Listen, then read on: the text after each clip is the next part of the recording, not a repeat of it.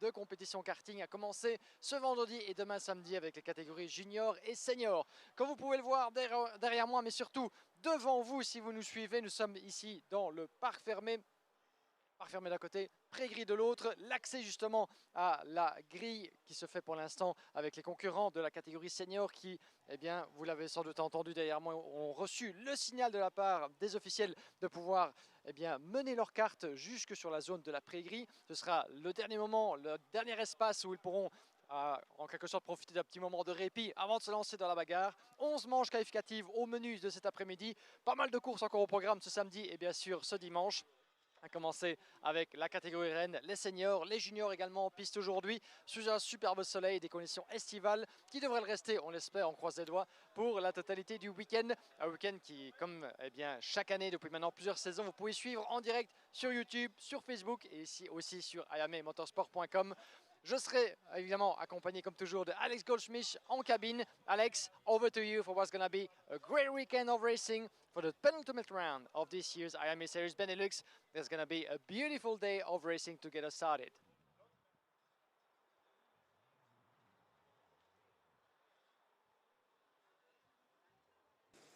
Thank you very much, Guillaume. Good afternoon, everybody, and welcome along to the home of champions in the Limburg region of Belgium for round 4 of the 2025 Iame Series Benelux season. A warm welcome to all our viewers on the Iame Series Benelux YouTube channel and, of course, on iame-motorsport.com.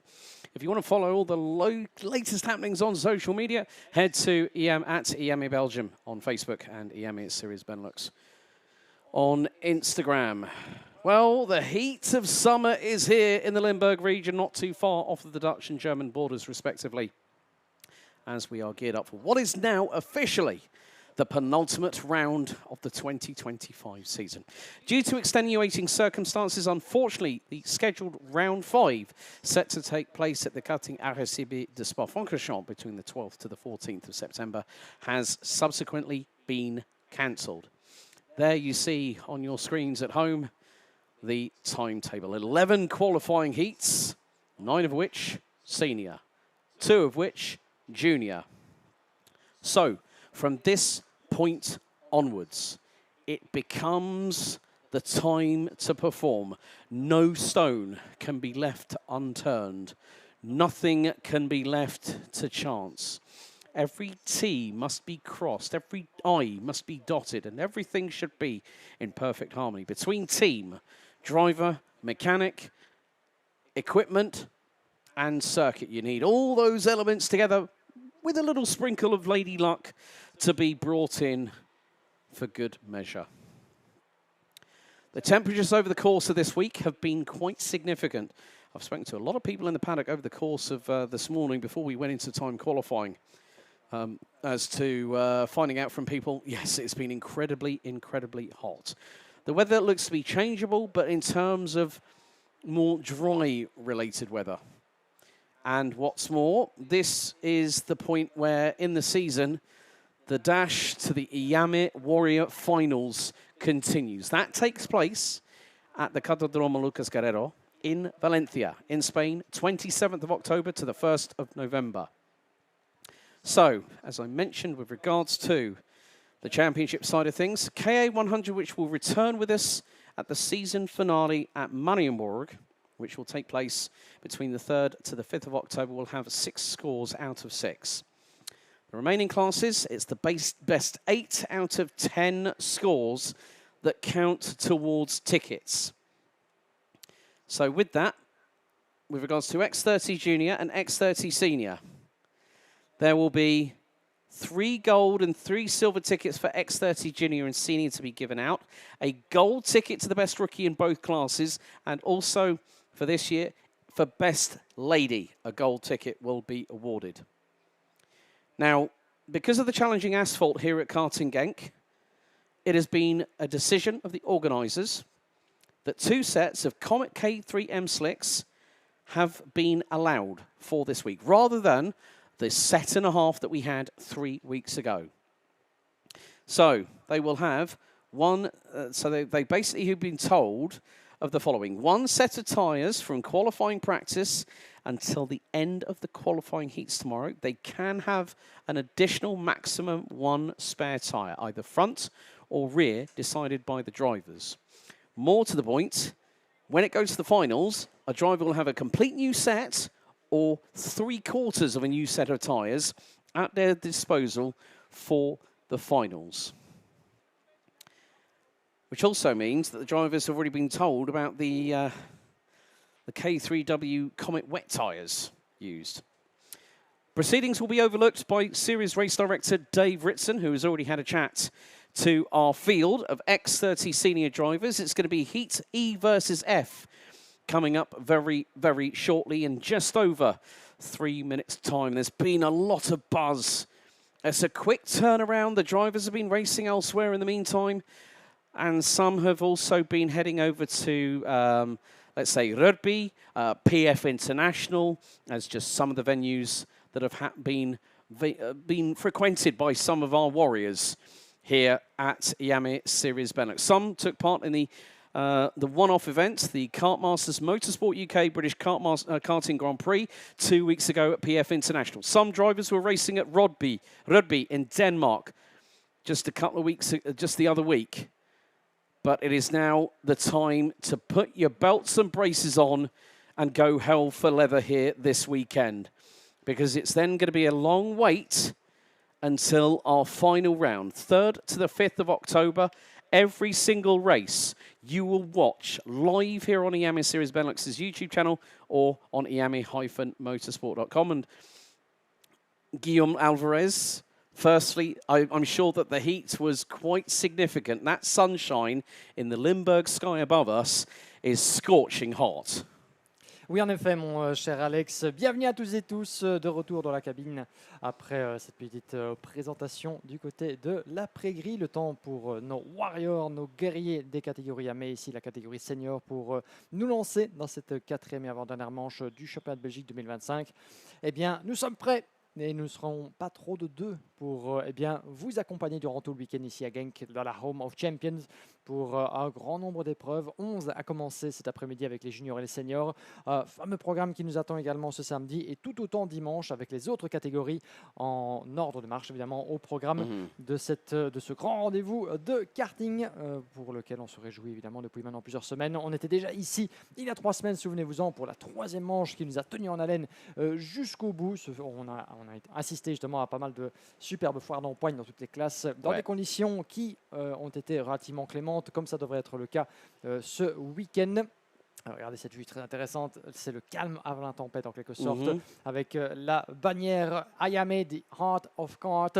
C'est ce qui sépare les pilotes de l'après-grille de l'accès à la piste.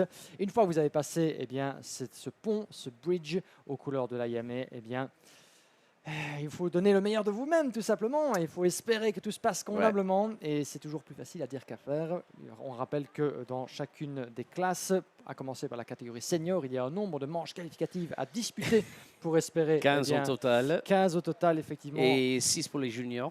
Voilà, 6 au total, donc voilà, une quinzaine et 5 manches qualificatives à disputer pour la catégorie senior pour espérer accéder le plus haut possible sur la grille de départ de la plus importante de toutes les épreuves, la finale qui pour la catégorie senior se tiendra ce samedi sur le coup, je la cherche dans notre programme, sur le coup de 16h et suivi par les juniors.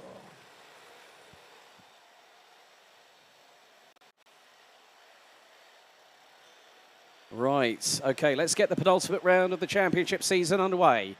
It is qualifying heat number 1, X30 Senior, groups E versus F. On the front row, it's Enki Kalteren. He'll be joined by the flying Finn Otto Paikkonen on the front row of the grid. Then it's Devon Hagelen and Tobias Norman, the Netherlands and Denmark on row 2. Belgium and the Netherlands on row 3, Delano Wellens and Ava Dorrestein. Mirko Wouters and Jenny Bouillet make it an all-Belgian row 4. It's an all-Dutch row 5 with Wouter Bergenot and Kaz Orthaus. Niels Lelor and Esteban Walgrave round out row 6. Keanu Vellens and Joey Brown round out row 7. Sam Galuk, Anthony Bongartz, Aaron Sarignac, Riyad Yousfi, Thibaut Vyers and Arthur Huang round out your top 20. Rounding out the 24 strong, they'll be going into battle over the next 10 minutes, plus an additional lap will be Christopher Starr from Belgium. The UK's Luke Taylor, Luxembourg's Ellie Dax, And Belgium's Luca Montebello bringing up the rear of the grid.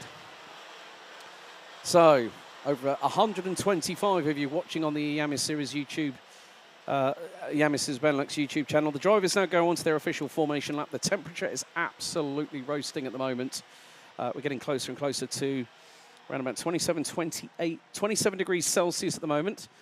There's a little bit of cloud cover, but fairly minimal at best, to be completely truthful. But it will be down to the drivers to get themselves ready for racing action here at the home of champions. It's a wonderful place to come to year after year. Of course, we had a double header here round about this time last year, where the temperatures were... I know that Simon Merguet, who's going to be joining me in the commentary box for the final round on the 3rd to the 5th of October, he will remember those 2 weekends we were door shut, window open, and hanging on by a thread when it came to perspiration in the commentary box. But the drivers, Triple A and Omax, balaclava, race underwear, and everything else. You add a 125cc Iame X30 engine and bolt it to the chassis on the right-hand side. Drivers are going to be suffering with temperatures of around about 50+ degrees centigrade around this circuit. Henki Kalteren and Otto Paikkonen, they're on the front row of the grid. Henki Kalteren, previously with RSD, now with Team Kuhne on the OTK. And he's got the flying fin on the Croc promotion to his immediate left-hand side. The red lights are on the gantry as we get set and ready to start round number 4 at full velocity. The drivers coming out of the front of the corner. Revs up, lights on. Lights are out first time. It's the run down to turn 1. Good even start by the front row, but Kalteren will hold on to the lead. A little bit of a wiggle from the back end of Paikkonen as they head into turn 1 for the first time. And everyone has got through so far, 3 abreast. It could be a little bit of a carambolage going through into turn number 2, but they all make it steadily through so far. Devon Hagelin fires it up the inside of Henki Kalteren, who has lost the lead to Otto Paikkonen. Tobias Norman up into P2, Hagelin up to 3rd, and Henki Kalteren now into 4th place as Paikkonen holds off Norman, going through into turn 6 and 7, through into 8, and now into 9. But great work by Otto Paikkonen to get the jump on Henki Kalteren early doors. And just behind, I think, is Delano Vellens in 5th place as they come through into turn number 11 down at Cafe Corner. But great start from Otto Paikkonen, the flying Finn, who took 3 wins in the qualifying heat stages last time round. And Hagelin through on Norman at the final corner to take P2. So the man from Fusion Benelux on the charge to close in on the man from Finland and from Croc Promotion. On est parti, chers amis, pour la première des 11 manches au programme de cet après-midi pour les seniors. Et déjà la bagarre qui fait rage pour la 2e place entre Devon Hagelin et Henki Kalteren, le pilote Kuhne Racing qui vient de se glisser en 2e position devant Hagelin, qui perd une nouvelle place au profit de Tobias Norman, qui se glisse en 3e position dans le virage numéro 5.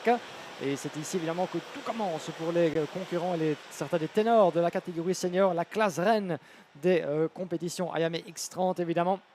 Avec Otto Paikkonen en tête pour l'instant du peloton. On vous rappelle le principe, chacune de ces épreuves durera 10 minutes plus un tour pour voir le drapeau à damier. Et pour Otto Paikkonen, qui a fait malasse sur 3 manches qualificatives il y a 3 semaines de cela pour la 3e manche. Il fut l'un des protagonistes, Otto Paikkonen, lors de notre dernière escapade de la Home of Champions. Et il tient évidemment à prendre sa revanche après avoir perdu la victoire lors de la finale qu'il avait terminée sur la 3e marche du podium. On verra ce qu'il en sera ici dans le cadre de cet avant-dernier rendez-vous de la saison. Paikkonen, 2 dixièmes d'avance. Henki Kalteren qui lui met la pression à la sortie du premier secteur, sous le regard toujours bien aiguisé de Devon Hagelin qui a repris la 3e place devant Tobias Norman. Puis nous avons les bagarres entre Delano Wellens pour le gain de la 6e position derrière. C'est Mirko Boter, c'est Yanni Bouillet là-bas qui se battent pour la 6e place. Delano Wellens un petit peu sur son nuage en 5e position. Puis nous avons Wouter Berganu. Oh, le changement d'épingle. Et il plonge à la corde. Non, il ne s'en laisse pas compter. Henki Kalteren d'entrée de jeu qui prend l'avantage sur Otto Paikkonen pour le leadership de cette première manche. I had a chat with Henki Kalteren earlier on this morning when he was having a chinwag with Luca Lystra, and both of them are really happy to be in new surroundings, especially Henki Kalteren, as he leads after what is lap number 3 and has the fastest lap of the race so far. So it's Kalteren from Paikkonen, Hagelin, Tobias Norman, Delano Vellens, Mirko Wouters, Yanni Bouillet. Ava Dorrestein has dropped from 6 at the start. She's currently running P8 ahead of Keanu Vellens, who's made up 4 places from 13th on the grid and is ahead of Wouter Bergano, but a change for 2nd. And it's going to be côte à côte, side by side for the briefest of moments as Devon Hagland got through on Otto Paikkonen, who returned the favour coming out of turn 5 onto the Europalan, but Tobias Norman keeping them all in check. And Henki Kalteren starting to build a little bit of a slight advantage, Guillaume, in this first half of this race. Oui, en effet. Donc, non seulement il a pris la tête des hostilités avec Henki Kalteren, mais il creuse un écart aussi. Un excellent rythme pour le pilote néerlandais. Ancien membre, évidemment, depuis plusieurs saisons du team RSD Karting, qui a choisi de s'allier pour cette saison au team Kuhn Racing. Changement de couleur. Changement aussi, on verra bien ce qu'il en sera de ses ambitions alors que ça change pour la deuxième place. Devon Hagelen, juste au premier virage, bien joué de la part d'Hagelen, le pilote du team Fusion Motorsport Benelux qui prend la deuxième place à Otto Paikkonen. Alors que pendant ce temps-là, Kalteren creuse l'écart et ça change à nouveau. Et échange de bons procédés entre Paikkonen et Hagelen. Paikkonen qui reprend la deuxième place, qui tente de fermer la porte. Oh, he's squeezing dans his way up the inside. Oh, There's contact. Il y a eu un petit contact là entre les deux et ils vont perdre tous les deux. Norman. Le gars de la deuxième place, Tobias Norman, qui en profite d'entrée de jeu dès cette première manche. Ça commence un petit peu à se chauffer, ça se touche les roues. Certainement pas la meilleure des stratégies. Yes. Le week-end ne fait commencer, il promet d'être long, il promet d'être ardemment battu et combattu à chacune des manches. Mais dès la première confrontation, commencer à se frotter les roues au risque d'un incident dans l'Europalan, c'est certainement pas le meilleur moyen de voir la finale en un seul morceau. I'm probably wondering whether he will get invested. Oh, right, okay. Black and white flag to Otto Paikkonen by race control, which means they are keeping an eye on driving standards. So Paikkonen having to do what he can, but Mirko Wouters has now made his way up to 4th position. I think Devon Hagland has now ended up behind Delano Vellens. So Mikkel Wouters and diving up the inside. You've also got at the back of this train, Ava Dorrestein round the outside. Oh, she kept 2 wheels on the grass, kept the throttle firmly planted.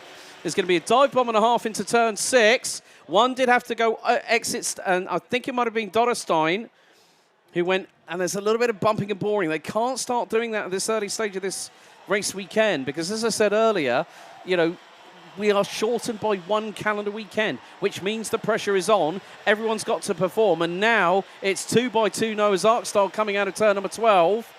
Meantime, at the front end of the field, Tobias Norman is being hunted down by Otto Paikkonen, and Henki Kalteren has got a lead of over 2.6 seconds after 6 laps. And Paikkonen gets through on the Dane into T1. And look at the freight train behind. It's nearly 4 abreast coming out of turn number 1, one of which was an RSD karting entry. I'm not too sure who that was, but nevertheless, Henki Kalteren has bolted away into the distance, and everyone is having to battle over the scraps. So Norman versus Paikkonen, and this could be a move here up the inside, and that was Wouter Bergono. Oh, the elbows are well and truly out, folks. It's now or never. You've got to put up or shut up. Il y a moins de 4 minutes et un tour jusqu'au drapeau damier et ça se bat à tous les étages. Chaque virage est propice à une tentative, chaque virage est propice à un peu de température qui monte, si ce n'est déjà pas le cas. Il fait très chaud dans notre cabine, il fait très chaud ici à Genk et on sent en tout cas que les esprits s'échauffent tout autant sur le tarmac déjà bouillant de la Home of Champions. C'est ce qu'on aime évidemment à ce niveau de compétition, c'est le top niveau national ici et voire même l'une des compétitions à l'échelon européen les plus prisées, la Iame Series Benelux. Donc le moins que l'on puisse attendre, le minimum qu'on puisse attendre, c'est d'avoir une compétition âprement disputée parmi certains des meilleurs pilotes du cru. Drapeau jaune, vous l'avez vu sur le coin de notre image, un pilote en difficulté mais qui semble avoir continué. Donc ce fut très bref là-bas. On reste évidemment les 2 yeux concentrés sur la bataille en piste pour l'instant. Elles sont multiples évidemment avec le numéro 234 là-bas, le casque blanc qui se fait chahuter gauche et droite. Les pilotes type Falcon dans le creux du peloton là-bas. Un peloton toujours mené de bien belle manière par Henki Kalteren, 2 secondes 5 d'avance sur Otto Paikkonen avec Tobias Norman toujours en 3e position. I think Ava Dorrestein's in trouble. The number 365 might have ended up in the pit lane possibly. So whether Ava Dorrestein has sustained damage or something, she did go wide coming out of turn number 6 earlier on, as we were seeing some slipstream battles and some dive bombs there. So whether she's become the first casualty as a lot of the drivers make their way down across. So just going to keep an eye on the live timing. Yanni Bouillet was a little bit further back than where he would have wanted to be. And yeah, well, Ava Dorrestein has carried on. She's the fastest out of everybody in the opening sector of this race, but we've got 2 minutes to go, plus an additional lap, and Henki Kalteren's lead is being slightly truncated by Otto Paikkonen at the moment, to the tune of about 2.4 seconds, but the man on the OTK for Team Corner, doing a really, really good job. Was in the mix for the last couple of seasons under previous territory, RSD Karting, if I remember correctly. But he hasn't been featured in the whole of the season. He came back last time. So maybe he decided, you know what, have a bit of a break, relax, reset, refocus, and has come in, new team, new colours, and he's got a new bit of, and a nice move there. That would have been the 333 Devon Hagelin, and that is versus Tobias Norman from Denmark. Mikkel Wouters from Eichmann's Grand Prix is closing in, so this is going to be a 3-horse race. Maybe make that a 4-horse race when you've got Yanni Bouillet and Hagelin up the inside. Wouters having to wrestle with the... and Bouillet dives to the inside of him, through at turn number 10.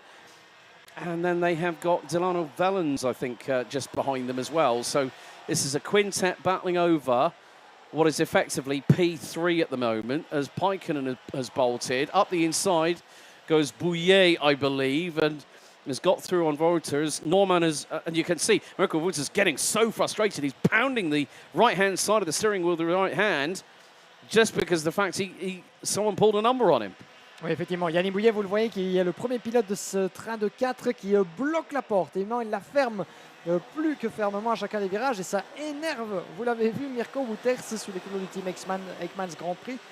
Mirko Wouters qui tente de passer à gauche comme à droite, qui perd du temps, il en est conscient avec Tobias Norman et Delano Wellens, qui restent dans la même image. Il a décidé à profiter de la moindre opportunité. Mais ça ne fait pas les affaires de Mirko, coincé en 5e position. Yanni Bouillet, il fait sa course évidemment, mais on sent qu'il est légèrement moins rapide ou peut-être moins à l'aise que Mirko Wouters, qui sent l'opportunité éventuellement d'aller faire la différence. Il n'y parvient pas. Yanni Bouillet ferme la porte. Conduite, un pilotage de ce type défensif d'entrée de jeu dans un week-end, c'est certainement parce que certains pilotes veulent voir évidemment. L'important, c'est d'aller essayer de se pousser mutuellement vers l'avant, d'aller chercher le plus de positions et chercher la position la plus haute dans le classement possible. On est dans le dernier tour, chers amis. Henki Kalteren, 2 secondes 2. Véritable domination du pilote néerlandais dans cette première confrontation. Otto Paikkonen qui va, eh bien si rien ne bouge, rester en 2e position. Encore un peu d'incertitude qui réside là-bas dans cette épreuve, même si pour l'instant, eh bien Mirko Wouters va tenter de rester devant Tobias Norman pour le gain de la 5e place. So we are on the final lap of this opening heat out of what will be 6, which will be 9 today of qualifying heats. We'll have another 6 to go tomorrow, totaling 15. But Henki Kalteren, the minute he got to the front end of the field, he's bolted away. And it is going to be a comfortable win for the man from Team Corner from the Netherlands, formerly of RSD Karting, now back to winning ways in the 304. Crosses the line, takes the checkered flag with consummate ease, and he wins by 2.1 seconds. Ahead of Otto Paikkonen and Devon Hagelin from Fusion Motorsport Benelux rounds out the top 3. Yanni Bouillet, Mirko Wouters, Tobias Norman, Delano and Keanu Vellens round out your top 8. Joey Brown from the UK makes it up to 9th, having started 14th, and he finishes ahead of David Dodderstein, who had to do a little bit of damage limitation there to the lady driver from the Netherlands. She places in 10th position in the 365. Kaz Orthaus 11th, ahead of Luca Montebello in the 228, who made up 13 positions to finish P12 on the road. Wutabakano rounds out your top 13, ahead of Anthony Bongartz and Arthur Huang, who made up 5 places to stay 15th. Niels Lulon, Luke Taylor, Aaron Sarignac, Thibaut Valles, Esteban Valgrave round out your top 20, followed by Sam Galuk, Ellie Dax, Riyad Yousfi and Christopher Starr, completing the 24 strong runners and riders. Henki Kalteren straight away on the pace, and with it, did a pretty good lap there. Not too far, actually, off of David Dodderstein's fastest lap. I think that probably was the 2nd fastest lap by anybody in this race, but not by much, probably by, 19 thousandths of a second after 11 minutes of competition. But there we go. So, drivers now going on the weighbridge. There's Willie, one of our RACB scrutineers, and Henki Kalteren, the 304 from the Netherlands, doing a pretty solid job.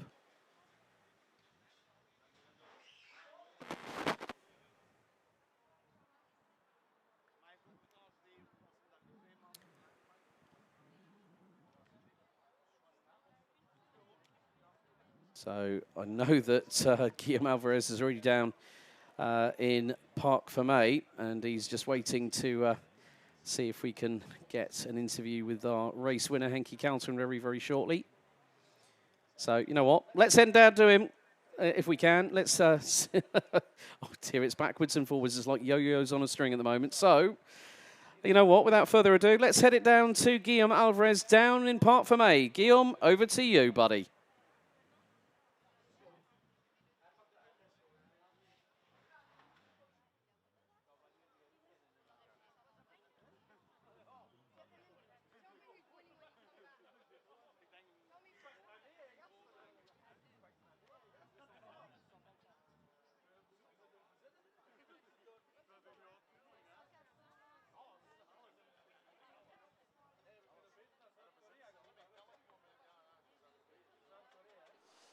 Welcome guys into the Parc Fermé. As usual, we'll try to bring you as many little interview times with some of the protagonists of the Iame series Benelux. Comme à chaque fois évidemment chers amis, on se retrouve sous le soleil et dans le Parc Fermé en compagnie des ténors de chacune des catégories.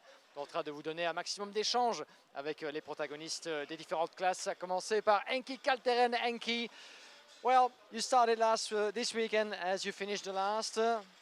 Fighting at the front with the best, as you've shown once again that the pace is strong, which is something that maybe last weekend on the same track wasn't really there straight away.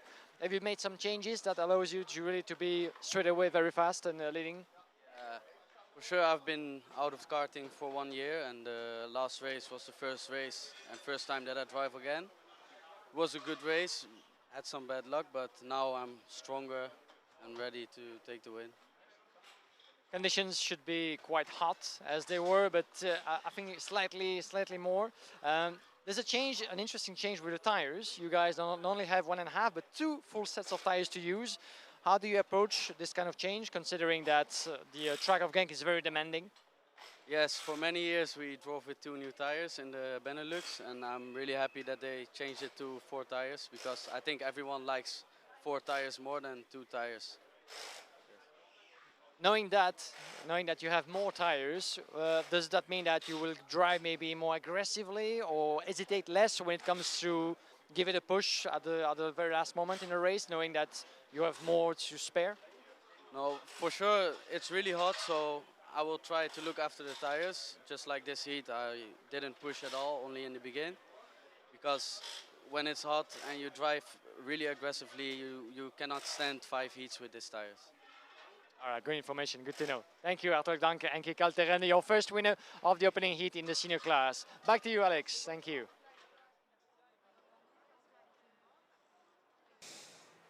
Thank you very much, Guillaume. Having a chat there with our first heat winner of the weekend, Henki Kalteren for Team Corner from the Netherlands in the 304. It is absolutely blistering hot. You can see the sunshine beating down quite significantly as we are pretty much gridded up. The grid has been cleared for our next heat, which will be heat number 2 of the meeting. And that will be X30 Senior Heat 2, C versus D. Temperature's still increasing, and a lot of people are going to be using sun factor 30 or 50 here this weekend.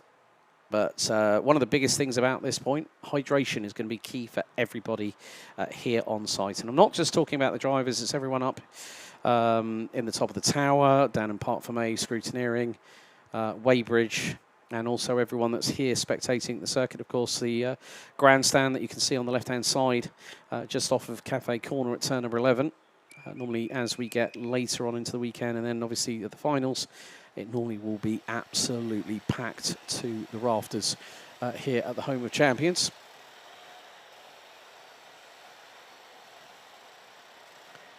So here is your grid for what will be heat number 2, C versus D. Sam van der Hayden, second in the championship, will lead the field from pole position. He'll be joined by rookie Alexandre Mercier on the front row of the grid. Mathis Marchalt, no longer with KCR Racing, now with RSD Karting. He'll be joined by the current championship leader on row number 2, Kevin Lantinga. Luca Lystra and Milan Marczak rounding out the top 3 rows. Edwin Merkebag and Charlie Gloom rounding out row 4. Roberto Bus and Tess for short. Rosanden Driver, Noemeya Yoka Egg. Then we've got Tihon Kinard, Jano Hermans, Senna Pessel, Pepin Steiger, Moritz Moore from Germany, Des van Dijk from the Netherlands, Casper Norman from Denmark, and Zachary Gernen from Belgium rounding out the top 20. Completing the 26 strong in this heat will be Rafael Linders, Emilio Del Grosso, Dennis Bowman, Tom Schultz, Jules Van Hoel and Wesley de Goy from the Netherlands.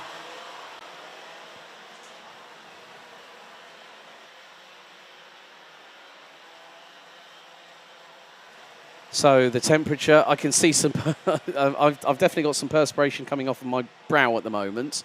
So it's pretty sweltering. Myself and Guillaume, we're keeping ourselves well hydrated up here in the commentary box, but they're now on the formation lap. We've got 10 minutes plus an additional lap. So Henki Kelteren takes the first win of the weekend. And each of the drivers have 5 opportunities for a race win here this weekend in terms of the qualifying heats. So the person with the most victories, dependent on how the rest of their scoring goes over the course of the weekend, will depend on where they are on the ranking after heats. So strap in, get your popcorn, get your cold iced beverage of choice, and join us for the journey over today and tomorrow for X30 Junior and X30 Senior. X30 Senior being the focus of this and the next race. Then we'll go on to X30 Juniors, just as competitive as the seniors, and it showcases some of the superstars of the future within modern day motorsport. So, Sam van der Heyden versus Alexandre Mercier on the front row of the grid. Van der Heyden focusing rather on Iame Series Germany. He's concentrated on this one because he has an opportunity at a title push. He is only 7 points behind Kevin Lantinga in the standings coming into this penultimate round of the championship season. The red lights are on the gantry once again. 13 rows, 26 drivers, 10 minutes plus an additional lap out of the final corner. Into the tram lines, revs rise, lights are out. And back underway we go. Good start from the inside row. Mathis Michaud staying in the wheel tracks of Sam van der Heyden as Alexandre Mercier trying to get back onto the front row. Maybe as that is Luke, that might be Luca Leistra throwing it round the outside at turn 4, and contact between him and I think that was Kevin Lantinga in the 332. Oh, the elbows really have come out now, and look at the freight train going down into turn 6 of the European. 2 wide's fine, 3 wide, you're pushing it, and you might be in the barriers, but that was so close between Leistra and Lantinga. There has been a change for second position in the meantime. Mathis Michaud has lost out. And, oh, dearie me. Again, another bit of contact involving Luca Leistra through no fault of his own. I think that was Alexandre Mercier sideways under braking, diving into the final corner, but leading the way after the opening lap. And, well, black and white warning flag for the 290. Alexandre Mercier, who started on the front row, but Sam van der Heyden. Oh, there's contact! Leistra's involved again, and the Nassau pedals to skew to the left-hand side. Aïe, aïe, aïe, aïe, aïe. Eh bien, cette deuxième épreuve senior, eh bien, qui commençait sur les chapeaux de roue, peut-être un peu trop d'ailleurs. Et voilà qui vient d'en coûter à Luca Leistra, qui occupait la 4e position et qui vient de tout perdre l'espace de quelques instants à la suite d'un nouveau contact. Un nouvel accident là-bas dans le virage numéro 6. 3 pilotes dans la même image, impliqués là-bas dans cet incident. Drapeau jaune, et je pense que l'un des 3 va rester sur le carreau, j'en ai bien peur. Mais décidément, la tension est dans l'air, les esprits s'échauffent, se surchauffent peut-être un peu trop vite. Chers amis, nous ne faisons que commencer dans cette épreuve à Genk. La route est longue jusqu'à la finale, il convient d'en garder un petit peu sous la pédale. Vous avez entendu Henki Kelteren à l'interview, il disait de conserver ses pneus. Exactly. La chaleur est intense, elle le sera tout au long du week-end. Avoir 2 trains au total, 2 pneus en plus que d'habitude ne signifie pas non plus piloter de manière trop agressive ou tenter le tout pour le tout de manière trop répétée malheureusement, puisque ça pourrait justement porter un préjudice pour le reste du week-end. On a l'impression que c'est ce qui se passe. Certains en tout cas ont l'esprit un petit peu trop chaud pour débuter leur compétition ici à Genk. Et on a vu que ça coûte déjà très gros à certains. Luca Leistra, on a également perdu de l'aventure des pilotes comme Rosan Dendriver, Noah Meyer, Tyrone Kinnar, Pepen Steiger, qui ont perdu énormément de positions. Alexandre Mercier qui est 20e alors qu'il était dans le haut du panier. Malheureusement, il était en première ligne, Alexandre Mercier. Rendez-vous compte. Et c'est l'équivalent d'un abandon à ce stade de la compétition pour certains de ceux qui pensaient jouer la gagne.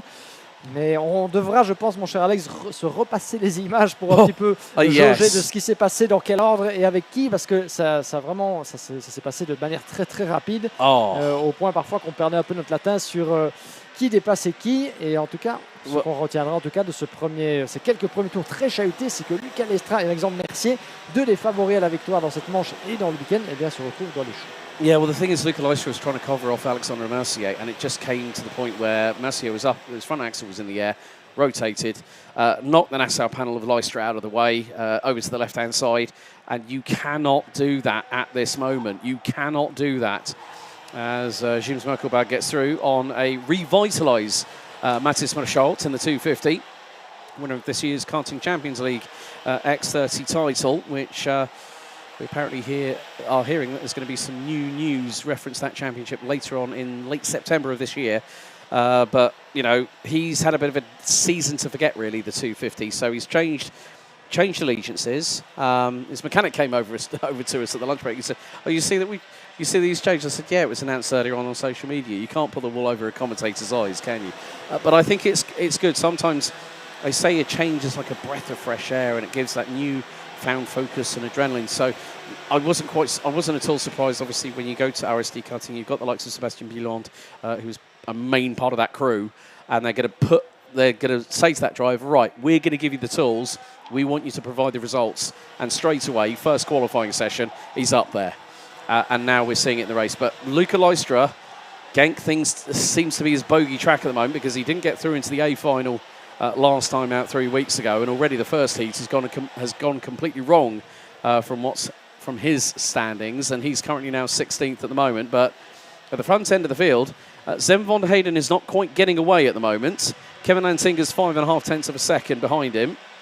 And then you've got the likes of James Merkelberg, Mathis Marchalt, Bilan Magzak, who's also been doing some Porsche racing quite recently in the Cups, in I think Carrera Cup Benelux possibly, with Red Ant Racing. So he's dovetailing dual campaigns, one in a tin top, one on a kart. And sometimes karting is the foundation. Like I remember Karan Chandok, ex-Mahindra Formula E driver, ex-Formula 1 driver, he always said that karting was so useful because it built up my neck muscles, built up my core, and that's what drivers nowadays will do. They'll do karting alongside a mainstay in motorsport, and that's why you see people come back and back. Glenn Van Parijs is another perfect example. He's just set up his new coaching academy as a co-founder. He raced in gearbox karting whilst doing Carrera Cup Benelux. As we see a nice little move, that is Roberto Baz from WJS Racing through on Charlie Gloom from RSD. That was a change for 7th position. So nice move there by the 285 from the Netherlands. Et 4 minutes et un tour jusqu'au drapeau damier avec Sam van der Heyden, toujours près de 6 dixièmes d'avance sur Mathis Marchalt qui étrenne ses nouvelles couleurs du team RSD Karting ce week-end avec Kevin Lantinga en 3e position. La pression est encore grande sur les épaules de Mathis. Kevin Lantinga, le leader du championnat de Belgique pour l'instant, leader au point dans un classement somme toute très provisoire avec encore une épreuve à disputer après celle-ci du côté de Mariembourg. Ce sera pour le début du mois d'octobre. Mais Kevin Lantinga et Sam van der Heyden qui sont en train de mener cette épreuve ne sont séparés que par 7 petits points dans la lutte pour le titre national cette saison. Puis nous avons Jonas Merkelbach à 3 secondes qui tient la 4e place, suivi par Milan Marzak, Tess Versko, Roberto Baz, Charlie Glum, ainsi que Jarno Hermans et Jules Van Hul en 10e position. Quelques belles remontées également vous signalez, celle d'Emilio Del Grosso, 11 places jusqu'aux portes du top 10 dans ce peloton on ne peut plus chahuter après ses premiers tours. Et on garde évidemment l'œil bien concentré sur les bagarres encore en cours pour les places d'honneur, puisque pour l'instant rien ne bouge entre les deux leaders, Van der Heyden et Mathis Marchalt. On ne le dira jamais assez, c'est du kart de compétition, ce sont des courses évidemment dans un format sprint, mais malgré tout c'est une accumulation de sprint qui rend les week-ends très très longs, très compétitifs, très durs évidemment. Donc chaque mini sprint doit, on va dire, être considéré avec le reste du week-end en termes de performance. Ça ressemble presque à de l'endurance en quelque sorte entre gros guillemets, puisque chaque pilote doit garder en tête qu'après cette course-ci, il y en aura 4 autres à disputer dans le cadre de la catégorie senior et que chaque performance accumulée peut lui valoir non seulement des points au championnat, mais surtout une place de choix sur la grille départ de la finale. Donc certes, chaque pilote doit être dans le moment, alors que ça passe à la corde là-bas dans le virage numéro 5 de l'Europa LAN. C'était, je pense, pour le gain de la 5e place, si je ne m'abuse. On va y revenir, mais ça continue de se battre justement de l'autre côté au niveau de la chicane entre nos deux protagonistes là-bas. On a le numéro 287 défilant Milan Marzak et Tess Versko. Donc c'est bel et bien la bataille là-bas pour la 6e position avec Roberto Bass qui a pris l'avantage sur Milan Marzak, mais ces deux-là n'ont pas fini de s'expliquer. Charlie Glum depuis la 8e place qui revient de plus belle, qui pourrait bien se mêler aussi à cette lutte pour les quelques miettes restantes du festin. À moins de 2 minutes à un tour du drapeau à damier. Et un écart qui n'augmente pas, qui même diminue légèrement entre Sam van der Heyden et Mathis Merschoot. Mathis Merschoot qui a gagné un petit peu dans son premier secteur pour grignoter cet écart sur Sam van der Heyden en tête.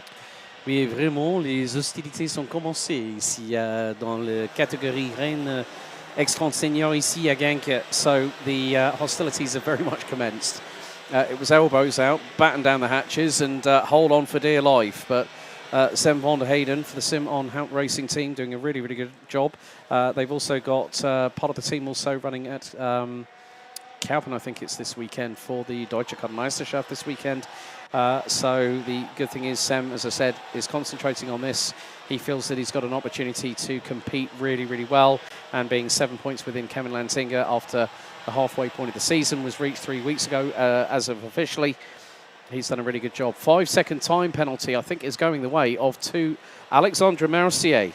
Oh, now that could be in lieu of maybe that contact with Luca Leistra earlier on, because Leistra is trying to cover off, and if Mercier's gone a bit too robustly, because it was like they were crossing over, if you will, going through into turn 2, but we will await for official confirmation. We've had no announcement through our live timing service at the moment, but Alexandre Mercier has got the fastest lap of the race so far, 54.657. But yeah, I'm really, really pleased to see Mathis Merschoot now.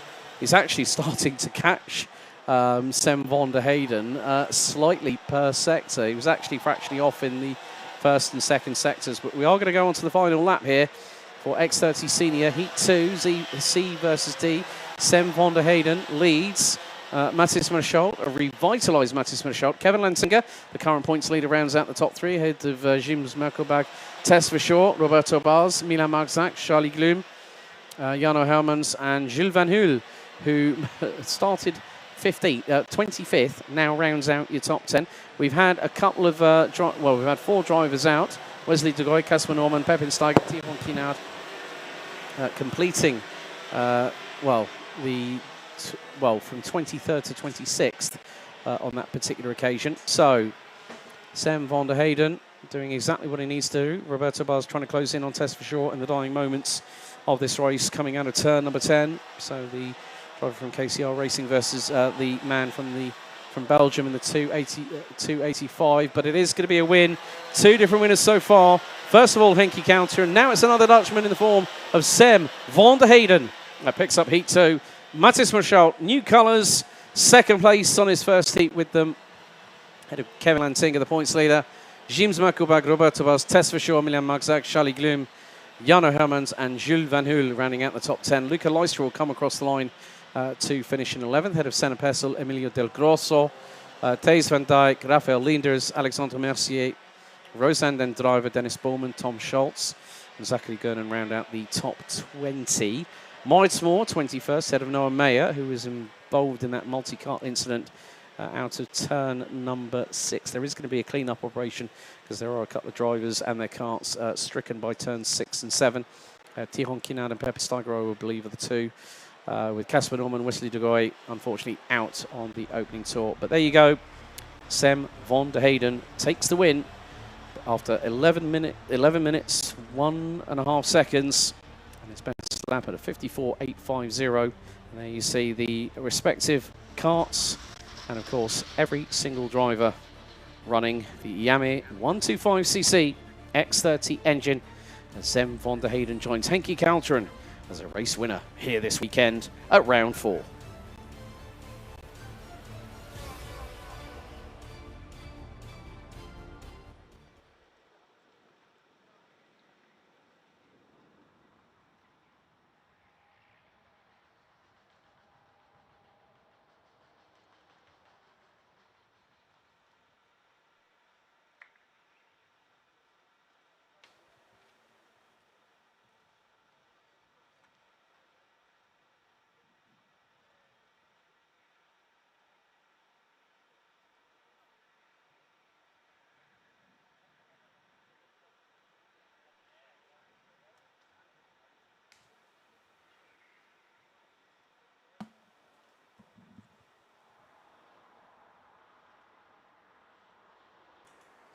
So the clean-up operation is carrying on. A big thank you to the men and women in orange that are very, very much exposed to the elements. There are umbrellas at respective marshal posts around the circuit here at the home of champions. But of course, well, as we said, the elbows are well and truly out here at Karting Genk for what has now become the penultimate round of the championship season.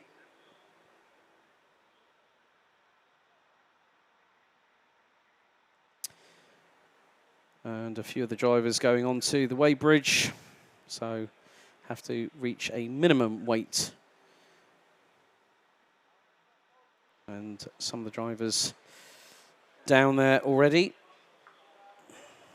It looks to be Sam van der Heyden taking off his race helmet. There's Jim Merkelberg having a quick discussion with him post-race. It's Kevin Lantinga, the current championship leader, along with a few other drivers.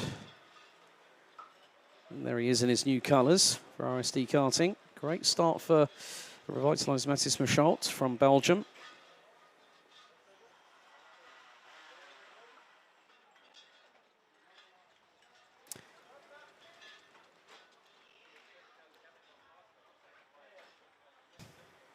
It is incredibly hot down there at the moment for these drivers, as he's our race winner helping his mechanic get the cart onto the trolley. A little bit of a post-race discussion as well, running on the Cosmic. Of course, a lot of the chassis nowadays having new aero for the Nassau panels.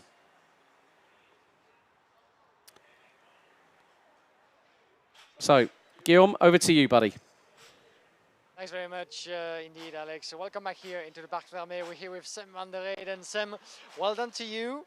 Well, another weekend here in the home of champions. You left this track as a winner, starting already as a winner. So this layout fits you very well. Yeah, it's quite good. Speed looking also good in the practice already. So yeah. Yeah, we all do certainly, but it seemed to fit you very, very well in terms of pace. Conditions should be quite similar as we had like 3 weeks ago. Still, have you learned anything that you've made that maybe led to some changes coming for this weekend, or is it same in terms of setup? Just manage your tires. That's the important thing here. Yeah, considering that you have extra tires for this weekend for the first time in a long time in the Iame Series Benelux, does that somehow change your approach into driving or into tire management, knowing that you have some more to play with? A bit, but not that much. Yeah, the key is still to try to keep those tires alive until the end of qualifying heats, and then fresher boots for the final. Final, yeah. That's the plan, yeah. Let's see if that works. Thanks very much. Hartelijk dank, Sam van der Heyden, your first winner of the senior category after Enki Kalteren. First win for himself, as we're going to see a lot more coming up from the senior category. Back over to you, Alex. As you can see and as you can feel inside the box, the heat is very much on in the prime category of the championship. Thank you very much, Guillaume. Speaking to Sam van der Heyden from the Netherlands for the Sim On Hout Racing team. Doing another great job. He is keeping a watching brief, not just on what's happening with him. Of course, yeah, tyre conservation. Guillaume rightly mentioned that in his interview with Henki Kalteren earlier on. After heat number 1, we've got heat 3 coming up very shortly for X30 Senior. Then we go to juniors. So there is going to be a slight delay. There are 4 carts on the back of the trailer with the Mitsubishi recovery vehicle pulling them in to pit lane.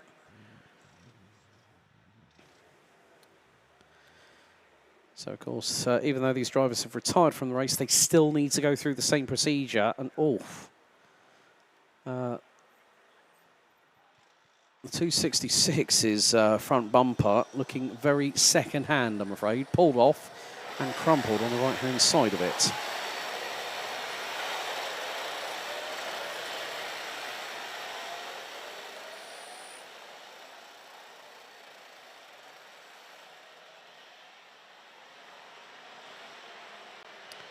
So, here we go with our grid for race number 3 of the meeting. And it is going to be Matthias van der Kerkhoff, the fastest overall driver out of 76 in time qualifying earlier on. He'll be joined by the nearest person that got close to him in qualifying. Roxane Lantinga, the younger sister of Kevin, who we just saw out in action.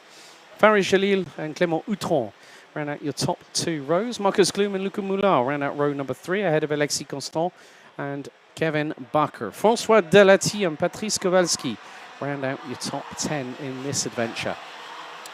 The driver from the Czech Republic, Lukas Horosika. And also Victor Louis round out your top 12. And then after that we have Oscar Gouchot, Raphael Boulard, Jens Bozart, Griffin Himwinset, Maxime Prudent, Angelo Milly, Matt Simon, Sam Boerma, Mathis Renet, Gaetan de Brabantera, Jesse Paul de Dijk, Siba Egerix, Florent Dierda, and Amin Dalkovic rounding out your grid for this one. I was just going to say, before we get this race underway here, Guillaume, it is incredibly hot down there. I hate to think like it's getting worse and worse as the day goes on, isn't it? Oui, évidemment, on ne va pas se plaindre, hein, mon cher Alex, de température pareille, même si on a grimpé de 4 degrés depuis la dernière fois que j'ai jeté un œil aux températures ambiantes. Nous étions à 22 tout à l'heure lors des séries qualificatives. Nous avons maintenant grimpé à 26 degrés.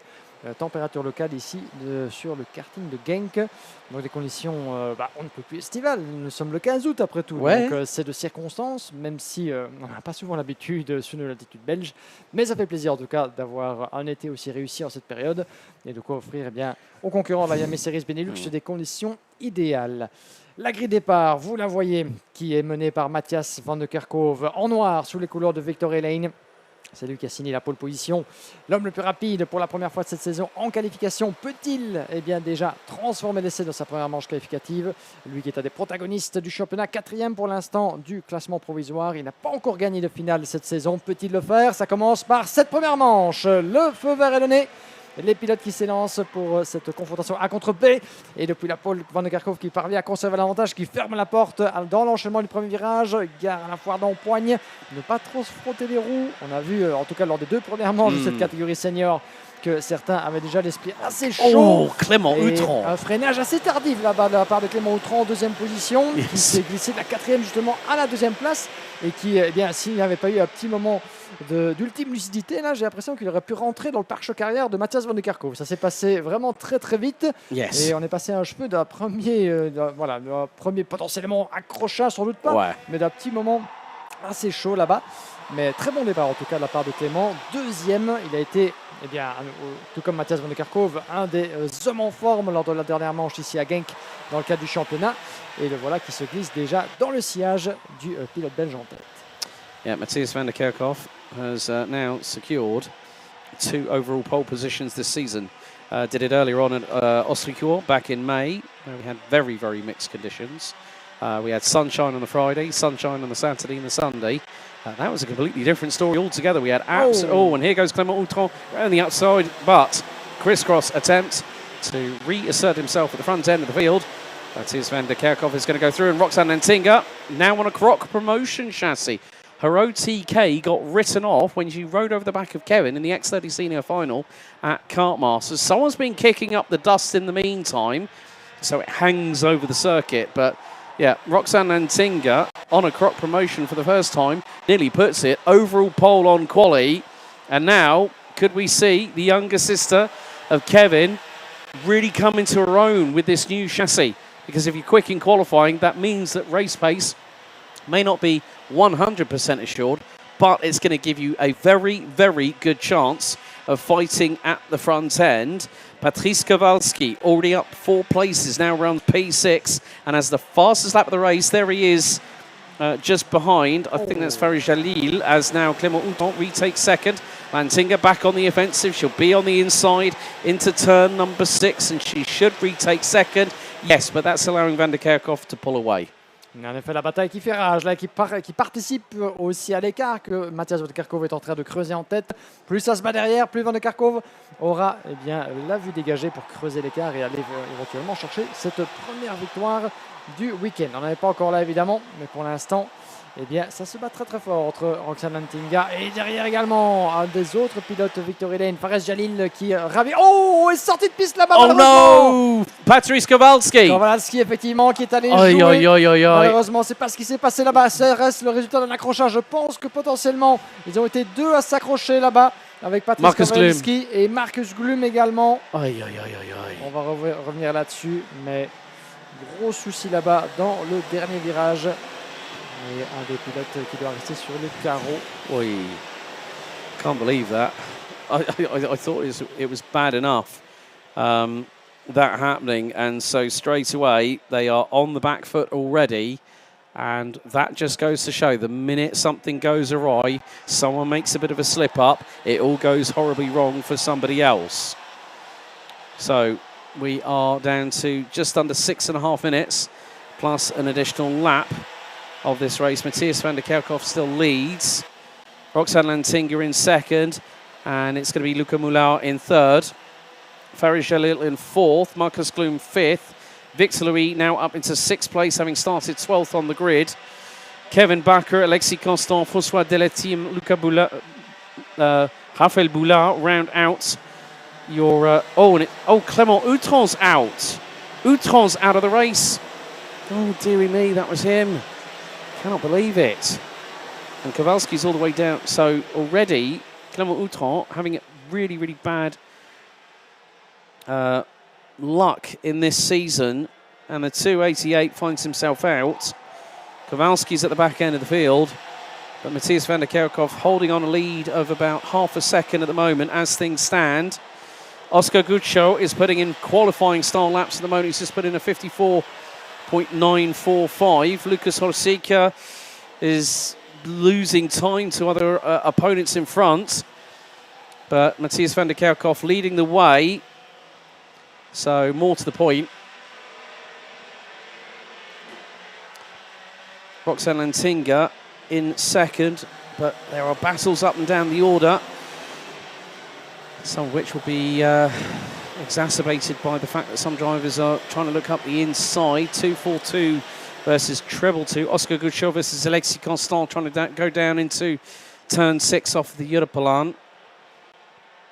But more to the point, it is a case of how will things proceed behind Matthias Van der Kerkhoff, who has got 3/4 of a second lead over Roxane Lantinga, who's got another victory lane. She's got a victory lane driver in front, a victory lane driver behind. Luca Moulin rounding out the top three. Fares Jalil, I wouldn't count out of a top 3 finish in this race here, Guillaume. Oui, en effet, on va suivre ça de très très près, alors qu'on revient brièvement effectivement sur ce qui s'était passé avec l'accrochage de Patrice Kowalski et Clément Outron, en effet, qui était resté sur le carreau à la sortie du dernier virage. Donc, entre Outron et Kowalski, effectivement, une petite incompréhension qui a résulté en un double pénalité avec Clément qui est hors course et Patrice Kowalski qui se retrouve en queue de peloton. Donc vraiment pas de chance pour ces deux-là. Pendant ce temps-là, 9 dixièmes, c'est l'écart qui sépare Matthias Van der Kerkhoff et Roxane Lantinga, avec en troisième position Luca Moulin qui a gagné 3 places jusque dans le top 3 provisoire. Alors Fares Jalil, Marcus Glum, Kevin Bakker, François Delatif, Victor Louis, Raphaël Bourlard et Oscar Gutschow en 10e position. Alexis Constant qui a perdu quelques plumes dans l'aventure, alors que la bataille est toujours indécise pour le gain de cette deuxième position. Lantinga, vous la voyez là-bas au centre de l'image, avec son châssis Croc Promotion sous la pression de Fares Jalil. Right. Pardon, c'est Luca Moulard en 3e position. Gaetan de Brabander has just pulled into pit lane, I've just noticed. So 2-3-1 is out of the race. Pas de chance pour le Brabander, là, effectivement, qui dégringole dans notre classement. Rentré au stand pour le numéro 231 qui rejoint Clément Outron au rang des pilotes qui ne verront pas le drapeau à damier. Alors que pendant ce temps-là, vous le voyez, Roxane Lantinga avec Luca Moulin et Fares Jalil toujours dans un mouchoir de poche pour le gain à la 2e place, juste à l'extérieur de l'épingle à cheveux là-bas au centre du tracé. On va voir justement où Luca Moulin va pouvoir peut-être prendre l'avantage sur Roxane Lantinga qui tient le bon bout pour l'instant. Mais tout en ayant à défendre sa position, elle perd le terrain sur Matthias Van der Kerkhoff. Difficile de faire les deux à la fois surtout quand on n'en a pas un mais deux poursuivants juste dans ces échappements. Alors qu'il reste 2 minutes 30 et un tour. Et un écart toujours sous la seconde, un peu plus maintenant désormais, entre Van de Kerkhove et Lantinga. Yeah, seems to be even Stevens between Lantinga and Moulard for that second position at the moment, but Farid Jalil keeping him very, very honest. Florian Diavda, the Luxembourger, has made up 8 positions, started on the penultimate position on the grid on 25th, now runs 17th. Rafael Boulard has got ahead of Lucas Horsica, who in turn has made it into the top 10. So there are battles, there are fits and starts of battles up and down the order. There is a battle that we're now seeing, one of the RSD carts coming through into turn number 11. And I think that might have been Victor Louis, possibly in the 216. So we'll be behind François Delati in the 337, who's made up 2 places from 9th on the grid. So a minute and a half to go, plus an additional lap. Van der Kerkhoff sets another new, well, did set another new fastest lap of the race.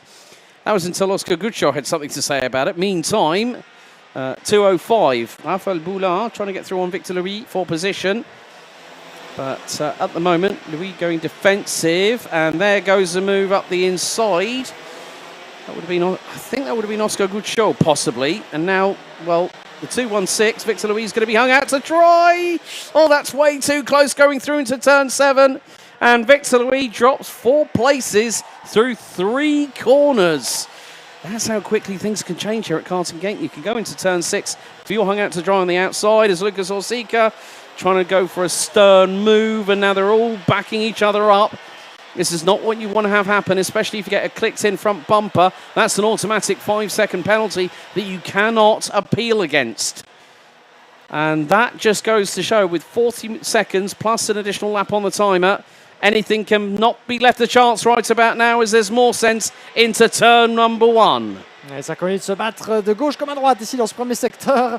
Dans quel ordre ces 5 voire 6 pilotes vont-ils finir au drapeau d'Amé? C'est la grosse question. Mais comme vous le disiez Alex, eh bien, tout peut basculer d'un virage à l'autre, particulièrement pour Victor Louis, qui est un petit peu coincé là-bas dans ce groupe d'acharnés, si vous me permettez l'expression. Alors que pendant ce temps-là, l'écart a légèrement augmenté. 1 seconde 2 désormais entre Matthias Van de Kerkhove et Roxane Lantinga. On reste évidemment focalisé sur cette bataille à 6 sur...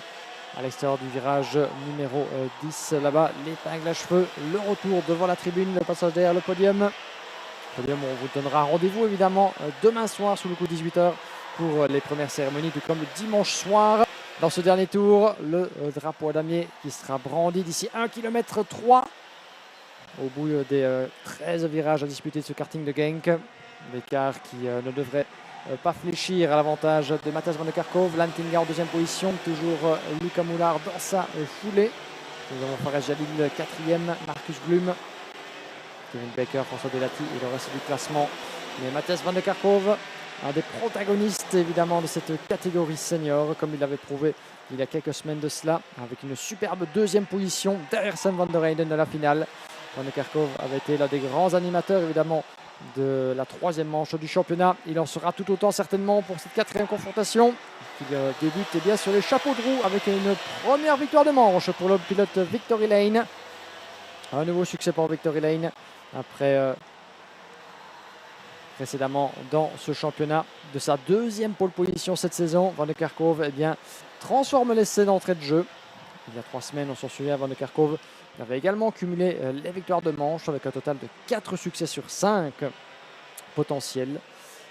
4 succès sur 5 possibles, devrais-je dire, pour Matthias Van de Kerkhove, qui avait bien terminé derrière Sam van der Heyden pour moins de 1 seconde en finale il y a 3 semaines de cela. Le classement provisoire, évidemment, en attendant le passage devant les stewards et sa confirmation. Classement définitif que vous pourrez trouver évidemment sur le site officiel donc, de l'épreuve iame-motorsport.com ainsi que sur la page Facebook Iame Belgium. Matthias Van de Kerkhove qui l'emporte devant Roxane Lantinga, Luca Moulard en 3e position, suivi de Fares Jalil, Marcus Glum, Kevin Baker, François Delati, Oscar Gutschow, Luca Horsica et Alexis Constant qui ferme la marche en 10e position. Il est suivi de Victor Louis, Raphaël Bourlard, Maxime Prudent, Griffin Wizint. Nous avons ensuite Jens Bezart, Florent Dirda, Sam Bourma, JC Polderek, Patrice Kowalewski, Angelo Melli, Mats Simon, Sib Egeric, Hermine Delkovic, Mathis Renette, Gaëtan de Brabander et Clément Outran. Malheureusement pour Clément donc, et Gaëtan de Brabander, deux des pilotes à ne pas avoir vu le drapeau à damier après cet incident avec Patrice Kowaleski, je pense. Incident entre Clément Outran, le pilote du Dream Racing qui s'est lancé depuis la deuxième ligne de la grille de départ et qui n'aura pas vu l'arrivée, sachant qu'il avait cumulé plusieurs victoires de manche, Clément Outran, lors de la troisième confrontation de la saison. Clément Outran qui avait été un des favoris de cette catégorie senior. Il avait terminé en 4e position de la finale il y a quelques semaines de cela. Et débuter un week-end par un abandon, ce n'est certainement pas une bonne nouvelle pour le pilote français du Dream Racing. Pas la manière dont vous voulez entamer un week-end de compétition aussi important que celui-ci. Sachant que Clément a encore des vues potentiellement sur, qui sait, le titre national, le qu'il avait déjà remporté il y a quelques saisons dans la catégorie junior, à l'époque sous les couleurs du team VDK Racing. Il occupe pour l'instant, avant cette manche de Genk, la 6e place au championnat, avec pas encore de victoire à son actif cette saison. Clément Outran, son meilleur résultat, c'était lors de la 3e manche en juillet, ici même, avec cette 4e position. Et il est 6e avec quelques points de retard sur Kevin Lantinga. On rappelle qu'il y a un total de 160 points à prendre, 80 points pour le leader des manches, 80 points pour celui qui l'emporte en finale. Donc les écarts, bien que parfois conséquents au classement provisoire du championnat, peuvent dire très très peu en fonction du résultat des uns et des autres, d'une manche à l'autre. Donc tout peut se renverser de manière assez inattendue. On va refaire un petit tour du côté du parc fermé en votre compagnie, mon cher Alex. Well, Matthias, very, very strong result there. Biggest talking point this weekend, tyres. Now, everyone's got a full 2 sets rather than what we had 3 weeks ago. Does that provide you with a bit more confidence going into the race weekend? Obviously, conserving the tyres. I can feel the temperature on the tarmac is absolutely scorching at the moment. Yeah, it's really hot. Tyres degrade a lot. And if you're not at the front, it's really hard to keep them alive, because you have to push, get your way through the field and stuff. But if you're at the front, you get a big lead in the beginning, which I kind of did, mid-race. You can just manage, and they just came back at the end, the last 4 laps. But I was just saving tyres, But also, you're the only person to score 2 pole positions this season. First at Austricourt, when it was just me on my own, and now here we are in what has now become the penultimate round of the season. The pressure's on, isn't it? Because now we've got no Spa, then there's a long break in between now and Genk. What's the main focus in your mind up there without giving too much away? Just don't focus too much on the championship, Just do the best you can every race. We obviously didn't have a great round in Marienburg, P15 at the start of the final, and then got a 5 seconds penalty after we won. So that's kind of unfortunate. So lost a bit of points there on the championship, but just don't focus too much on that and just do the best you can at every race. Give it your all, and then just I think the results will come if you just give you all. Well, Matthias, proficiat, field success. Congratulations. Matthias van der Kerkhoff wins that heat. But now Louis Bazire leads the X30 Junior division. Let's see if that young Frenchman can carry on his winnings ways here at the home of champions as we go to Junior X30. Guillaume, back over to you.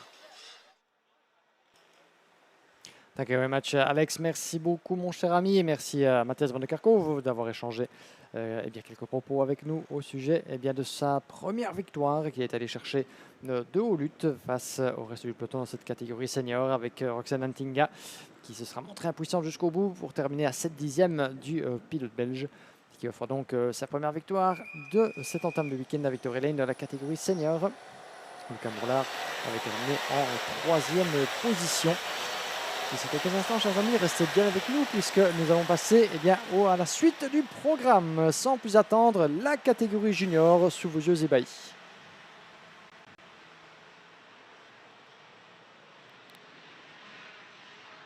Après les seniors, place aux pilotes âgés entre 12 et 15 ans dans le cadre de la Iame Series Benelux 2025. La catégorie junior qui prend possession de la Home of Champions avec un autre pilote de Victory Lane. Il est tricolore et nous vient d'Outre-Quiévrain. Il s'agit de Louis Bazire. Louis Baziré, un nom qui doit certainement résonner à vos oreilles puisque c'est lui qui s'était imposé il y a 3 semaines lors de la 3e manche du championnat sur ce même tracé de Genk. Sauf qu'à l'inverse de cette dernière confrontation, eh bien Louis Baziré a signé la pole position. En 4 épreuves, nous avons eu 4 polemen différents dans cette catégorie junior. Aaron Vida avait ouvert le feu du côté de Mariembourg. Antoine Duval avait signé cette pole à Austricourt. Nous avons eu Flavio Quera à Genk lors de la première escapade ici au mois de juillet. Et c'est maintenant au tour de Louis Baziré, sous les couleurs du team Victory Lane, donc de s'imposer au chrono. Pourra-t-il s'imposer dans le peloton? C'est une autre histoire évidemment, puisque la confrontation promet d'être on ne peut plus serrée. À ses côtés, il aura Vince van der Halen avec Didier Krieft et Antoine Duval sur la 2e ligne. Lennon Henriquez et Aurélien Lemaire se partagent la 3e ligne. 4e ligne, Danny Bourse et Tchèque Petersen. 5e ligne, Mel Taylor et Milan Sechin.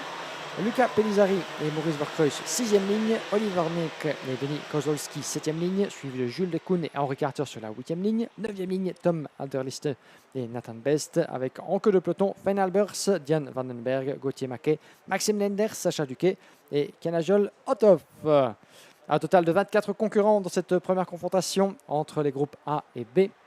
Ce sont tout simplement les pilotes qui se sont montrés les plus rapides lors de l'exercice qualificatif de cette catégorie junior. Nous aurons les C contre les D dans la foulée et puis nous repartirons pour 2 nouvelles rotations de manches, 2 rotations de 3 manches dans la catégorie senior. Un total de 11 courses ce week-end à se mettre sous la dent, 3 déjà disputées. Place aux juniors, chers amis, qui pour succéder à Louis Baziré, qu'il avait emporté au mois de juillet devant Flavio Quera, le précédent poleman de cette catégorie, et Stig de Radermacher en 3e position. Mais on reprend les mêmes et on rejette les dés. Faites vos jeux pour cette première confrontation. 10 minutes plus un tour, la durée est la même qu'en senior. Sur la gauche, nous avons Louis Baziré, sur la droite, Vince van der Halen.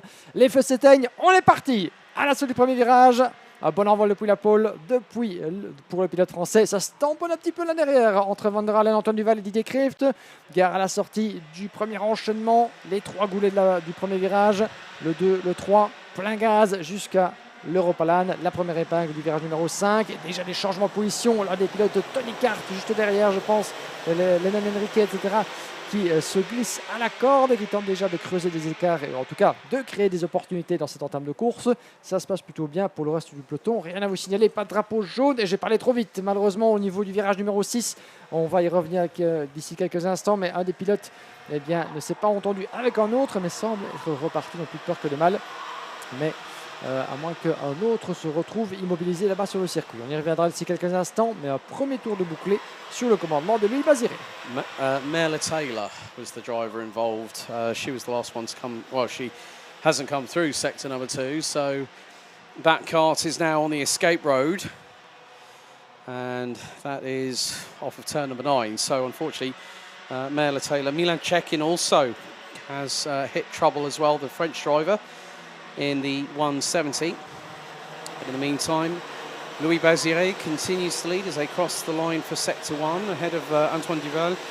Vince van der Holle, Didier Krieft, Lennon Henriquez ran at the top 5 drivers at the moment, with Danny Burrs, Cespedes, Lucas Pellizzari up into the top 10.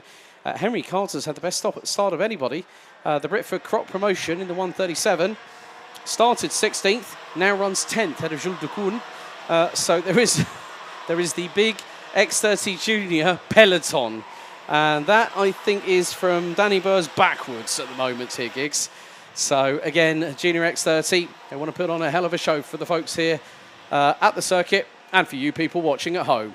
Oui, évidemment, merci encore une fois à toutes et tous de nous rejoindre où que vous soyez sur la planète Terre tout entière, sur la chaîne YouTube de la Iame Series Benelux. Nous sommes en streaming dans le monde entier et c'est également disponible sur la page Facebook de Iame Belgium et sur iamemotorsport.com. N'hésitez pas à nous y rejoindre, à nous y laisser un commentaire, un pouce, des questions, à interagir dans le chat que vous trouverez sur la chaîne YouTube.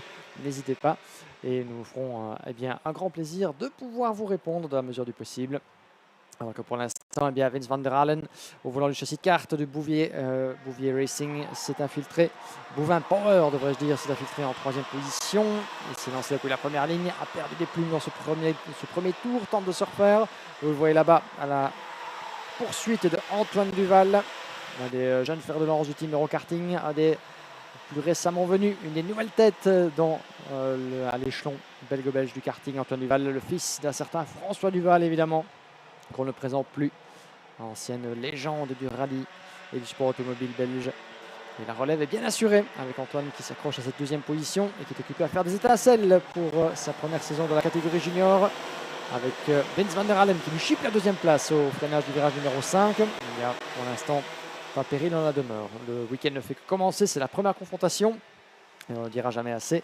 Il faut jouer placé, aller chercher le meilleur résultat possible, courir avec sa tête mais ne pas commettre d'impair avant peut-être de s'en remettre à la finale pour tenter le tout pour le tout, avec une réaction relativement attendue, maîtrisée de la part d'Antoine Duval qui n'a pas cherché à fermer la porte au passage de Vince van der Halen. Le tout maintenant c'est de se rester dans son sillage et au moment où j'en parle, eh bien Didier Krieft a vu l'opportunité et le pilote néerlandais qui se glisse à l'intérieur de Duval dans le dernier virage pour lui prendre la troisième place. Attention à Didier Krieft, c'est certainement l'une des jeunes pousses les plus rapides du Fusion Motorsport Benelux Team, à suivre de très très près et le voilà qui se glisse dans le top 3. Yeah, Didier Krieft, another one that we've got to keep our eyes on this season. One of the protagonists, very, very emotional after what happened last time out. He's currently second in the championship on 437 points, 28 behind Louis Béziré, who continues to lead at pace. Well, he did lead, but we have a new race leader. Vince van der Holle has gotten through on Louis Béziré. Now, I know Vince van der Holle from his years in mini and in junior karting, and now to see him here, I'm sort of like thinking maybe he could be a little bit of a dark horse, but we know how good Louis Béziré is on his best day. He was absolutely he was absolutely not monotonous, but it was more the point of him getting really, really into his zone, into his rhythm. And he closes up under braking. Didier Krieft, you can never count that young Dutchman out from Fusion Motorsport Benelux. These drivers are la creme de la creme when it comes to not just the Iame Series Benelux competition, but further afield when you look at Iame Euro Series as well, which is going to be hosting its final round not too long from now at Marienborg. You know, these drivers compete all around continental Europe, also national and international championships and one-off events, folks. That's where they get these opportunities to qualify for the Iame Warrior Finals. And of course, later on this year, we do know that the Euro Cup and the Ladies' Cup will be back in action at the place where legends are born, at Le Mans. I think if I remember correctly, 17th and 19th of October 2025. So, but Vince van der Holle, you can see now, he's starting to stride away. This is a guy that, up until recently, was running two-stroke, but in another completely different class altogether. Now he's come to play with the big boys, and straight away, him and that OTK chassis and that engine are one, as there has been a change a little bit further back. I think that might have been Cesc Pedersen through on Danny Burrs, possibly. Or it might have been Aurélien Lemaire through on no, it's Lucas Pellizzari on the 38 of Cesc Pedersen. So, the Belgian doing a pretty good job there on the 164. Another rookie that is doing good work as well. And then they've got Danny Burrs from WJS Racing just ahead of them. Mais en effet, donc belle course pour l'instant et un dépassement bien maîtrisé de la part d'Aurélien Lemaire, le pilote belge 164 là-bas, avec les mêmes couleurs que Louis Béziré, Victory Lane. Béziré qui est en deuxième position, qui tente de se faire une santé là-bas dans cette épreuve face à Sam van der Heyden. Sam van der Heyden que nous avons vu juste avant, pardon, Vince van der Halen, j'y arriverai. Van der Heyden qui est en senior bien sûr et qui a remporté sa première manche précédemment. Pour l'instant, eh bien Béziré en deuxième position derrière Vince van der Halen pour l'instant. Yeah, we've got about 3 minutes to go plus an additional lap. So, folks, for those wondering about the top left, we've had a slight freeze on the timing. So please bear with us. So it is at the moment. It is Vince van der Holle leading from Louis Béziré, who sent it from way back when, and they are side by side. C'est côte à côte entre les deux pilotes. But, well, Louis Béziré has just said to Vince van der Holle, you are not going to ruin my perfect score. I mean, the thing was, Béziré came firing out on all 125 cc's of that Iame X30 engine to his right-hand side 3 weeks ago, and he's definitely not wanting some young upstart in the form of Vince van der Holle, who I know well, and van der Holle is giving Béziré a run for his money, but Béziré knows that it's not always about finishing first, it's about tyre conservation. Voilà. There we go. Changement de leader. Bien joué de la part de Louis Baziré qui évidemment n'a pas dit son dernier mot dans cette épreuve avec encore 2 minutes, un peu moins et un tour jusqu'au drapeau d'Amiens, mais la bataille elle est lancée avec Vince van der Halen sous les couleurs Tony Kart, Louis Baziré et Didier Krieft qui se mêlent à la lutte évidemment. Il l'a vu venir le pilote néerlandais, il a senti l'opportunité dans le virage numéro 10, il y avait un petit écart, il est allé tambouriner à la porte et pour s'infiltrer en deuxième position. Réaction logique, Vince van der Halen qui ne s'excite pas, il reste dans le sillage du pilote néerlandais. Didier Krieft deuxième, Vince van der Halen troisième. Pour combien de temps? On sent que le pilote Bovin Power a encore de la ressource. Il va tenter quelque chose certainement. Pourquoi pas dès le premier virage. Toujours un freinage assez périlleux là-bas qui permet d'ouvrir pas mal d'opportunités. Ça pourrait profiter et ça en profite déjà à Louis Baziré qui creuse un petit écart. Pas encore suffisamment pour véritablement ne pas se retourner, se reposer sur ses acquis. Mais Didier Krieft et Vince van der Halen juste derrière sont en train de se pousser mutuellement alors que nous avons Leon Henriquez et Danny Bourse qui vont nous gratifier d'une belle bataille à 5 là-bas en vue du drapeau d'Amiens. C'est pas Danny Bourse, c'est Antoine Duval. Ah, Antoine Duval, l'arrière. They're just working on some timing issues at the moment. So what you are seeing on the top left-hand corner is current as it stands at the moment, folks. So we're only going by what we can see. So Baziré has about a minute plus an additional lap, and Van der Halen fires it up the inside through the final corner on Didier Krieft. Lennon Henriquez, okay, 5-second time penalty going to the 112 of Denis Kozlowski. That could be possibly for either gaining an advantage or contact with another driver. But into the final 20 seconds we go. Baziré has bolted, Van der Halen in second, Krieft, Henriquez and Duval, and there goes Krieft. Van der Halen timed that perfectly with the counter-attack as we have one more lap to go after this. Et c'est parti donc avec les secondes qui s'égrènent, un tour encore après celui-ci et rien n'est joué pour les places d'honneur et même pour la victoire puisque Louis Baziré tient le bon bout pour l'instant. Pour encore combien de temps? Pour l'instant, Vince van der Halen qui s'infiltre en deuxième position, qui creuse un petit écart. Didier Krieft avec juste derrière Lennon Henriquez et Antoine Duval qui pourrait tenter quelque chose, pourquoi pas, avec je vais le team Euro Karting.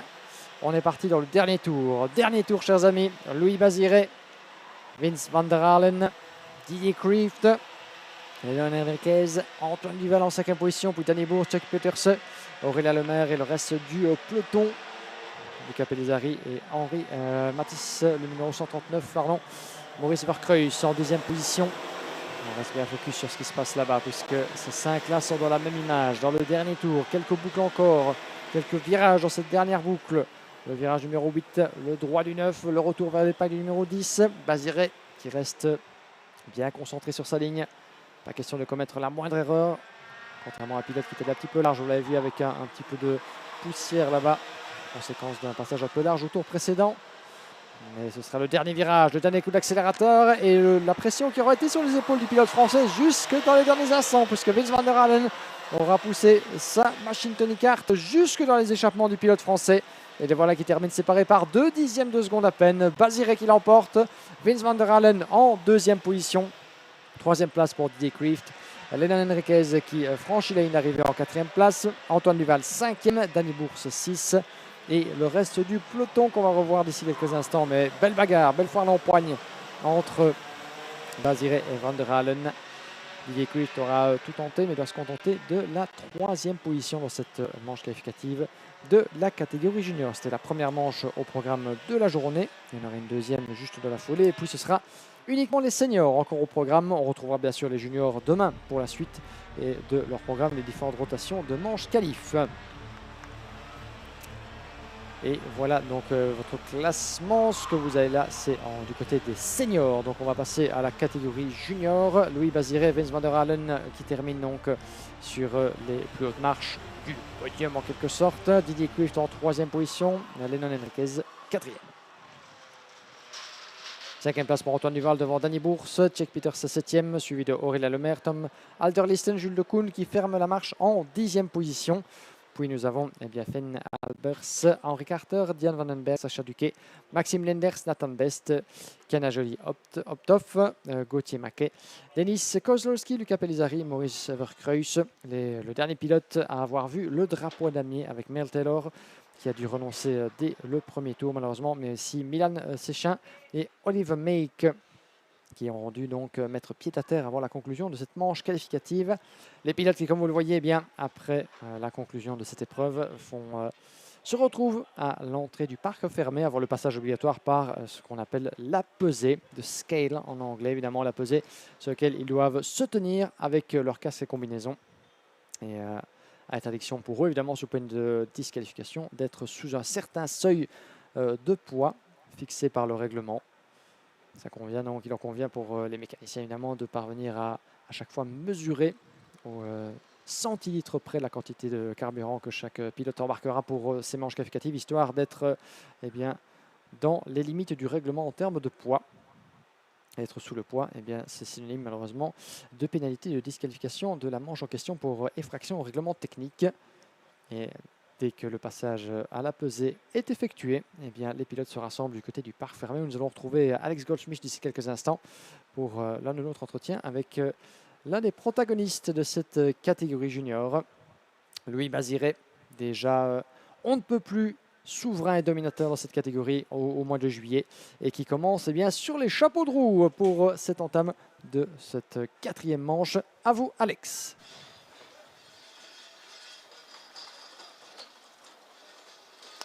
Well, this man is on a win streak at the moment. Félicitations, Louis Baziré. Another great way to start off the weekend. From your perspective, it's incredibly hot. The sun's beating down. Just tell our friends over there in French how the race went from your side. Really good win. Non, très bonne victoire. Je suis content. On va essayer de continuer comme ça, continuer cette belle série de victoires. Et puis oui, comme vous l'avez dit, il fait très chaud ici. C'est un truc de fou. Et puis non, voilà, je suis content et puis on verra demain. Now, tyres, biggest talking point this weekend. It's about conserving. Yes, you guys have got less heats to go through than the seniors, but still having that additional full set of tyres must be a real confidence booster, not just for you, but for everybody else on the grid. Yeah, je pense que tout le monde est un peu dans le même point avec cette grande température. Donc non, juste il n'y a pas vraiment de comment gérer les pneus ou quoi, juste on roule. Puis je pense que tout le monde roule à fond, sauf si on a 3 secondes d'avance et là on peut manager les pneus, mais non, après ça dépend comment le pilote roule et puis voilà. Well, Louis, félicitations avec le première victoire ce manche ici à Genk et bon course et bon courage pour le reste de la week-end. Merci beaucoup. So basically, he said everyone's in the same boat. Everyone is racing at top speed. They know that they've got tyres to burn, but it's going to be a case of what happens tomorrow that's going to set how the championship is going to look towards the end of this season. But we're going to hand it back over to Guillaume as we're getting back to X30 Senior. Giggsy, back over to you, buddy. Thank you very much, Alex. As we're waiting for the next race taking place here in just a few moments, still in the junior category for the C versus D group. I will be back onto the track in just no time with Aaron Weda and Noah Grenier sharing the front row of the grid. D'ici quelques instants, chers amis, en direct live toujours depuis la chaîne YouTube de la Iame Series Benelux, la prochaine confrontation de la catégorie junior avec Aaron Weda et Noah Grenier en tête de cette hiérarchie. Seront-ils en tête au terme des 10 minutes plus un tour? C'est une autre question évidemment. Aaron Weda, qui fut un de nos polemen de cette saison dans cette catégorie X30 Junior. Aaron Weda qui, depuis l'entame de la saison, n'a pas eu forcément l'occasion de se battre pour la victoire autant qu'il l'aurait voulu, avec toutefois quelques bons résultats à son actif. La 5e place lors de la dernière manche ici au mois de juillet. Une belle 2e place également en finale. avec Aaron Weda qui figure en 3e position du classement provisoire. C'est lui qui va s'élancer en pole position.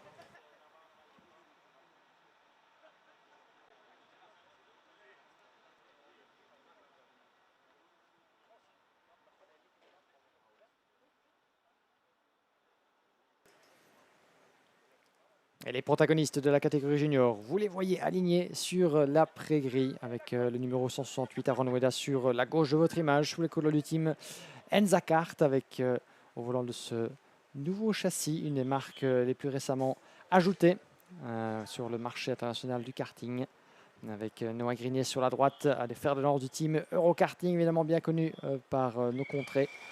Puis Elia Titus et Timo Koopmans en 2e ligne.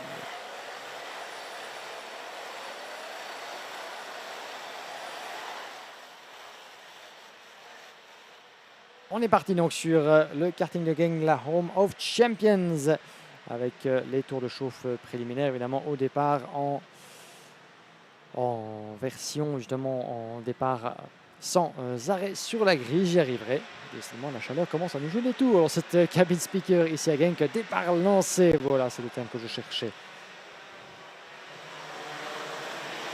La grille départ de votre catégorie junior avec Aaron Weda et Noah Grinier, qui seront donc les premiers à atteindre le premier virage. Elia Titus et Timo Koopmans sur la 2e ligne, Alexandre Point et Steve Rademacher 3e ligne, 4e ligne Flavio Kera et Yanni Van den Bosch, suivi de Lorenz de Kock et Finn Rossen, Yves Ries et Viggo Moons 6e ligne, Aurelio Agustinelli et Timo Riflar sur la 7e ligne, suivi de Jamaro Hoft, Mathis Mouche, Leopold Fermen, Lorenzo Tarigo sur la 9e ligne, suivi de Mauro Vertrist, Edouard Godefroy, Antoine Bautz, Lucas Smet, Lucas Pereira et Isaac Zeri. 24 pilotes au total, mon cher Alex, pour cette confrontation entre les groupes C et D de la catégorie junior. After that interview with Louis Béziré just a moment ago, it is absolutely roasting down there. I've just walked up at a comfortable pace, but we do have one more qualifying heat for Junior X30 still to go.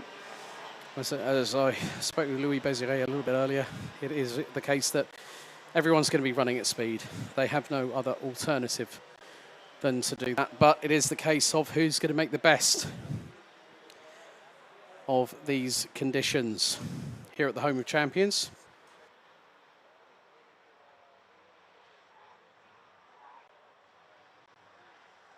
So the drivers getting the last bit of temperature into their tyres, as if they don't need enough of it with the Limburg sunshine beaming down from up above here on Friday afternoon. But Louis Béziré picks up the win in the first heat. Who is going to win for Heat 2? Well, we're just about under starters' orders to get things underway for this second and final Junior X30 heat of the weekend so far. Another 4 to go tomorrow. Et les pilotes qui rentrent dans le dernier mètre de ce tour de chauffe avec Aaron Weda sur la gauche, Noah Grinier sur la droite. Dès que les feux s'éteignent, on est parti. C'est contre D. Go, go, go à l'assaut du premier virage. Excellent envol de la part du pilote Enzakart.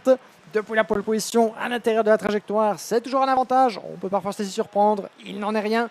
Ça passe plutôt bien sur le vibreur pour l'entièreté du peloton là-bas. Gare, quelques escarmouches qui pourraient éventuellement vous mettre dans l'herbe d'entrée de jeu. Mais c'est bien parti pour Aaron Weda devant Grinier. Elia Titus, Timo Koopmans, Alexandre Point, Steve Rademacher, le peloton entier. Dans l'enfilade de l'Europaland vers le virage numéro 6. Un des gros points de freinage évidemment, où l'erreur est facile. On a vu quelques accrochages déjà d'entrée de jeu. Dans l'enchaînement du virage numéro 10, un premier tour sans encombre. Je regarde par l'histoire de notre position, effectivement. Rien à signaler en termes d'accident. Tout le monde à bord dans ce premier tour de manche. 10 minutes plus un tour, la longueur est la même. Avec en tête Aaron Weda, un des protagonistes du championnat depuis l'entame de la saison. 3e au classement provisoire, le jeune pilote du team Enzakart. Un des protagonistes à surveiller de très très près le pilote néerlandais. Devant son compatriote Elias Titus, qui a bien grimpé 2 positions. Elias pour se retrouver, pour se retrouver dans les échappements de Weda. La bataille pour la première place, elle est lancée devant Noah Grinier, Alexandre Point. 4e position, Timo Koopmans, un jeune pilote du team Racing de Thierry Delray. Puis Steve Rademacher qui n'a pas bougé, toujours au 6e rang. devant le reste de coque. 2 places de gagner au 7e passage. Regardez comme ça se bat là-bas comme des petits chiffonniers à l'approche du virage numéro 6. On tente déjà de créer des écarts, que ce soit à gauche comme à droite. Oh, j'ai cru voir comme un semblant d'accrochage là-bas. Ou en tout cas une légère touchette avec un des pilotes VDK Racing juste derrière. Peut-être Flavio Queira, effectivement, qui était en pole position. On s'en souvient il y a quelques semaines de cela, avec un très beau résultat final pour Flavio Queira sur la 2e marche du podium derrière Louis Baziré. Pourra-t-il rééditer par les performances? En tout cas, il est certainement déterminé à le faire avec un dépassement sur le reste de coque pour la 7e place. And Elias Titus on the offensive again in the number 8 car, trying to get through on Adam Vida for that race lead. And well, there you go. It just quickly can change. Flavio Queira now up into 6th position, so he's past Lenz de Kock. He's now past Stig de Rademacher, as there's going to be a change for 5th. Temo Koopmans, the man from the Netherlands, through on Luxembourg's Alexandre Point from victory lane. That is a change for 4th position. Temo Koopmans already going into turn 6, managed to extend that advantage over the Luxembourger by about a kart length and a half. But Point on that Kart Republic chassis is trying to close in on the man on the TD kart. Flavio Queira trying to now get a little bit of pace underneath him, and he's bringing along Stig de Rademacher to the party. But at the moment, well, I have to say, despite the fact this being the rookie season in X30 Junior for Noah Grenier, I'm incredibly impressed how this young man has composed himself. He has had some dramas this year, let's not forget. Did a blinding run. I think it was 4 rounds in a row. He got perfect scores across the board and picks up the mini title. And now he's had a rude awakening coming into juniors. So it's not easy making that step. Certainement pas en effet, avec un changement de catégorie qui est toujours non pas un mais plusieurs défis à maîtriser tout au long d'une saison. Non seulement le degré de compétition, qui forcément est le plus relevé qu'on peut trouver en Europe à l'échelon du karting. Flavio Queira sous la pression toujours de Stig de Rademacher. C'est la bataille pour la 6e place. Le pilote Fusion Motorsport qui va tenter de, pourquoi pas, rendre la monnaie de sa pièce au pilote VDK. Qui a le bon bout là-bas. Vous voyez là très proche, belle image dans l'enchaînement du dernier virage. Qui avait coûté gros dans une précédente épreuve à Clément Outrand dans la catégorie senior, on y reviendra. Mais même si ce virage apparaît en théorie facile en sortie, puisqu'il s'agit principalement d'une accélération relativement rectiligne, eh bien on a vu que c'est justement là-bas que des erreurs peuvent être commises et que ça peut coûter très gros, même à des favoris expérimentés du tracé de Genk. De 10e pour l'instant, toujours Aaron Weda et Elias Titus. Noah Grenier toujours en 3e position, vous les avez à l'image. Le pilote Eurokarting qui fait pression sur Titus en 2e position. À l'approche de l'épingle du virage numéro 10, rien ne bouge. Pour l'instant, c'est un petit peu la formation serrée. Ça s'observe, ça se jauge, ça se teste. Et ça pourrait permettre à Temo Koopmans de recoller, pourquoi pas, à ce trio de tête. Lui qui est un petit peu isolé pour l'instant. Il a du champ derrière lui, il a du champ devant lui. Il peut commencer vraiment à appuyer sur le champignon. Avec Alexandre Point qui tente de rester dans son sillage. Plus facile à dire qu'à faire, évidemment. Alexandre Point, le pilote luxembourgeois, également un petit peu isolé. Alors que derrière, eh bien, Stig de Rademacher a repris l'avantage sur Flavio Queira pour le gain de la 6e place. All the top 5 did their personal best lap times. Temo Koopmans fastest overall in Sector 1. Sector 2, Elias Titus and Lucas Smets all the way down in 18th position. Fastest overall in Sector number 3, but it's Yves Rie that has the new fastest lap of the race, 56.581.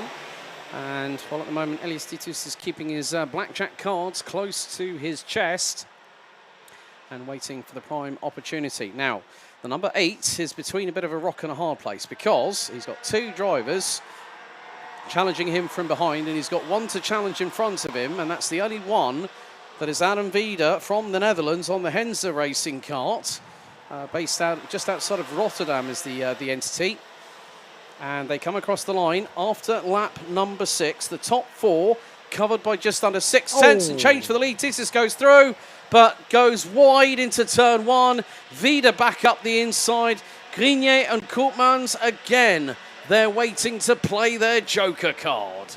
Bien joué de la part de Elias Titus, mais qui n'a pas pu contenir le retour de Aaron Weda en tête. Le duel des Néerlandais est lancé. Tim Koen contre Tim Menzakart. Et Aaron Weda qui n'a guère attendu effectivement pour repasser devant, sous peine eh bien, de tomber malheureusement dans les griffes de Noah Grenier. Très proche le pilote Eurokarting en 3e position.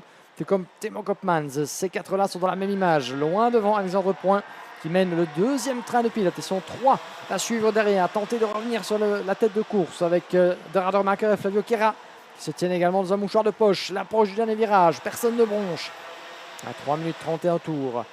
Tout peut encore se passer évidemment dans cette deuxième confrontation junior. C'est la première pour les groupes C contre D évidemment. Chaque pilote junior, gardez bien ça en tête, a 3 manches qualificatives à disputer pour essayer de collecter un maximum de points en vue du championnat et surtout de se glisser le plus haut possible sur la grille de départ de la finale. C'est la première de ces 3 confrontations pour les pilotes de ces 2 groupes alors que Noah Grignet tente et passe sur Elia Titus. Bien joué au virage numéro 5. Là, le jeune rookie du team Eurokarting a senti la possibilité. Malheureusement, il ne peut pas la garder longtemps. Au virage numéro 6, de l'autre côté de l'Europalane, eh bien, Elia Titus fait parler de son expérience. Après avoir entrouvert la porte au profit de Grignet, eh bien, il a profité d'une autre porte ouverte par le pilote belge pour reprendre la deuxième place. Ça commence un petit peu à sentir le roussi là-bas. Yeah. Noah Grignet doit tenter quelque chose à nouveau puisque Timo Koopmans est bien positionné pour éventuellement aller chercher la position également. Et le voilà qui le fait justement. Grignet back up the inside through the final corner. Bien joué. Timo Koopmans now will have a double tow across the line, but Adam Vida now has a lead of over 6.5 tenths of a second. We head on to lap number 9 of this race. A little bit further back, you've got the likes of Stig de Rademacher, Alexandre Point, Flavio Gaira from VDK Racing, and Aurelio Giustinelli bringing up the rear of that quartet at the back, at the bottom of the top 8. And Grignet going defensive into turn 5 on Elias Titus. Timo Koopmans just waiting. And again, Titus trying to use that inside curbing like he did last time, and Grignet knew it might happen again. And the youngster from Eurokarting. Oh, Timo Koopmans up the inside at turn 10. Grignet loses the back end. And Koopmans goes straight into it. And here comes Stig de Rademacher. Here comes Flavio Gaira. Here comes Giustinelli. The cats amongst the pigeons. And it all went wrong when Noah Grignet lost the back end under acceleration out of turn number 10. Aïe, aïe, aïe. Et malheureusement, c'est ce qu'on pouvait redouter dans ce genre de moment. Le duel s'échauffe, les esprits aussi. Une petite erreur, peut-être un léger accrochage, il faudra qu'on revoie. Mais Noah Grignet qui a perdu le contrôle dans l'épingle, l'accrochage avec Timo Koopmans et tout qui s'écroule pour ces deux-là et qui ont bien, tout simplement dégringolé dans la hiérarchie. Les autres n'en demandaient pas tant évidemment pour passer devant. On va refaire le pointage d'où ils se trouvent après ce tour, mais tous les efforts malheureusement jetés à la poubelle dans l'espace de quelques instants. Ça a profité également à Alexandre Point qui est passé en 2e, 3e position. Derrière Stig de Radermacher, effectivement, Flavio Chiara qui s'est infiltré, Aurelio Giustinelli aussi. Et bien d'autres en ont profité pour justement passer devant nos 2 malheureux protagonistes de cet incident dans le virage numéro 10. Il reste 40 secondes et un tour. Il y a encore de quoi faire dans cette épreuve. Nous ne sommes pas encore dans les 2 dernières boucles de cette épreuve. Loin derrière Aaron Rueda. Vous l'avez vu, 3 secondes 2 d'avance pour le pilote Enza Kart. On refait le pointage alors qu'il repasse devant notre position top. 3 secondes 1 toujours. Et la Titus en pleine explication avec Stig de Radermacher. Puis Alexandre Point, 4e devant Flavio Guerra, Giustinelli. Noah Grignet, 7e toujours Noah Grignet. Donc il n'aura pas tout perdu le pilote Eurokarting. Timo Koopmans est dans sa roue en 8e position. Devant Ivritz et Lorenz de Kock qui ferment le top 10. Donc voilà, plus de peur que de mal en quelque sorte. Ils sont 7 et 8. C'est mieux que de dégringoler en queue de peloton. Il y aura quand même des points à prendre et quelque chose peut-être éventuellement sauvé après cet accrochage. Mais certainement pas le scénario qu'ils vont envisager au préalable. Alors que nous sommes avec Elia Titus et Stig de Radermacher en pleine explication à distance pour le gain de la 2e place. À l'avantage du pilote Kuhn Racing pour l'instant. Loin derrière Aaron Rueda. Dominateur au volant de son châssis Enza Kart. Un petit coup d'œil au-dessus de l'épaule. Tout va bien, Madame la Marquise. Rien à signaler à l'entame de ce dernier tour qu'il peut aborder la tête légère, relativement sereinement. On ne peut pas en dire autant malheureusement de Flavio Guerra qui perd une position au profit de Aurelio Giustinelli. Bien joué de la part de Giustinelli qui s'infiltre et qui prend la 5e position au détriment de son compatriote. Regarde, continue de faire rage. Je pense même que Guerra est repassé devant. Et bien voilà, bien joué de la part de Flavio Guerra, Giustinelli. En explication, la balle de 136 avec Noah Grignet. On disait, il y a encore du temps pour tenter de se refaire un petit peu une santé dans cette épreuve. Noah Grignet voit l'opportunité d'aller chercher Giustinelli. Peut-être au virage numéro 6. Est-il parvenu à passer? Oui. Le dépassement a été effectué de la part de Noah Grignet qui est passé 6e désormais dans ce dernier tour. La victoire, ce sera la première de son week-end. Aaron Rueda sous les couleurs du Team Enzakart. Le drapeau à damier pour accueillir le pilote néerlandais de bien belle manière, depuis la pole, la victoire. Une démonstration qui souffre de peu de contestation pour le jeune pilote actuellement parmi les protagonistes du championnat. Il avait terminé 5e de la 3e manche ici à Genk. Il aura à cœur de faire mieux évidemment. Ça passe par cumuler les bons résultats en manche qualificative. Ce qui est occupé à nous faire en débutant du bon pied. Le jeune pilote néerlandais qui termine devant Elatitus, Steve de Radermacher en 3 positions. Alexandre Point 4e, suivi de Flavio Kerra, Noah Grignier, Aurelio Agustinelli, Ivris, Temo Koopmans et Viggo Moons en 10e position. Puis nous avons 11e place pour Yanni Van den Bosch, Jamaro Hoft de cette classification que vous avez à l'écran. Dimio Riflar 13e, suivi de Lucas Smet, Lorenzo Notarigo, Edouard Godefroy, Anton Butz, Lorenz de Kock, Finn Rossen, Isaac Zeri, Monro Vertritt, Léopold Fermen, Lucas Pereira et Mathis Mouche. 24 pilotes à l'arrivée. C'est autant que nous avions au départ dans une épreuve qui n'a pas manqué de piment, mais avec tous les protagonistes, tous les participants à l'arrivée.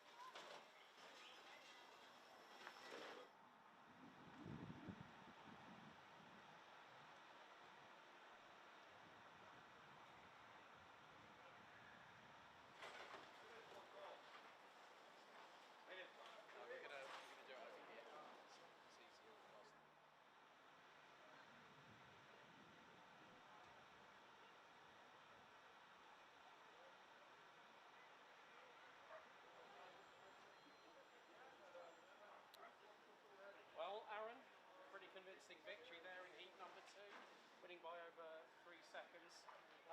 But it was quite tough in the early goings. Just talk us through it from your perspective.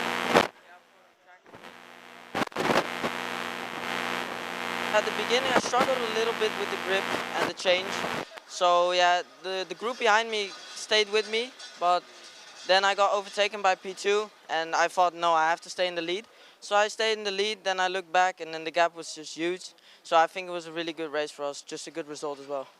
Whenabouts in the race did you actually feel the tyres really start to switch on? Of course, obviously, them lot battling behind you allowed you to get away into the distance, but still, the conditions are very, very tricky nevertheless. Yeah, I mean, the tyres, of course, hard to manage as well. But yeah, after I saw the gap, I just kept my cool and just stayed in the lead. Right, now the big talking point is Bazire finally got a pole position, but we know that you're one of the closest competitors to him in the championship. Obviously now we've got this round and we've got Marienburg. Of course, the focus is not on the championship. The focus is on the here and now. What's your main mindset going into tomorrow? Just win. That's what I like to hear. Congratulations, Aaron Vida, our winner from Enzakart.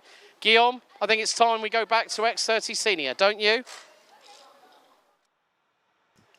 Thanks very much, Alex. We're going to have a short break now as the next two rotation of races for the senior category will be taking place from 3:30 local time. So it is 3:08, as you can see the schedule, with a couple of minutes to wait until the race number 4 of today's schedule, as we're going to have the C versus F coming up in just a few moments. So stay with us here live on the Iame Series Benelux YouTube channel. We will be back in just a few moments before the first start of the X30 Senior race C versus F at 3:30. Voilà, chers amis, c'est l'occasion d'une petite pause, l'occasion d'un petit café, d'un coup d'eau. N'oubliez pas de bien vous hydrater toutes et tous qui êtes sur le karting de Genk, ici dans la Home of Champions, où il fait très très chaud en extérieur. Donc voilà, prenez soin de vous. trouvez de l'ombre, hydratez-vous, n'oubliez pas de vous nourrir également de choses fraîches si possible. De notre côté, nous allons faire une petite pause dans le programme. Il nous reste 2 rotations d'épreuves, à commencer par la course qui verra s'opposer les groupes C et F de la catégorie senior. C'est full senior pour la fin du programme de cette journée de vendredi. 2 rotations avec une nouvelle pause entre les deux. Mais restez bien avec nous. Cette journée de vendredi nous promet encore bien des surprises ici en direct de la Home of Champions. A tout de suite.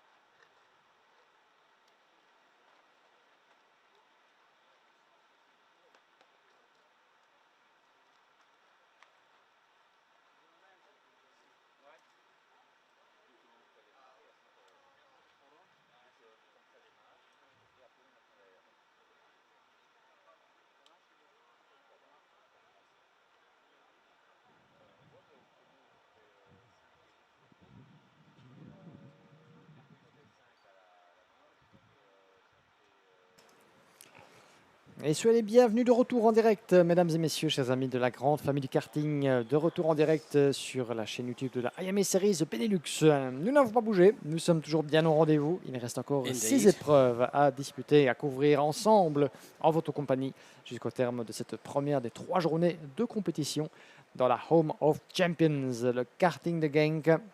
Et comme vous le voyez, le vent est encore légèrement soutenu ici sur la région limbourgeoise. La température extérieure ne fait qu'augmenter au fil des heures. On est passé à désormais 28 degrés température extérieure. Donc on vous le confirme, il fait beau, il fait chaud.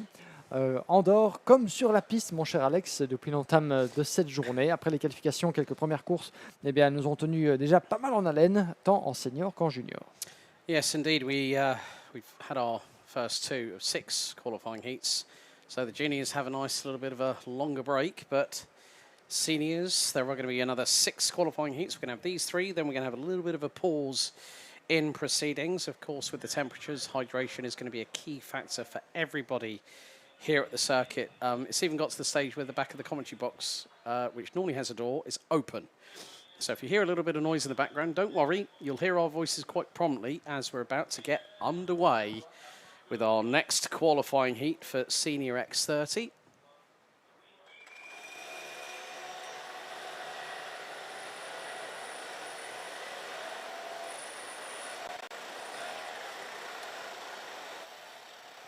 So here is the grille de départ, the starting grid for Heat 4 out of 15 for X30 Senior. It's Group C versus F on the front of the grid.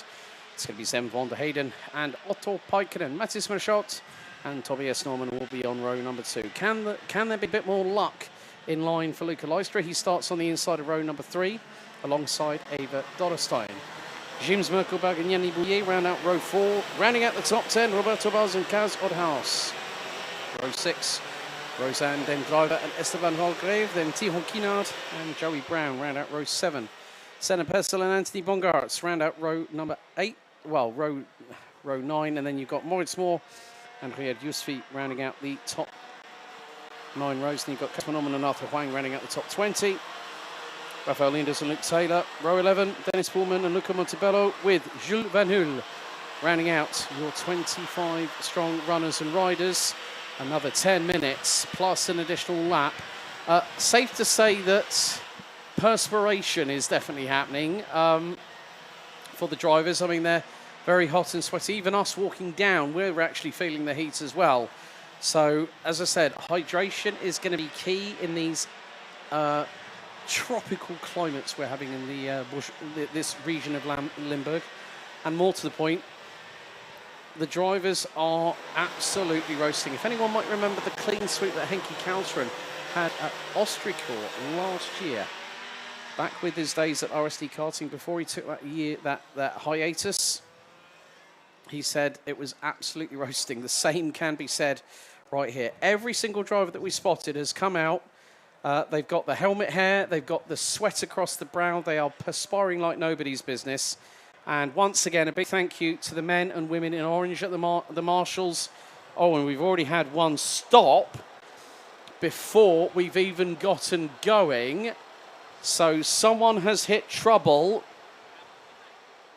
And that is not good for one particular driver who will want to get into the top 36 that will constitute the A final. But it's Sven van der Heyden and Otto Paikkonen on the front row. Guillaume, take us through the start, please.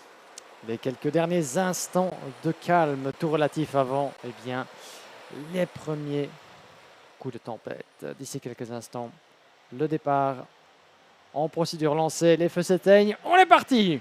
Sven van der Heyden, Otto Paikkonen à l'assaut du premier virage. Un excellent départ de Mattis Merschott qui s'infiltre en tête. Superbe foire d'empoigne. Mattis Merschott, le pilote terrestre des karting qui est d'entrée de jeu. Et deux pilotes malheureusement qui se sont mal compris. Les pilotes VDK Racing, le 275 là-bas, Moritz Moore, le pilote allemand qui parvient à revenir en piste. Malheureusement, il est au ralenti, donc je pense que cette petite sortie n'a pas fait que lui bien à son kart. On y reviendra d'ici quelques instants, mais Moritz Moore qui est dans un accrochage dès le premier virage au freinage de l'épingle. Ça se passe plutôt bien pour le reste du peloton. Quelques petites anicroches là-bas dans le virage numéro 6 après l'Europalan. Un excellent envol sinon pour les ténors au sommet du peloton. en sortie de courbe. Matthijs Merschoot en deuxième position. C'est Sam van der Heyden, je pense, qui a conservé la tête de l'épreuve. And Luca Leistrid just went past Tobias Norman through at turn number 11 to take P4. So a good one there by the driver for MCK Racing. And now here comes Otto Paikkonen on Matthijs Merschoot. Merschoot defends pretty much, but then Paikkonen pulls the trigger into turn 1, retakes second position from the Belgian behind him in RSD karting colours. And as I said, Merschoot has just got that second win, that second bit of energy now that he's moved teams after a long association with KCR Racing. As the field makes its way, there's going to be a... Oh no! And someone's hit the barriers into turn 6! Oh no, I think it was Tobias Norman and somebody went into the back of them, and that has meant, I think the Dane is out of the race. The cart nose then into the barriers. It is the 353 Tobias Norman. Not exactly how you want to finish a race at that early stage as we complete lap number 2. And whoever was involved in that incident will certainly be under investigation, I'm sure, by race control. But Tobias Norman didn't have a great first heat. The second one has gone absolutely disastrous. Malheureusement, Tobias Norman qui va devoir rendre les armes au virage numéro 6. Sans doute le résultat d'un incident là-bas, d'un accrochage. Il faudra qu'on revoie ça. Mais Tobias Norman est out de cette épreuve. Pendant ce temps-là, 8 minutes et un tour. Sam van der Heyden qui mène le bal. 7 dixièmes de mieux sur Otto Paikkonen. Dans l'enchaînement du virage numéro 6, Matthijs Merschoot, 3e position sous la pression de Luca Leistra. Eva Dorenstein qui ferme la marche en 5e position de ce groupe qui s'est véritablement distingué, qui a creusé un écart conséquent sur le reste du peloton. Yanis Bouillet qui mène le 2e train avec Roberto Bas, Cas Orthuis, Rosan de Driver et Joey Brown qui suivent juste derrière en 10e position. Dans le dernier virage, et mon cher Alex, je pense que vous êtes parvenu à revoir les images et vous allez nous en dire plus sur ce qui est arrivé à Tobias Norman dans le virage 6. It wasn't Eva Dollerstein, she was already past him. I think it might have been Jim Melkerbug that went into the back end of him. And, well, Melkerbug has dropped down into 12th position as a direct correlation. Went for the move, up the inside, straight into the back bumper of the Dane. Back axle went into the air, and Norman was just a passenger, I'm afraid. That is a real shame for the 353 from Denmark. But he's got another 3 heats to try and claw it back. Another one will be later on today. Oui, en effet, donc pas de chance, semble-t-il, Guillaume Merkelbach qui aurait pu être potentiellement impliqué dans cet accrochage qui aurait précipité bien, la désillusion pour Tobias Norman. Abandon dans cette épreuve, cette deuxième manche qualificative dans le chef du pilote 353. Alors qu'on se reconcentre sur la tête de course, Matthijs Merschoot toujours accroché à la 3e place, mais avec la pression grandissante du Luca Leistra et d'Eva Dorenstein dans ses échappements à l'approche du premier virage. Le duo de tête, et au moment où j'en parle, Merschoot qui doit malheureusement concéder la 3e place. Luca Leistra qui franchit l'écueil, qui passe devant au freinage du premier virage. Est-ce qu'Eva Dorenstein va tenter de limiter peut-être? Elle est très proche au volant de son châssis Ténicard. Dorenstein qui tente, mais qui reste sagement derrière. Et qui va, pourquoi pas, s'en remettre au virage numéro 6 après l'Europalan. Mais Matthijs Merschoot, juste dans la roue de Luca Leistra. Il faut suivre ça pour savoir s'il y a éventuellement eu rééchange de position. Non. Leistra 3, juste devant Merschoot. Dorenstein, c'est votre trio à l'image. Et au fur et à mesure qu'ils se battent, ils perdent un petit peu le contact avec Otto Paikkonen qui reste quant à lui à surveiller de très près Sam van der Heyden. Ces deux-là sont séparés par à peine 4 petits dixièmes. Rien n'est encore joué, mon cher Alex, dans cette épreuve. Et vous le voyez là-bas. Il semblait voir que le duo prenait de l'écart, commençait un peu à se mettre à l'abri d'un retour éventuel de Luca Leistra, mais il est occupé à se santé. Dorenstein, pendant ce temps-là, prend l'avantage sur Merschoot. 2 positions perdues en 2 tours pour le pilote RSD. Ça ne fait certainement pas ses affaires, mais voilà qu'Eva Dorenstein prend l'avantage et elle se retrouve en 4e position. Well, the thing is, Matthijs Merschoot will have to look at the positive of this. It's better being 5th rather than being 15th and then losing another 2 positions going down into the mid-pack. So, from that perspective, you've got to say that some drivers that have, you know, when you look at it, I had a quick chat with Roxanne Antingra and I said, you and Luca Griggs have unlocked something on that Croc Promotion chassis. And she says, I hope it continues for the rest of the day. And I said, well, fingers crossed, good luck. Eva Doderstein, another driver that we've known over the last few years, has grown, built up that racecraft, built up that confidence. And when you now see her battling in the top 5, right, 2:09, gets James Merkelbach. That's a 5-second time penalty. So slam dunk, I'm afraid, for what happened earlier on. So James Merkelbach currently running 12th. That'll put him towards the back end of the field if the race was to finish as it is now. Meantime, Ava Dodderstein not hanging around. She has caught up with Luca Lystra and is right on his coattails going through into turn 6. There is the 365, teammate to Henki Kalteren. And is now closing in on the man who, after the opening 2 rounds at Marienborg and Ostricourt, was leading the way. Round 3 didn't go quite to plan. Round 4 at the moment for Luca Lystra hasn't gone to plan, especially with the first heat. But of course, Ava Dodderstein's got through. Dodderstein got through at the final corner, and now will she get the side draft into turn 1? This is going to open the door. Mathis Marchalt now also helps to demote Lystra from what was 3rd, now turns to 5th. Et regardez cette belle remontée signée Eva Dorenstein, 6e sur la grille de départ, et voilà qu'elle se retrouve bien en 3e position, après avoir pris le meilleur sur Luca Lystra et Mathis Merskaut. Magnifique foire d'empoigne en tout cas de la part d'Eva Dorenstein qui mène ce trio. Après avoir pris le meilleur sur Luca Lystra, elle a ravi la position, après avoir devancé d'abord Mathis Merskaut, puis Luca Lystra. Merskaut en a profité pour s'infiltrer dans le trou de souris que Eva Dorenstein est parvenue à créer au premier virage. Et voilà le pilote RSD qui se retrouve à nouveau dans sa roue. Les 2 leaders en pleine explication. On est loin d'avoir tout vu dans cette épreuve. Sam Van der Heyden, Otto Paikkonen séparés par à peine quelques mètres. Ils sont roue dans roue. L'aspiration peut-être profiter à Paikkonen. Et le voilà qui glisse à la corde de Sam Van der Heyden. Le pilote finlandais en tête des hostilités, lui qui compte déjà qui ne compte pas encore 2 victoires de manche, contrairement à Sam Van der Heyden déjà victorieux lors de sa première confrontation. Paikkonen en avait remporté plusieurs des manches qualificatives sur ce même circuit il y a 3 semaines de cela au mois de juillet. Pourra-t-il rééditer sa performance? Il est bien déterminé en tout cas, tout comme Sam Van der Heyden, mais le voilà devant le pilote finlandais. Paikkonen, Van der Heyden, pour l'instant ce qui compte pour le pilote néerlandais, c'est ne pas perdre le contact, rester concentré, le couteau entre les dents pour tenter éventuellement de surprendre Paikkonen dans les derniers instants de course. Ce qui ferait de lui, ce qui confirmerait Sam Van der Heyden si c'était le cas, avec une 2e victoire et un statut provisoire de leader. On n'en est pas encore là évidemment. Et on va suivre la remontée, pourquoi pas, de Eva Dorenstein avec Mathis Merskaut juste dans sa roue. Ces deux-là ont compris que ça ne servait plus à rien à ce stade de continuer à se battre et de perdre du temps. Regardez, ils se poussent mutuellement vers l'avant, ça se donne des petits coups de main. Et au moment où j'en parle, eh bien Mathis Merskaut pense différemment. Il s'est dit certainement sous le casque, je suis potentiellement plus rapide. Et Dorenstein perd une nouvelle place. Ah, ce n'est certainement pas ce qu'elle avait en tête, Eva Dorenstein. Non seulement elle concède la 3e place à Mathis Merskaut, mais Roberto Bass en profite également pour passer. Et même Luca Lystra, malheureusement. Dorenstein avait un très bon rythme dans cette épreuve. Des coups sur coups, là voilà qui perd 3 positions. That's always the thing. It swings and roundabouts in X30 Senior. You can be on an absolute high. And Dodderstein was running P3 at the end of that lap. So she has lost out to Mathis Marchalt, Roberto Bass, and then straight away through treading the eye of the leader was Luca Lystra. And now Dodderstein starting to struggle a little bit. Kaz Otthaus and Jenny Bouillet are not too far behind. But at the moment, Otto Paikkonen is starting to build a lead over Sam Van der Heyden. Oh, a little bit of sidewall rubbing between Jenny Bouillet and Eva Dodderstein. Bouillet pulls the trigger up the inside of turn number 1, gets through.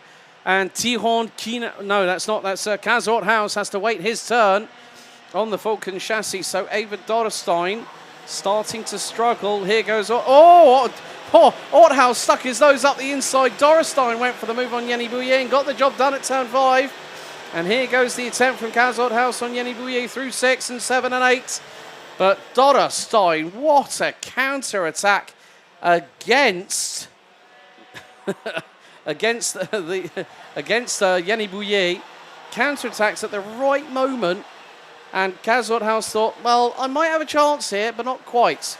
One more lap to go as Otto Paikkonen leads us on to the last lap of this race. Et on est parti donc effectivement pour ce dernier tour. Otto Paikkonen, Sam Van der Heyden, une demi-seconde qui les sépare. Il devrait pouvoir tenir le choc. Otto Paikkonen, il est solide, on l'a vu précédemment. Mathis Merskaut, Roberto Bass, le pilote de YJS Racing qui nous fait un très très bon retour aux affaires dans cette épreuve. Il n'était que 9e sur la grille.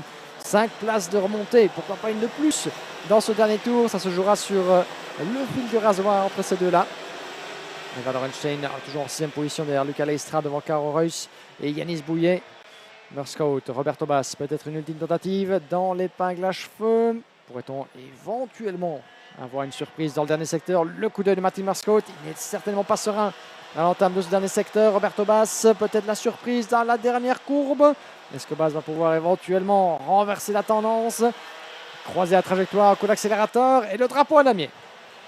So Otto Paikkonen takes the win here in heat number 4 by just under 7/10 of a second ahead of Sem van der Heyden from the Netherlands. Matthias Merschout for RSD Karting rounds out your top 3. Roberto Bass 4th, Luca Leistra 5th, Eva Dodderstein, Kazothaus, Yanni Bouillet, Tihon Kinard and Joey Brown round out your provisional top 10 in Heat 4 C versus F. Then we've got Rosanne Driver, Casper Norman, Esteban Walgrave, Anthony Bogarts, Jules Van Hoel, Luca Montebello, Luke Taylor, Senna Pessel and Arthur Huang rounding out 20th position. And then after that, Dennis Bullman, Riyad Yousfi, Rafael Linders and Moritz Moore rounding out the 25 finishers. Unfortunately, on lap number 2, it was game over at turn 6 as Tobias Norman had a tap from behind, courtesy of the number 209. But Otto Paikkonen victorious here in Heat 4.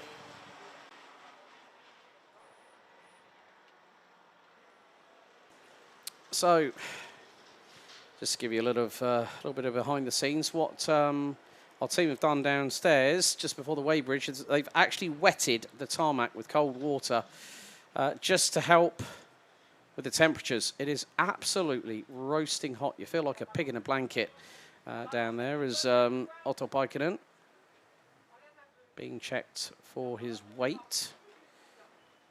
So might have to just re-weigh for just a second. So that will be inclusive of the cart and the driver. Looks like they're just doing a bit of recalibration on the weighbridge. So once again, the flying fin from Crop Promotion. Otto Paikkonen now stands on the weighbridge alongside his cart. And even if the drivers are 0.1 of a kilo under, that is an automatic disqualification or exclusion from the session. There is Sem van der Heyden next up with Matthias Merschout, the 250 from Belgium, rounding out your provisional top 3 drivers.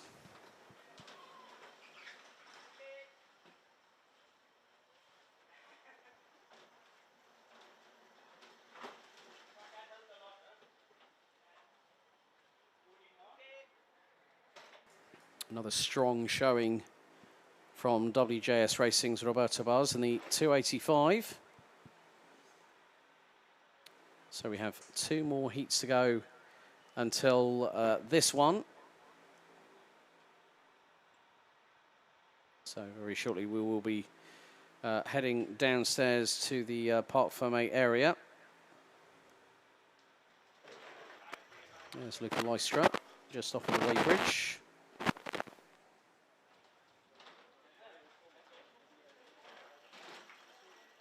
And Yanni Bouillet, the 214, finished 8th in that session. Rosanne Driver in the 270, pushing her cart along.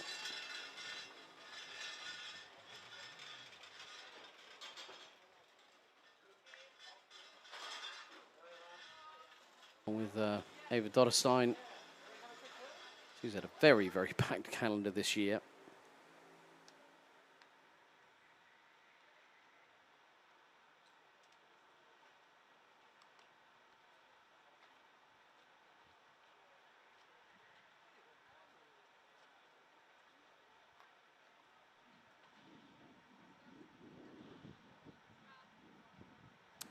Has been far from easy here at the home of champions. Guillaume Alvarez is currently down there at the moment.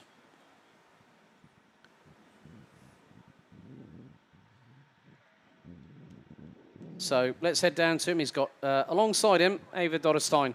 Giggsy, down to you, buddy. So here back in the Parc Fermé under the sun and the heat that keeps on increasing. With Eva Dorenstein. Eva has been a little while, so I thought great pace that you've shown into this race. At some point you were P3, and then what happened? Because it seems like the end of your race was a little bit more troublesome. Yeah, you said that correct. I was P3. Yeah, the pace was really good from then, and after I made some mistakes, got overtaken. But we improved a lot. If we saw round 3 and now round 4, we see that there is a lot of improvement. And yeah, I'm just really happy with the pace. Yeah, you certainly can be. And the weekend is only started, so that's a good sign certainly for things to come. Yeah, I hope we will get a good finish in the final. That's the main thing. So for the people watching at home that were here last time at Home of Champions, roughly the same weather conditions, same track. So where do you think you can make a difference in terms of setup, in terms of working on yourself or with your experience and everything? Yeah, I drive just really smooth, and I think with the weather also the tires are really burning, and because I drive so clean, then my tires doesn't burn that fast than the others. So I think that's the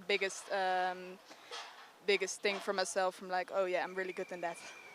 Clean driving. You heard Eva Dorenstein, that's the name of the game, and Olivier Seb in the background being a little bit cheeky. Merci beaucoup, Olivier. Thank you very much. Hartelijk dank, Eva Dorenstein. Back over to you, Alex. The racing is back on track. Well, someone needed some hydration, and Eva Dorenstein certainly got some. So did Guillaume as well. Great to hear from her down there on the Parc Fermé. But here is your grid for heat number 5 out of 15 for X30 Senior. So this is heat 5, B versus D, and it's going to be Roxane Lantinger on pole position. She'll be joined by rookie Alexandre Mercier on the front row. Can it be a little bit more of lady luck for Clément Outron this time around? He's on the inside of row 2.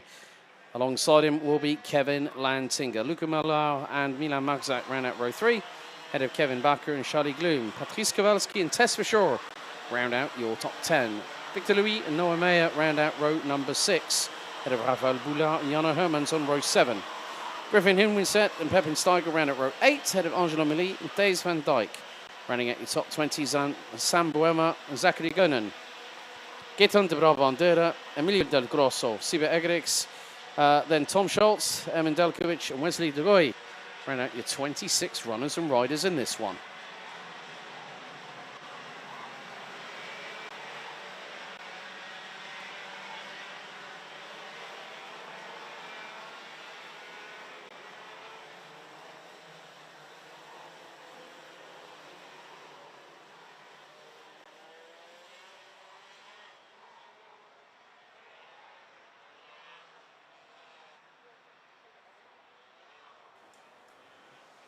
So the drivers very shortly will be getting into 2x2. Rolling start formation here at the Home of Champions for 10 minutes plus an additional lap. After this, we will have one more heat before we go to a little bit of a pause from about 4:30 until 5:10 tonight, and then we'll have the final 3 races of the day. So red lights on the gantry.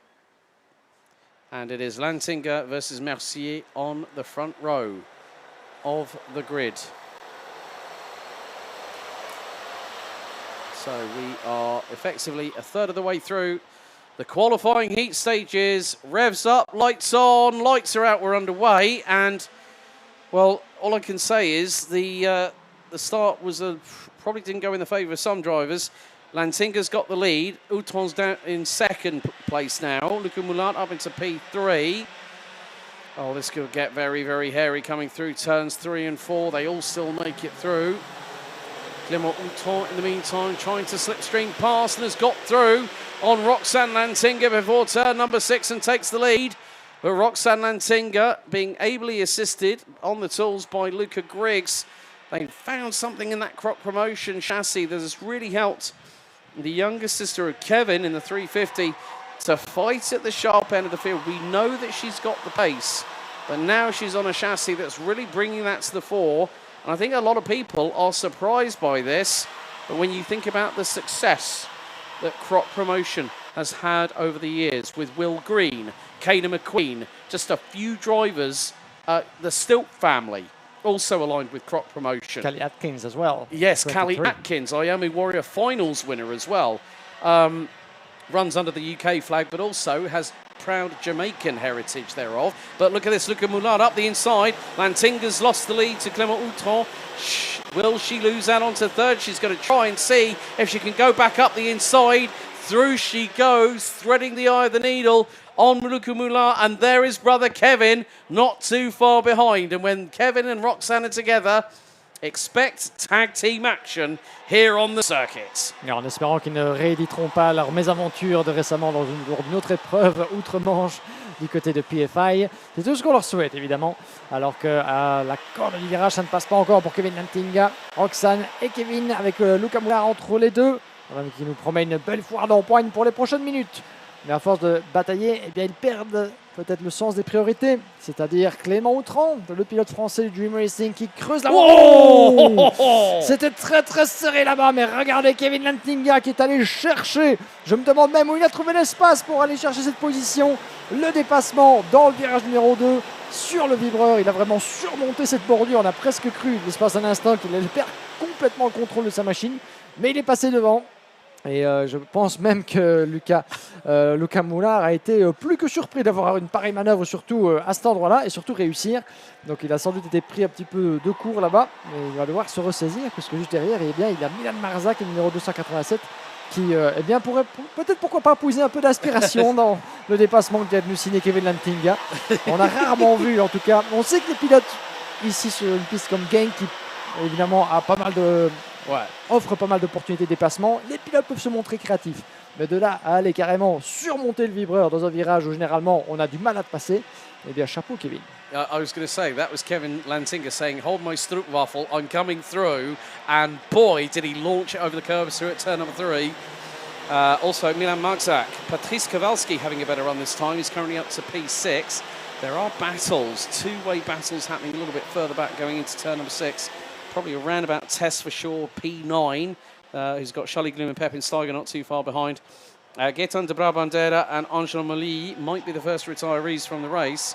But yeah, I mean, that move was cheeky and then some from Kevin Lantinga, but he made it work, got through, and now what they've got to do is, the brother and sister pairing, they've got to work together. They've got to work together to try and close in on Clément Outron, who after 3 3/4 minutes has a 1.1 second lead. We're on to lap number 5 as Milan Marzak was looking up the inside through at T1 on Luca Moulard, but look who's behind them. Patrice Kowalski in the 2:44 and Alexandre Mercier in the 2:90. They have closed in on the pair in front. Superbe bagarre dans cette épreuve avec encore 6 minutes et un tour restantes jusqu'au drapeau damier sur le numéro 219. Ça pourrait passer pour Milan Marzak et Luca Moulard qui perd la position effectivement. Oh, he lost 3. Oui, en effet, 3 positions d'un coup. Milan Marzak, Patrice Kowalski et Alexandre Mercier, je pense, qui sont tous passés devant le pilote Victory Lane. Alors que, vous voyez justement, ça commence à s'agiter. Et ça passe également devant pour Tess Verskoor, là, des pilotes du team de Thierry Delray. Et belle foire l'empoigne, on le disait. Et le voilà qui est passé devant Alexandre Mercier. On va refaire le pointage. Oh, ça glisse légèrement. On sent que non seulement la température est très élevée sur et en dehors de la piste, mais surtout le circuit de Genk est particulièrement demandeur et, comme on dit en anglais, grippy. Donc très très vorace en adhérence et en grip pour les gommes comètes. Vous entendiez à notre micro Evan Orenstein qui eh bien, conseille à tout le monde d'adopter smooth and clean driving, donc piloter de manière souple, de manière fluide, histoire, même si il dispose eh bien, davantage de pneus que précédemment, histoire de faire durer ces gommes justement jusqu'au terme des manches qualificatives et ne pas terminer sur la jante. Toujours plus difficile à dire qu'à faire, évidemment, sachant qu'on est dans notre cabine, mon cher Alex. Ils sont en piste, ce sont eux qui bataillent, ce sont eux qui ont l'objectif en tête de terminer le plus haut possible. Ouais. Alors, certes, garder ses pneus intacts, c'est une chose, mais au détriment du résultat, c'en est une autre. Donc, c'est toujours un peu un équilibre difficile entre quoi choisir à prioriser. I think the thing is that because they've got the one set of tyres plus a maximum of an additional tyre, I would think that probably 99.9% of the field will end up with 3 brand new tyres for the final.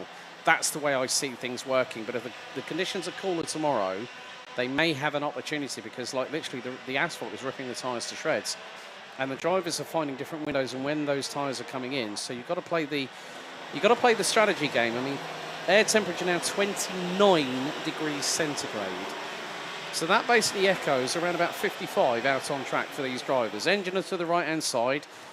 You know, they've got all the relevant safety gear on. So it is a case of just managing those tyres. It is about just getting as many good finishes, top 2, top 3, top 5, all the way through the course of the qualifying heats. Every driver partakes in 5 qualifying heats throughout every X30 Senior weekend, the category 10 of this championship.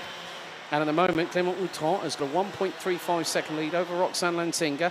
Now, the good thing is, there's been a change. Patrice Kowalski has just been passed by Alexandre Mercier into turn number 1, whereas it's line astern between the Lantinga siblings. But we know what Kevin can be like, even if it is his own sister on track. Now, Mr. Rouge definitely makes its appearance at times, but it won't be a bad manoeuvre. It will be a case of, if they know that they'll have discussed it normally beforehand.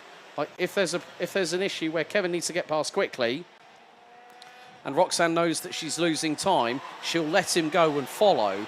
And that is a better strategy call. Yes, it might be siblings, brother and sister, but they're running under the same awning. They're running under the crop promotion banner, and having that strength by numbers can pay dividends. En effet, ici, c'est toute une question d'entraide, évidemment. Ne pas se mettre en dehors des limites de la piste, ne pas porter préjudice à l'autre, qui plus est lorsque vous portez le même nom et que vous êtes issus de la même famille, comme Roxane et Kevin, en 2e et 3e position. Ils se portent mutuellement vers l'avant, mais pour l'instant, eh bien, ça ne porte pas encore suffisamment ses fruits. Il faut dire que l'écart 1 seconde 5 que Clément Outran vient de se créer est plus que conséquent. Le pilote français qui est un petit peu dos au mur, j'en ai bien peur, puisqu'on se souvient que sa première manche s'est soldée par un abandon après un accrochage. Et bien à ce stade, sachant qu'il n'y a que 5 courses à disputer avant la finale, c'est beaucoup à jeter à la poubelle bien malgré lui. Et il est maintenant condamné à bien gagner toutes ces autres courses pour espérer pouvoir se glisser dans le top 10 de la grille de départ. Ce qui va l'amener à rester certainement un peu plus concentré. Ça passe à la corpe de 97 Esverscore qui double Milan Marzac pour la 6e place. Alors qu'il reste 1 minute 40 et un tour jusqu'au drapeau à damier. Je disais donc Clément Outran, condamné à gagner toutes ces courses restantes pour espérer s'élancer le plus haut possible sur la grille, va devoir bien rester concentré, mais surtout ne pourra sans doute pas vraiment garder sur la pédale. Ça va être à fond tout le temps, dans ses pneus également, comme dans sa machine et dans son organisme.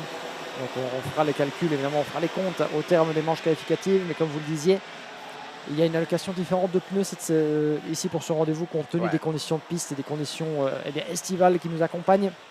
2 trains de pneus que les pilotes peuvent utiliser entre les qualifications et la finale contre un train et demi auparavant. Sauf que ce train de pneus supplémentaires, ils ne peuvent en utiliser qu'un seul pneu maximum juste dans les manches qualificatives et les 3 ou les 4 en plus pour la finale. Ce serait intéressant de voir si certains décideront d'utiliser ce pneu en plus lors des manches qualificatives ou de garder 4 pneus frais pour la finale. Ça, c'est pour les petits comptes d'apothicaire. Mais vous avez vu, mon cher Alex, qu'un pilote s'est retiré dans la pit lane. Again, Gaetan de Brabantera, the 231 having no luck at all in these hot weather conditions, and has just retired it on lap number 9. So we're on to what looks to be our penultimate lap of the race, and Clément Outran 1.6 seconds ahead of Roxane Lantinga with brother Kevin in close proximity. Alexandre Mercier rounds out the top 4, fastest lap set by that driver, 55.055. With Patrice Kowalski and Tess for sure. They both made up 4 places apiece. Round out your top 6 with Milan Magzac, Luca Moulin, Charles Glum and Victor Louis rounding out the top 10 as the timer hits 0. Next time around we're going to be on our final lap, and Angelo Milly is way back off of everybody else. The 224 from Belgium not having a great time, but Clément Outran brings us on to the last lap of the race, and there's the signalling between the two. As if to say, Kevin's doing the, oh, come on, Roxane, just get on with it. And Roxane's like saying, no.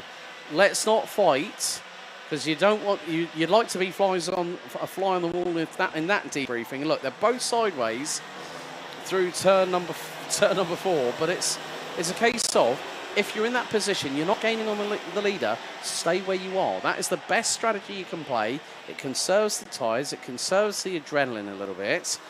But here goes Kevin. Il en avait assez, le Kevin. On sentait que la frustration montait. Il l'a démontré à sa sœur et dans le dernier tour, c'est assez dangereux comme petit jeu qu'il est occupé à nous jouer là, Kevin Lantinga. This is not an all family matter here. Non, je pense que le débriefing promet d'être assez chaud entre Roxane et Kevin. But Clément Outran comes out of the final corner. Who's going to pick up P2? It's going to be Kevin Lantinga, or is Roxane going to pip him on the line? It's Kevin. Just goes to show a little bit of sibling rivalry never goes amiss here in karting.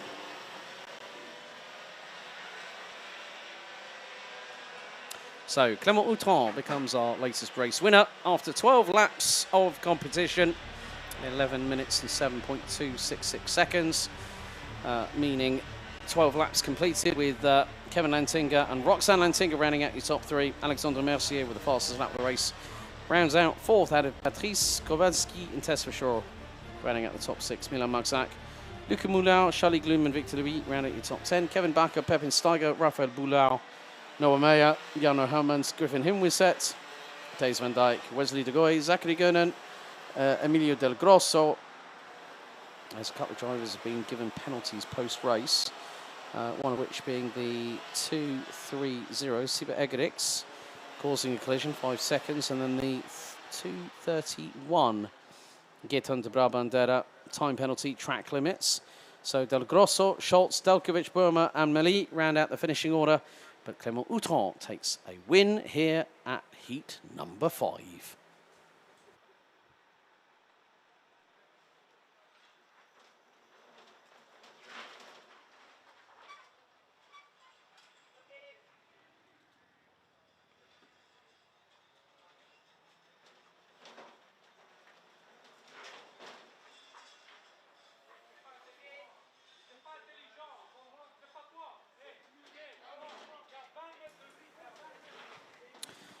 So, with the formality of racing underway, the drivers there you can see lining up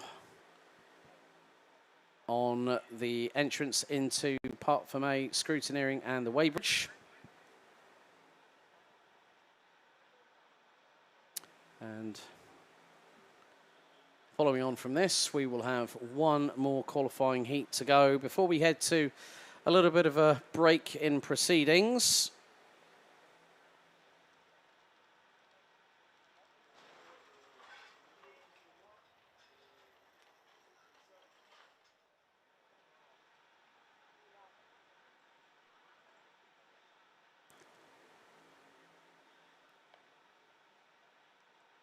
Some post-race discussions happening down in scrutineering, but some good battling in the early stages and the latter stages of this race here for heat number 5. But good to see Roxane Lantinga. That's the second and the third for the young lady from the Netherlands. So let's head down to Parc Fermé as Guillaume Alvarez is standing by. Over to you, buddy.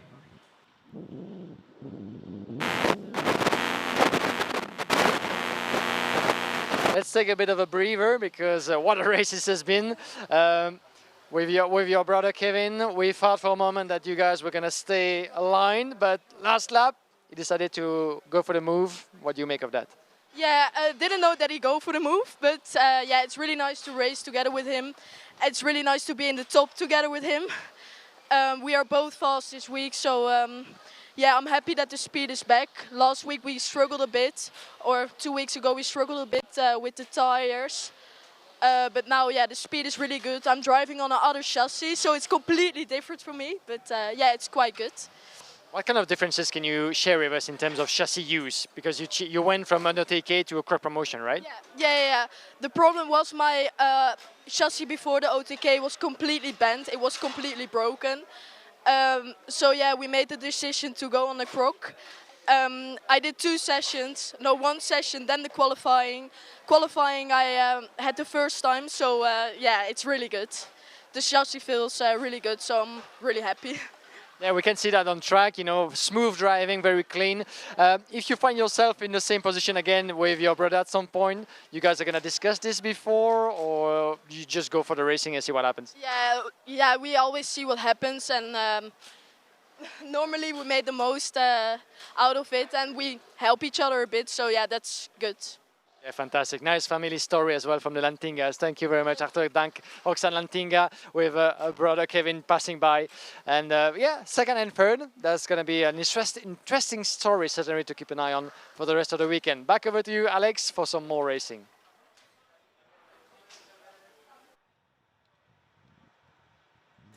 Fantastic interview there with Roxane Lantinga, with brother Kevin just giving a little rub on the head saying well done. But yeah, fantastic to hear from her. Of course, her and Kevin went over to PF International for Kart Masters a couple of weeks ago, and that's where the OTK chassis that Roxane was competing on up until this point in the season found its demise, unfortunately. But the Croc promotion, she was fractions away from getting pole position overall this weekend. It wasn't much, it was less than half a tenth. But that can be all the difference between taking overall pole position and leading one of the groups here in what is an ultra-competitive X30 Senior division here in Iame Series Benelux. And a big thank you to everyone that has just joined us on the Iame Series Benelux YouTube channel. And, of course, Iame-motorsport.com. Don't forget, you can follow us on socials whilst you're at it as well.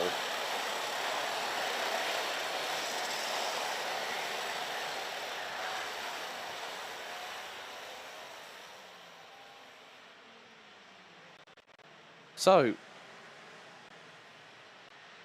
let's take you through the grid for our 6th out of 9 qualifying heats for X30 Senior here on Friday the 15th of August.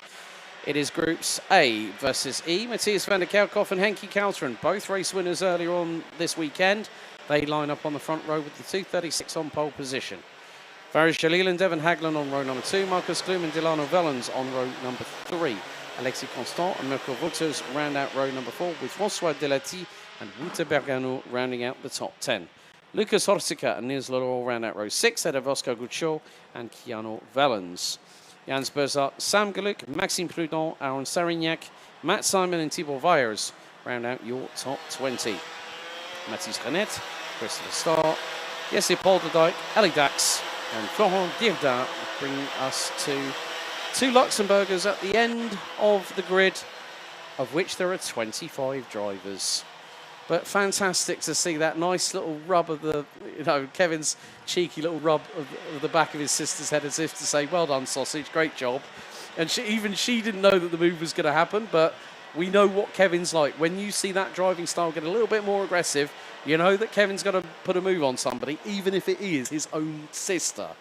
Yeah, it was a nice move to see. I know, but it just goes to show that we're very much a family here at the Iame Series Benelux, and the drivers really, the Titanic battle we saw last year, we've got a great one in the offing for the season finale, but we're concentrating on the here and now, folks. We're not concentrating on the first weekend of October, where the drivers will be racing elsewhere in other Iame Series competitions, which will include Iame Series Germany, the upcoming finale of the Iame X30 Euro Series later on this month, I believe.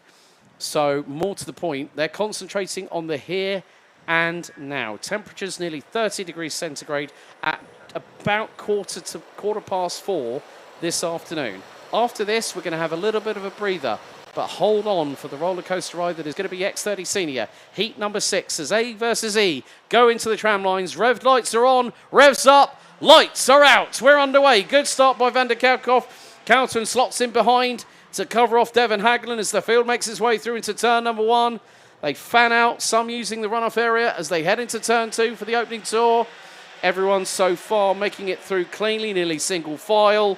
A little bit of side-by-sides, and I think a couple of drivers nearly came to blows coming into turn 5, but they all make it safely through thus far. And now the slipstream fight is happening right at the back end of the train. And look, 2 drivers losing about 8 positions by being hung out to dry on the outside going into turn 6. If you're on the left-hand side of the Europolon, you are going to lose places like nobody's business. But look at this, Henki Kalteren and Devon Hagland battling away. Matthias van der Kerkhoff now knows the fight is really on. Oh, ça va être très très chaud là-bas entre ces trois-là. Hagland, Kalteren par l'extérieur. Henki Kalteren qui prend la tête de la manche à la fin du premier tour par l'extérieur du dernier virage.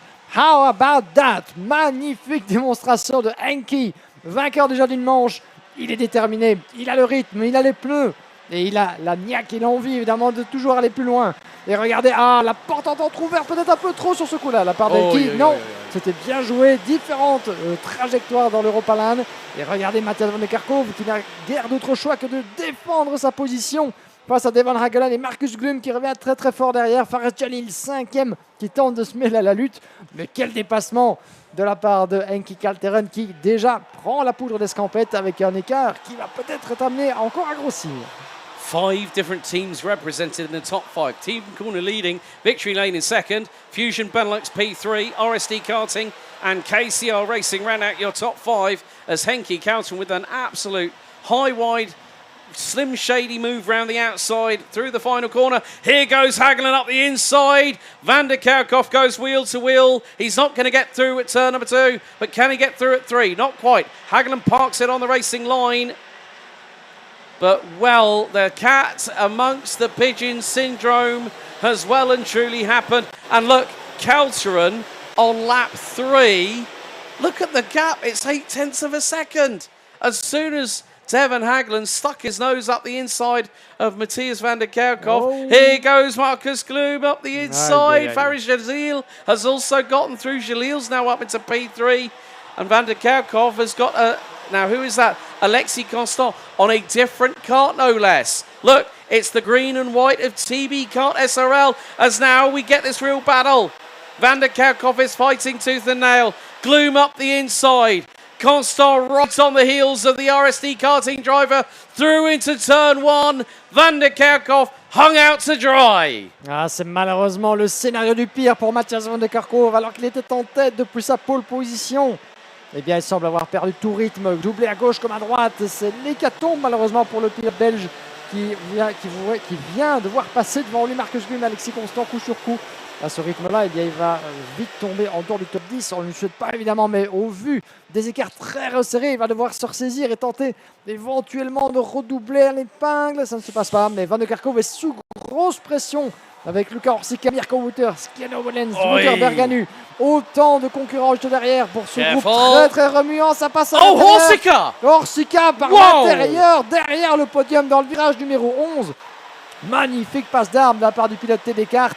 Van der Kerkhoff qui tente de la jouer défensive en allant à gauche, à droite, en fermant la porte.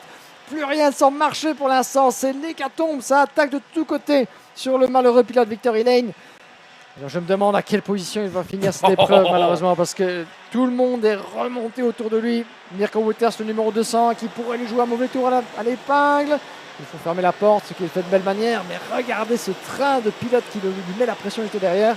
Il est retombé pour l'instant en 7e position, Matthias van der Kerkhoff. Et j'ai bien peur que les carottes semblent de plus en plus cuites pour le pilote belge, en tout cas, qui rêve de victoire, à nouveau du succès dans cette manche. Il va devoir s'y remettre à plus tard. All I'm going to say, if this is not getting your adrenaline going, you've got a rock for a half, people. As we've got a nice move, 2-4-2, Oscar Goodschall gets through. Here's Alexis Constant trying to look up the inside of Marcus Glum. That was a nice move from the 222. Of course, TB Kart now having Ellie Goldstein as their team manager. He's now moved into KZ and Gearbox Racing this year, having been the most decorated Iame Series Benelux champion, especially in the La Categorie Rennes. This is why X30 Senior, you will be on the edge of your seats. Fingernails bitten down to the quick, and there's wall-to-wall action.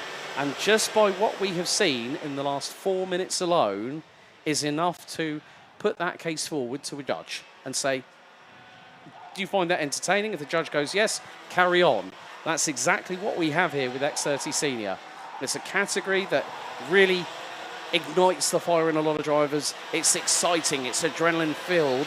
And when you think about it, Matthias van der Kerkhoff is going to start fighting back. And with him is going Mirko Wouters from Eichmann's Grand Prix. They have got through, and that is on Marcus Glum, I believe, who's dropped all the way down to 7th place. Wouter Bergano, who I've had a chat with a couple of times today, he said, well, I know, you know, 12th could have been a better result. And I said, well, look, your first heat could have been a lot worse. But as we know, Wouter, it's the game of racing. And now Van der Kerkhoff gets through on Alexis Constant. Constant returns the favour through at turn 5. So going into 5, you do actually sometimes put yourself a little bit on the back foot going for the move up the inside, because you can sometimes rotate the kart a little bit too late, and the person behind you will throw that counter attack up the inside quicker than you can say the word jump.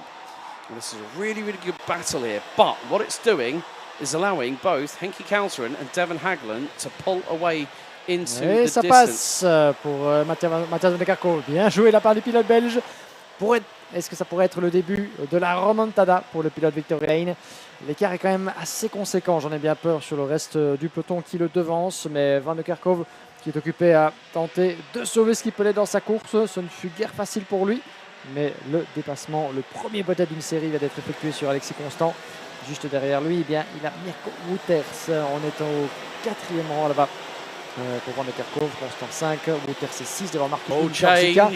Oh, il s'est tenté de passer là-bas. Et c'est Mirko Wouters justement qui a pris l'avantage sur Alexis Constant pour la 5e place et qui tente d'attaquer Mathias Van der Kerkhoff. Eh bien voilà, ça pourrait être aussi le retour de meilleure disposition de la part de Mirko Wouters.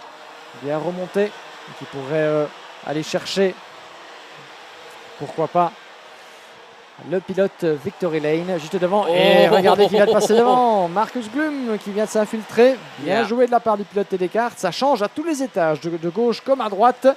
Décidément, cette manche qualificative nous réserve bien des surprises. Yeah, Lucas Horsica got through.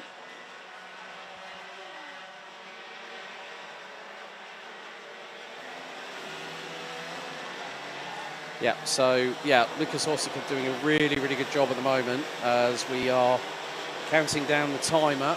And according to the DigiFlag, we've got just over 2 minutes to go. And Henki Kalteren now has a 1.8 second lead over Devon Hagland. And well, Mirko Wouters still trying to battle with Matthias Van der Kerkhoff, but Van der Kerkhoff has got a slight advantage of about 0.2 of a second over him. Alexis Constant, first time out on the TB kart, doing a pretty good job at the moment, keeping with the man from Eichmann's Grand Prix. There's Lucas Horsica trying to do what he can to stay with those in front, but he is fighting a losing battle, I'm afraid. 1.5 minutes to go, and Henki Kalteren has this plus 2 additional laps remaining. Alexis Constant on the back bumper of Mirko Wouters, trying to get through. Is he going to try and make the move? He's going to try here at turn 5. And Mirko Wouters loses out to Alexis Constant. That is a change for 5th position on the road. So now, with just over a minute remaining, leader is making his way through turn number 11 at Cafe Corner. And more to the point, Matthias Van der Kerkhoff has pulled away from Alexis Constant and Mirko Wouters. Constant 5th, Wouters in 6th position. 2 laps to go with 45 seconds on the timer. Henki Kalteren's lead is being slightly truncated by Devon Hagland to the point of where it's just under 1.8 seconds. Faris Jalil, Matthias Van der Kerkhoff, Alexis Constant, Mirko Wouters, Oscar Guccio, Lucas Horsica, Wouter Bergono and François Delati rounding out your top 10 as things stand. 3 secondes et plus un tour encore. Le drapeau à damier qui commence tout doucement pour être le bout de son nez dans cette manche qualificative. Un contre la E, puis après celle-ci, rappelez-vous que nous aurons un petit break ici dans le programme avant la dernière rotation d'épreuve. 3 courses encore restantes après un break d'1 heure qui permettra bien à toutes et tous ici de souffler un petit peu dans la chaleur de la Home of Champions. En attendant, eh bien, nous sommes dans les derniers instants de course. Alexis Constant, Mirko Wouters, la bagarre qui fait rage pour la 5e place sous le regard de Oscar Guccio et Lucas Horsica. 1 seconde 8 entre Henki Kalteren sur une autre planète face à Devon Hagland. Fares Jalil 3e, Matthias Van der Kerkhoff, Alexis Constant et le reste du classement dans cette épreuve avec quelques remontées à vous signaler. Marcus Glum has had a really shocking second half of the races, all the way down into 13th position. Was dropped down from P5 on the starting grid. We are on the final lap. Mirko Wouters trying to go toe-to-toe with Alexis Constant. Wouters to the inside at turn 6, makes the pass, gets through for P5. Now that's going to bring Oscar Guccio, Lucas Horsica, maybe Wouter Bergono, but our leader is making his way down in towards turn number 12 for the final time. And for the second time today It is going to be a win for the man from the Netherlands. The 304 from Henki Kouser, and out of the final corner, picks up the win here in Heat 6. Devon Haglen and Faris Jalil round out your top three. Matthias van der Kerkhoff makes a return to fourth position. Damage limitation there for the 236. Mirko Wouters takes P5 ahead of Alexis Constant, Oscar Gutschot, Lucas Horsika, Wouter Bergano, François Delety, Jens Bezart, Niels Lelor, Marcus Klum finishing down in 13th. Maxime Prudent, Ellie Dax, Keanu Vellens, Florent Dirda, Matt Simon, Delano Vellens, all the way down in 19th position at the end. All shown there for the driver on the CS55 chassis, the brand endorsed by Mr. Carlos Sainz from Atlassian Williams Racing in Formula 1. And Christopher Starr, Aaron Sarignac, Thibaut Vayers, Jesse Podderdijk, Mathis Renet and Sam Galuk.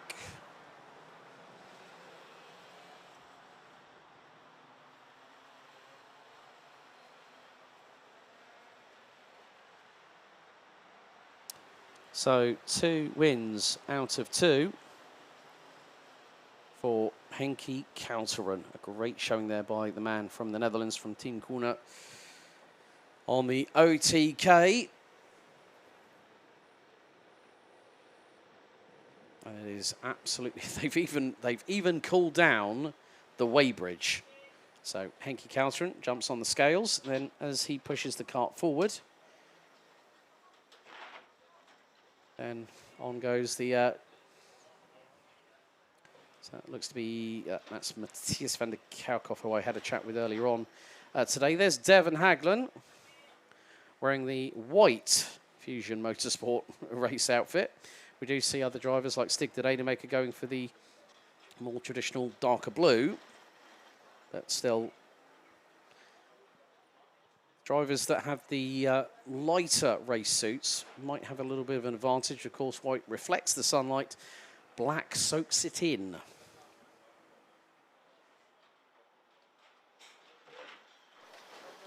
But some good battling up and down the order in this 6th heat. We've got another 3 to go to conclude day 1 out of 3 for the 4th round and the penultimate round of the championship season here at the home of champions Karting Genk. And a big thank you to everyone that has been watching so far. Over 200, at one point, over 225 concurrent viewers on the Iame Series Benelux YouTube channel. So please don't forget to like, share and subscribe. Also follow us on social media whilst you've got the opportunity, at Iame Belgium on Facebook and at Iame Series Benelux on Instagram. So blistering sunshine, even at nearly 4:30 this afternoon here at the home of champions.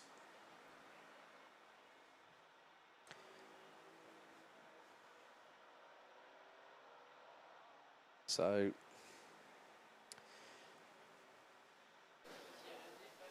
Mario, are you sure? Because so welcome back, guys, as we're here just in the middle of the scale and the Parc Fermé. Quick word with Mirko Wouters. Mirko, well done to you. That was a strong result, strong race. You can feel that with the AJP Racing team, the pace is getting stronger and stronger in Genk. Yeah, definitely. It's way better than last race, but also because I had some coaching last weekend, and I just had to switch my driving style, and now it's going way better. I have way more grip in the corners, and the pace is really good. So the team is doing a good job. Yeah, we can certainly see that on track. It keeps on paying off. What have you changed specifically about your driving style, you say, from one run to the other? I'm braking calmer. I'm not like going to the corner and overdrive my tires. Now I can manage my tires and brake normal, actually. Lovely. Well, it keeps on paying off, as we said. Well done to you, Hartelijk proficiat, Mirko Wouters. As we hope to see more of you for the next couple of races. We have one more today and tomorrow especially. Yeah, thank you. Thank you, Mirko Wouters from the Eijkmans Grand Prix Racing team. A strong result for him, but there will be more to see from Mirko for the course of the weekend. Back to you, Alex, as we're going to have a short break before the last rotation of races today.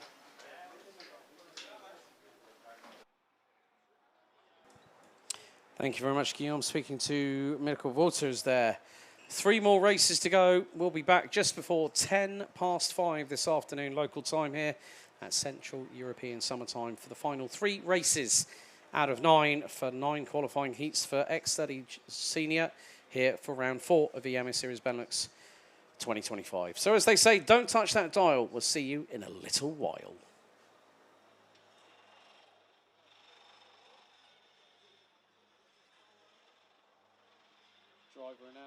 Driver announcement. Guillaume Merkelberg, driver 209. I repeat, driver 209, Guillaume Merkelberg, plus entrant. Report to the stewards immediately. Let's report to the stewards immediately. Thank you.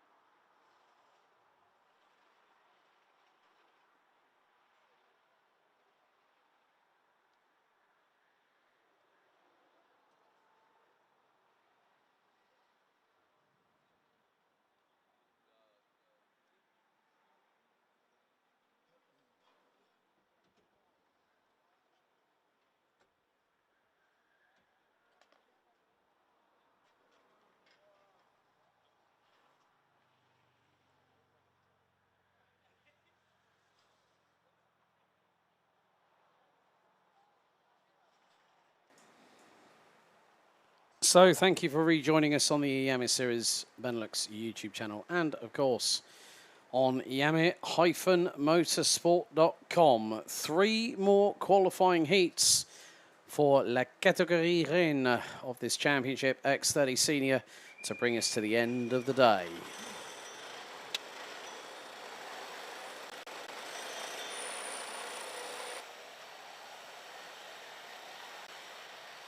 So here is your starting grid. It's going to be Roxanne Lantinga on pole position. She'll be joined on the front row of the grid by Otto Paikkonen, the Flying Finn. So it's an all-croc promotion front row. Clément Outran and Tobias Norman round out row 2, followed by Luca Mulau and Eva Dodderstein. Row number 4, it's going to be Kevin Bakker and Yanni Bouillet. Patrice Kowalski and Kaz Ordhaus round out your top 10. Victor Louis, Esteban Holgrave, Raphael Boulard, and Joey Brown. Griffin Hilmiset, Anthony Bongas, Angelo Meli, Riyad Yousfi, Sam Buema, Arthur Huang, Gaetan de Brabantera, Luke Taylor, Siba Egerix, Luca Montebello, and Ermin Delkovic round out your 25-strong grid for this race. You rejoin myself, Alex Goldschmidt, and Guillaume Alvarez. And what a day it has been, Giggsy. We have all been put through the ringer, from the drivers right up to everyone in the tower, including the commentary box.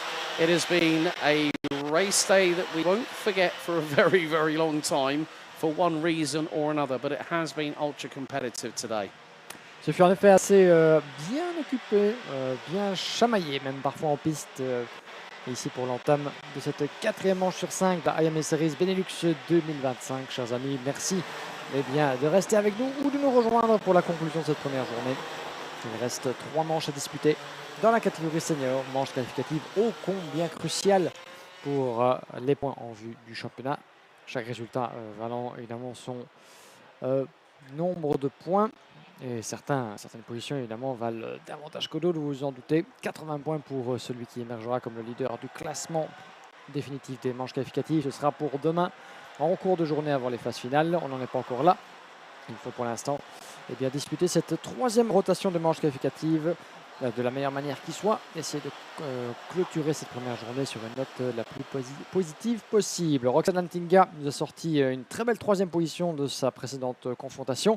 Directement avec son frère Kevin, si vous n'étiez pas là, vous avez manqué une belle histoire de famille, comme on aime les vivre ici dans le cadre du championnat de Belgique de la spécialité 2 et 3 à l'arrivée après une belle croire dans poigne. On verra si Roxanne peut, pourquoi pas, aller titiller Otto Paikkonen. Les feux s'éteignent. La procédure de départ lancée. On est parti à l'assaut du premier virage depuis la pole. Roxanne Lantinga qui ferme habilement la porte. Elle veut être la première au premier virage et c'est chose réussie pour la jeune pilote néerlandaise qui nous racontait tout à l'heure au micro avoir opéré un changement majeur qui porte ses fruits. Elle n'est plus au volant de châssis OTK mais de châssis Croc Promotion qui semble lui donner des ailes. Elle mène à la sortie du virage numéro 5 devant Otto Paikkonen, Clément Outran, Tobias Norman. Le reste du peloton en premier tour qui jusqu'ici se passe bien pour l'entièreté des compétiteurs. Ils sont 25 en piste. Et notre polewoman même devrais-je dire, Roxanne Lantinga, qui mène le plus belle devant ses 2 plus proches adversaires. On verra ce qu'il en sera évidemment puisque la course est longue. 10 minutes plus un tour. J'ai brièvement vu du coin de l'œil un drapeau jaune mais ce fut bref. Donc rien à noter de ce côté-là. Et premier tour de bouclé, j'allais dire, par Roxanne Lantinga en tête, mais la voilà qui perd justement ce leadership et 2 positions coup sur coup, hélas, avec Tobias Norman et Clément Outran qui lui passe devant. Otto Paikkonen, qui passait en 2e position. Yeah, Tobias Norman after that front-end impact with the wall earlier on has lost out the lead. Paikkonen's through. There's Clément Outran up there quicker than a rat up a drain pipe to get through for 2nd position, past Lantinga and past Norman. Yanni Bouillet was rounding out the top 5. That's now got Patrice Kowalski in the TD kart, number 244. There are battles with drivers juxtaposing for position. Lantinga, she's trying to see if she can get through on Tobias Norman, but has a very, very quick TD kart behind her. Looks like that is going to be Patrice. Well, you got a nice little move there. She's got herself back up into 3rd place past Tobias Norman. And here comes Patrice Kowalski up the inside. But look who jumps through on the pair of them. Yanni Bouillet. Et bien joué de la part effectivement d'Yannick Bouillet qui a profité un peu du remue-ménage là-bas dans le dernier virage pour se glisser devant Patrice Kowalewski. On va y revenir, mais belle foire d'empoigne là-bas avec Kowalewski au volant du châssis et des cartes de Thierry Delray. Pendant ce temps-là, 4 dixièmes entre Otto Paikkonen et Clément Outran. Clément Outran qui eh bien, s'est déjà adjugé une victoire de manche après son abandon en ouverture de week-end. Clément Outran, on le disait, qui est un peu le dos au mur avec son abandon prématuré. Il doit gagner s'il veut conserver une chance d'avoir une bonne position pour la finale et surtout dans l'optique du championnat où eh bien, il est 6e pour l'instant au classement provisoire avant cette épreuve de Genk. Pas mal dans la balance en tout cas en jeu pour le pilote français du team Dream Racing. Et en parlant de Clément Outran d'ailleurs, son actualité récente, sa qualification pour les quarts de finale du volant Speed Racing où il figure dans une sélection où vous reconnaîtrez beaucoup de jeunes kartmen et kartwomen qui font les beaux jours de la Iame Series France, Iame Series Benelux et à l'international également. Et Clément Outran est de ceux-là. Toujours une bonne nouvelle de soutenir nos jeunes du championnat de Belgique à l'international et dans dans leurs exploits et dans peut-être leur capacité aussi à mûrir dans leur carrière et à gravir les échelons. On y reviendra certainement, mais Clément Outran pour l'instant est occupé à grignoter son écart sur Otto Paikkonen. La bataille vaudra le détour entre ces deux-là. Il s'isole du reste du peloton avec Roxane Antinga qui mène le deuxième train juste dans l'entrée de l'épingle. Voilà Roxane avec Yanis Bouillet qui va lui mettre un petit coup de pression sur les épaules là-bas dans les virages du podium, l'enchaînement tribune-podium avec Kowalewski, Tobias Norman et Kevin Baker engagés dans une belle explication également. On sent que c'est la fin de journée évidemment, les pneus ont été largement mis à contribution dans les conditions chaudes que nous avons ici dans le Limbourg, près de 28 degrés dans l'air. Et les organisateurs évidemment avaient prévu le coup. Et Lantinga qui doit concéder la position. Yanis Bouillet qui se glisse à ses côtés au premier virage. Ça passe. Yanis Bouillet est désormais en 3e position. And the change is afoot as that was, was that Kevin Bach? No, that was Tobias Norman that got through on Patrice Kowalewski heading down into turn number 6 on the Europolan. And again, Roxane Antinga, it's sort of like finding herself between a rock and a hard place at the minute because Yannick Bouillet is ahead of her. And at the moment, she has scored a top 2 and a top 3, a second and a third so far here this weekend out on track. So the Croc Promotion chassis working to her favour, keeping her at the competitive edge. And maybe this could be the sign of things to come, but a change for the lead. Clément Outran a glissé par... ça, c'est le changement de leader. En effet, changement de leader. I'm trying to improve my French by trying to do some commentary. So please don't throw me under the bus. But yeah, changement de leader. Outran a passé Paikkonen. En effet, un beau dépassement. À la tête. Beau dépassement dans le virage numéro 1 de la part de Clément Outran. On sentait venir évidemment la manœuvre de la part du pilote français qui eh bien, se pose en nouveau leader. Il a déjà une victoire dans la besace, tout comme Otto Paikkonen. Pour l'instant, du côté du classement senior, Enki Kalteren mène. Et malheureusement, un des pilotes du TD-Kart serait Patrice Kowalewski là-bas. Yes. Un des pilotes TD-Kart, Patrice sans doute, ou un autre. On va refaire le point d'ici quelques instants, le temps de l'identifier. Mais le pilote qui était potentiellement en 6e position. It's him. Effectivement. Him. Didn't come through on the timing beam for sector 2. Il y a confirmation, Patrice Kowalewski. On n'a pas eu l'occasion de capter en direct ce qui s'est passé pour le pilote TD-Kart, mais le voilà qui est bon dernier dans ce peloton. Et avec le retard qu'il vient d'accumuler, je me demande même s'il ne va pas décider de renoncer en plongeant dans la pit lane, mais il est toujours en piste, Kowalewski. Et effectivement, voilà, rentrée, vous ne voyez pas, mais rentrée dans les box de la part du pilote du team TD-Kart. Well, that's 2 races Patrice Kowalewski has not finished. And the first one, well, that was an incident between him and Clément Outran coming out of the final corner. So, just goes to show, well, Patrice Kowalewski, top rookie last year in this class, now doing his first full campaign as a fully fledged member of this series. And we're going to have a change a little bit further back. Now, that was Ava Dorrestein. She's made some steady progress through the field, and she's just got past on Tobias Norman. So, Ava Dorrestein, okay, has had a top 10 finish. She's finished in the top 6. But again, we're seeing another driver, a young female driver. Now, one of the things that people you know, and I was waxing lyrical about this last year. She was, a couple of years ago, she was one of the finalists for the girls FIA Girls on Track, which is a very, very high order to do, of course. There are a lot more women that are now starting to compete, and when you see stuff like F1 Academy, with the likes of Bianca Bustamante, Alicia Palmowski, Chloe Chong, so many that have gone through their ranks. But to see drivers like Ava Dodderstein, Tess Verschoor, Rosanne Dendriver, Roxanne Lantinga in what is a very, very competitive field, it's great to see that they're able to punch at their weight. And we've just had a 5-second time penalty going to the now retired Patrice Kowalski. I've just seen it on the digi flag on the start-finish straight, so I would imagine that there was a contact incident involving him, and he took himself out of the race, and that is what we call insult to injury, I'm afraid. But it won't affect his result nevertheless. But Clément Outran and Otto Paikkonen, things are getting a little bit closer between them now, because last time across the line, Paikkonen got the fastest lap of the race and was only a 10th behind the Frenchman. Et mauvaise nouvelle pour Patrice Kowalski, en plus de son abandon, eh bien, il vient de récolter 5 secondes, pas 5 places, mais 5 secondes de pénalité de la part des officiels pour l'incident, malheureusement, qui a provoqué son abandon. Donc 2 abandons et une place et 5 secondes de pénalité, voilà qui ne va pas certainement faire les affaires du jeune pilote belge. Arthur Wang, un autre représentant de la nation locale qui malheureusement est occupé à vivre des week-ends difficiles. Il est pour l'instant bon dernier en piste, le jeune pilote du team VDK Racing après une qualification difficile. Et pendant ce temps-là, le virage numéro 5, l'Europlan, est l'endroit idéal pour Otto Paikkonen d'aller chercher Clément Outran. Le dépassement est propre, il est calculé. Et Clément Outran savait évidemment ce qui allait se passer. Oh, attention là-bas, ils ont failli s'accrocher, j'ai bien peur. Clément Outran a tenté de répliquer à Otto Paikkonen dans le virage numéro 6, la chicane. Paikkonen l'attendait venir, évidemment, il le sentait poindre dans ses rétros. Il a tenté, il a loupé. La porte était bien fermée sur le coup. De l'angle avec lequel on a suivi le dépassement. On a cru l'espace d'un instant qu'il y avait eu contact. Il n'en est rien, ça continue de plus belle. Mais regardez qui va se mêler à la lutte. Eh bien, c'est Yanis Bouillet. Gare à Bouillet juste derrière qui va mettre la pression sur Clément Outran.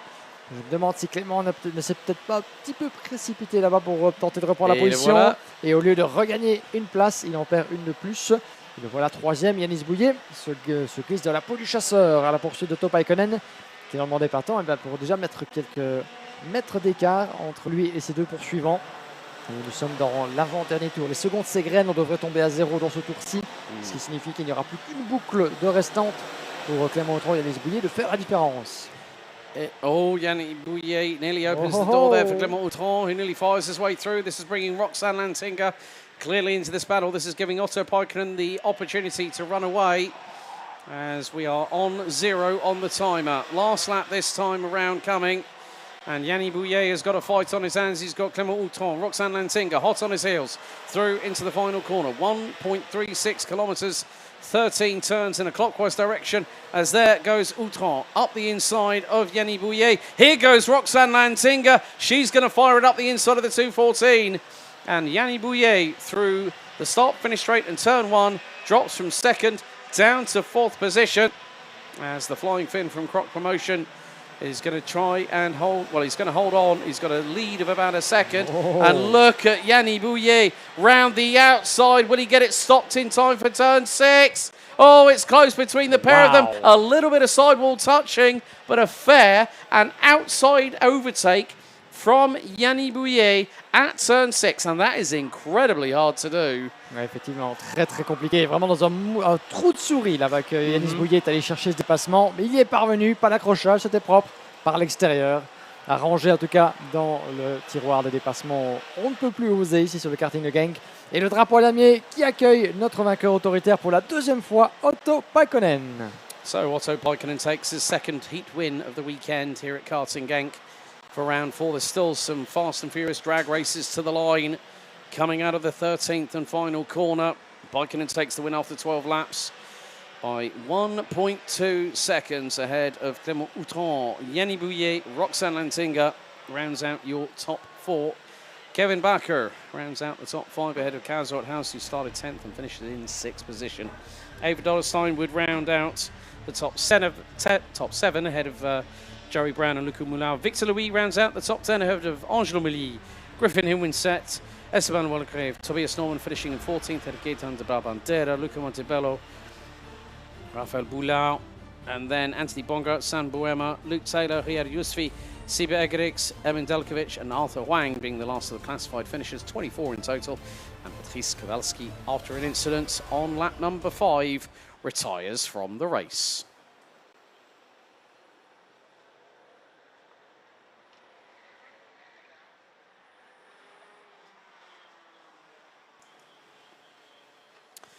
So once again, we head down to Parc Fermé and scrutineering. And this is after every single session. Every single driver has to weigh on the weighbridge and meet the minimum weight requirement. So sometimes strategies will be the case of putting a little bit more fuel into the carts, maybe a little bit more lead on the chassis if required, to keep the drivers at the minimum weights required. There's a lot of hard work that goes in behind the scenes, and the mechanics that work alongside the drivers to get the setups correct. The toe in, the toe out, the camber, the caster, obviously sprocket, because these are direct drives. So you see on the back of the 350, that of Roxanne Lentinga. See the exhaust just behind the main centre of the bumper, and then the chain guard that protects the chain and the sprocket. It is a safety-related item, so if that is found to come off at any point, then that is an automatic mechanical black flag, and the driver will have to go into the pits within 3 laps.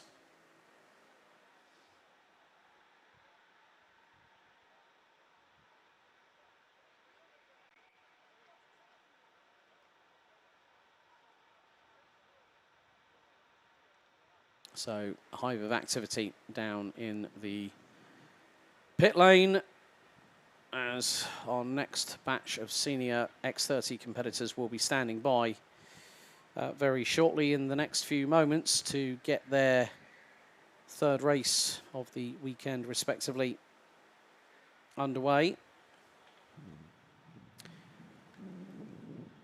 But it looks like we're going to be heading down to Parc Fermé very shortly with Guillaume Alvarez, who is standing by as we speak. Into the middle of the scale in the Parc Fermé. A quick word with you, Otto Paikkonen. Well done to you. That's victory number 2 in the qualifying heats. The pace, once again, as we had seen last month, is very much strong here. Yeah, the pace has been really good last race and also this race. In the morning we struggle a bit in the first heat, then we do some setup change on the chassis, and after that we've been really fast. So we just controlled the race. Didn't really have to push on any lap, so easy. Yeah, it looked and it sounded easy when we hear about it, but it was a lot of very smooth driving and a lot of respect we could feel with between you and Clément Autran. Yeah, obviously I've raced with Clément for quite a while, so we know each other and no reason to take any stupid risk. Yeah, I do wonder if the two of you find yourselves leading in the final, if that will be some sort of gentleman sort of behavior or not. I mean, we'll have to wait and see. I'm not really thinking about the final at this point, so we see. Yeah, that's a long game. One last word.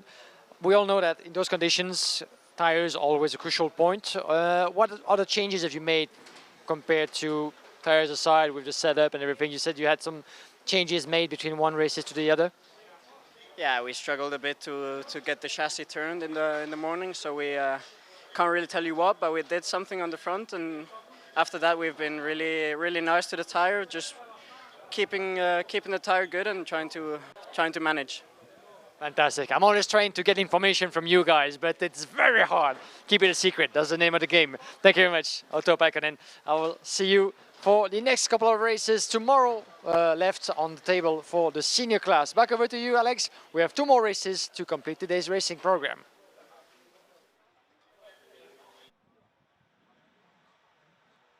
Thank you very much, Guillaume. Having a chat there with Otto Paikkonen, the Flying Finn from Croc Promotion.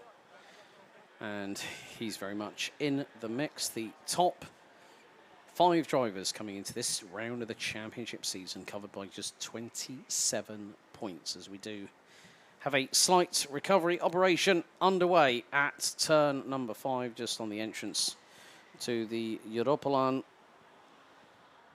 And it just goes to show that the team here at Karting Genk, especially with the recovery crew. Big thank you to them. Big thank you to the marshals, the men and women in orange that have been dealing with the tropical temperatures we're having here in the Limburg region of Belgium. We have 2 more races to go before we curtail today's proceedings. And it has been an exciting race day, of course, tomorrow. We then go into the last few forays into qualifying heat territory. Then we have our penultimate set of finals for both classes this season. The road to the Iame Warrior Finals 2025 does continue. There's a lot of nerves, a lot of anticipation, a lot of tension. And sometimes when you see the drivers out of their karts, they're as cool as cucumbers, but then when you put them behind the wheel, a completely different animal emerges.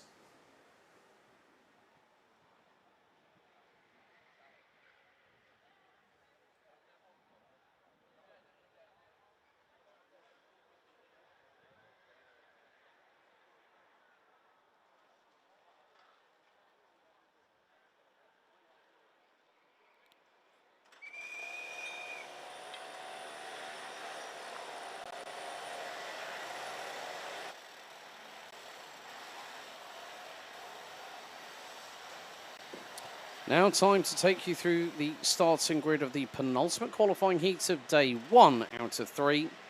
And it's heat 8.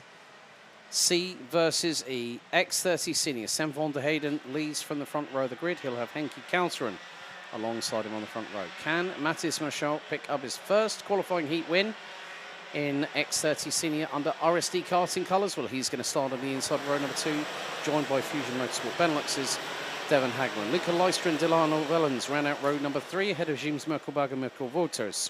Roberto Bas and Wouter Bergano ran out the top 10. Row 6, it's Rosanne Dendriver and Niels Lelor. Tihon Kinnard and Keanu Wellens on row 7. Senna Pessel and Sam Gluck, row 8. Moritz Moore and Aaron Sarignac, row 9. Row 10, completing the top 20. Casper Norman and Tibor Weyers. Raphael Linders, Christopher Starr, Dennis Bowman, Ellie Dax and Jules Van Hul round out your 25-strong grid. So once more into the breach, dear friends, we go into the relatively unknown as to find out who will win this race. Henki Kalteren so far has picked up 2 race wins. Interestingly enough, Rosanne Dendriver has not passed the timing beam. I'm wondering whether she is down in the repair area. That's a big... Now, Rosanne had a very, very good qualifying session this weekend. Normally, she's qualified towards the back end of the field. Bearing in mind, 76 drivers came into time qualifying this morning. But can Henki Kalteren, the machine from Team Corner, be stopped by Sam van der Heyden, one of the championship protagonists? This, I think, is going to be a very interesting elbows-out affair here, Guillaume, because anything in X30 Senior is possible. Tout est possible, en effet, dans la catégorie reine des épreuves Iame X30. Les seniors, on voit ici de partir pour leur avant-dernière manche de ce programme de vendredi. La dernière pour ces 2 groupes, c'est contre eux. Et on le rappelle, évidemment, il y aura encore 2 rotations de manches qualificatives, 2 courses pour chaque pilote disputées demain avant les phases finales. Les feux s'éteignent et on est parti de nouveau de plus belle à l'assaut du virage numéro 1. Sam van der Heyden, Henki Kalteren par l'extérieur, l'intérieur Mathis Merschout, le nouveau venu du team RSD Karting qui a ça passe gentiment entre tous les pilotes du peloton là-bas. Un premier secteur bien négocié et Mathis Merschout qui n'a pas pu profiter malheureusement comme il l'aurait souhaité de l'intérieur de la 2e ligne dans le premier virage. Il reste en 3e position, le nouveau venu du team RSD. Mais il sera à surveiller certainement dans le courant de cette épreuve. Henki Kalteren en 2e position, toujours Sam van der Heyden qui mène le bal, je pense, dans l'épingle du virage numéro 10. point de drapeau jaune à l'horizon. Ça se passe plutôt bien pour l'entièreté du peloton dans la sortie devant la grande tribune et la cafétéria. Où on vous attend nombreux ce soir, évidemment, pour célébrer déjà cette première journée de travail bien rondement menée par toutes et tous ici dans le karting de Genk. Et n'oubliez pas qu'on vous attend évidemment si vous n'avez pas d'autres plans à faire ce week-end. Eh bien, rendez-vous nombreux ici dans la Home of Champions. Un premier tour de bouclé. Sam van der Heyden qui mène le bal avec déjà 4 dixièmes de mieux sur Henki Kalteren et Mathis Marskoot qui se rapproche du pilote du Team Kuhn Racing. Puis nous avons en 4e position Luca Leistra, Devon Hagelen, Delano Wellens, suivi de Kimes Merkelbach, Mirko Wouters, Nils Lenoir et Roberto Bass. Voilà pour votre top 10. Luca Leistra got squeezed coming out of that turn 2 on the opening lap, didn't he? He was so lucky he did not have an incident like he did previously, but Sam van der Heyden, Henki Kalteren and Matthias Marschalt round out your top 3. They come out of turn number 10. It's the short shoot down into Cafeteria Corner here at turn number 11. Hard on the brakes. Back and sometimes step out to the left-hand side as you turn it right. And then it's carry the momentum through into turns 12. Now into 13. Kalteren is a kart length and a half behind van der Heyden as they come across the line. The gap last time was 4 tenths. It's now 2. And there was a little bit of argy-bargy that Mr. Alvarez just spotted. A little bit of 2 and 8, a little bit of sidewall rubbing. There's more sense being done through turn number 1 as we speak, towards the bottom part of the top 20. But at the moment, and there's a dive from absolutely nowhere. Henki Kalteren lick the stamp and send it wide, don't you? He went deep, he went wide, he got through, and van der Heyden could not respond. Again, Henki Kalteren, we're seeing a revitalised driver come all weapons, guns blazing, and van der Heyden and Marschalt have gone, right, what do we need to put one up on this guy in front of us? Ouais, tout à fait. Avec Evan Kalteren, absolument superbe de domination lors de sa précédente manche. Il a maintenant 2 victoires à son nom, peut-être 3. C'est la question qui se pose évidemment, mais il est bien occupé en tout cas à nous démontrer qu'il faudra compter avec lui durant tout le week-end. Et pour la 2e place, Mathis Marskoot qui profite d'un petit moment d'égarement ou de distraction entre gros guillemets de la part de Sam van der Heyden, qui après avoir perdu la tête de course, eh bien, se retrouve en 3e position. Il a encore du temps devant lui pour inverser la vapeur dans cette épreuve. Le tout, c'est de garder le contact sur Mathis Marskoot, qui semble voler en volant de sa nouvelle machine, l'Ultime RSD, avec van der Heyden qui reste dans sa roue bien sagement. Le tout, c'est de ne pas s'énerver, ne pas commencer à perdre ses moyens pour tenter de repasser trop rapidement. Maintenant, il y a évidemment toujours ce dilemme qui secoue sous les casques. Henki Kalteren est en tête. On a vu la manière avec laquelle il avait littéralement tué toute opposition et tout suspense lors de sa précédente manche. Il avait gagné avec presque 2 secondes d'avance sur le reste du peloton avant la pause de plus tôt cet après-midi. Il pourrait nous refaire le même coup. Henki Kalteren, alors qu'on a vu un beau dépassement de la part de Tyrone Kinnaird, je pense, sur Delano Wellens, le pilote VDK Racing, qui glisse en 9e position. Bien joué de la part du jeune Tyrone, qui réalise sa meilleure remontée, 4 places de mieux dans le top 10 pour l'instant.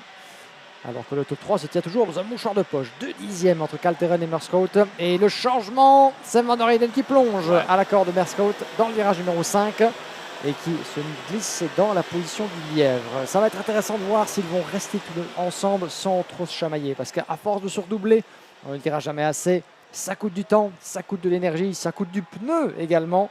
Et ça profite à Henki Kalteren pour mettre autant de distance que possible pour éviter un retour en fin de course. Mais pour l'instant, ce qu'ils doivent faire, c'est unir leurs forces. L'union fait la force, comme on dit en Belgique. Et ça pourrait leur profiter pour aller chercher Henki Kalteren. Ils ont encore du temps pour faire trembler le pilote néerlandais.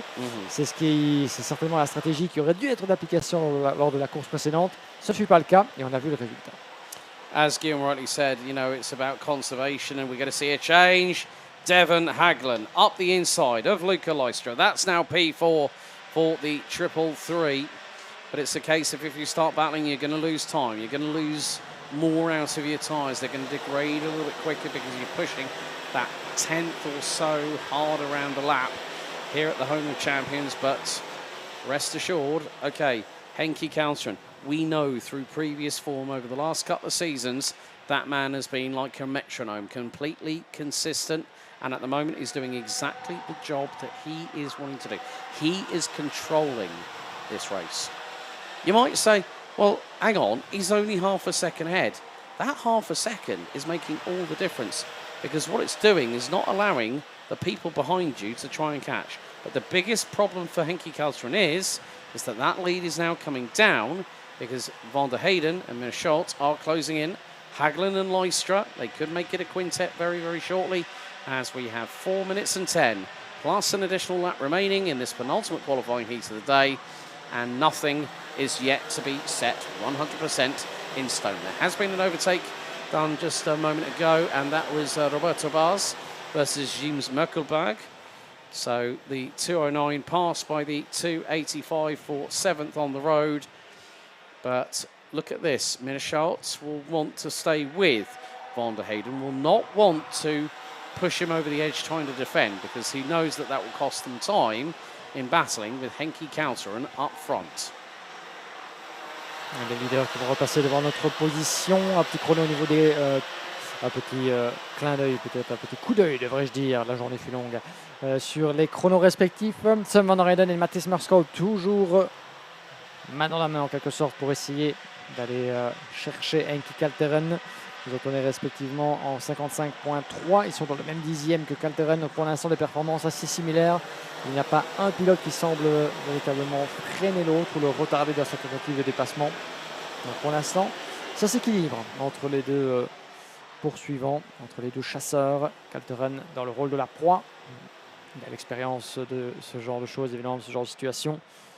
Et pour l'instant, c'est tout en maîtrise et en calme que Kalteren, eh bien, les maintient en respect, avec un écart qui tend à légèrement augmenter à la sortie de ce dernier secteur. On est passé de 2 à presque 4 dixièmes pour l'instant, l'avantage du pilote néerlandais, qui au fur et à mesure que les minutes s'égrènent, eh bien, va commencer sans doute à porter les stockades pour tenter eh bien, de boucler cette course, et ça change derrière. Magnifiquement fait de la part de Merskov.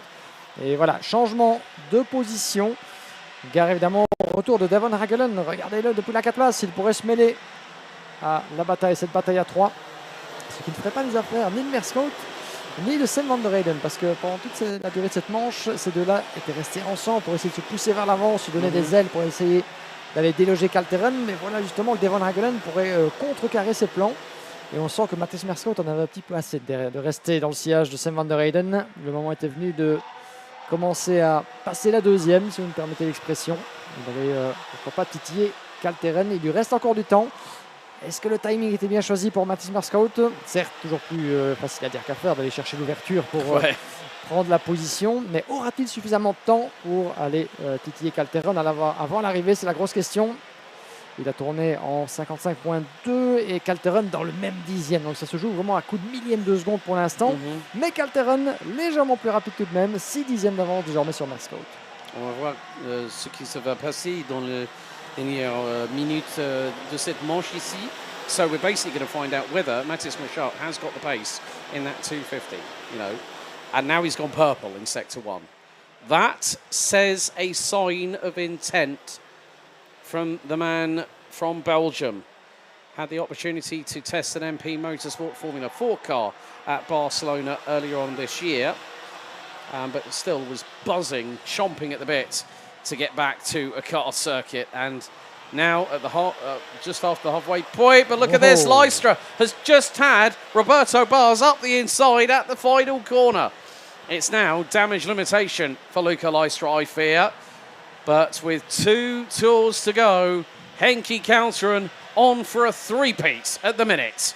Nous sommes dans l'avant-dernier tour. 1366 mètres de distance. Un peu moins désormais. Kalteren, 6 dixièmes. Est-il pour autant à l'abri le retour de Mathis Merskov qui continue de pousser? La meilleure tour en course pour l'instant.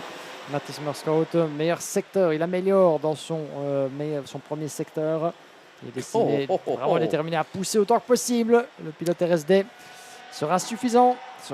Il a devant lui évidemment un des pilotes les plus rapides et expérimentés de la Iame Series Benelux de ces dernières années, qui mériterait tant de ceindre la couronne dans cette catégorie senior.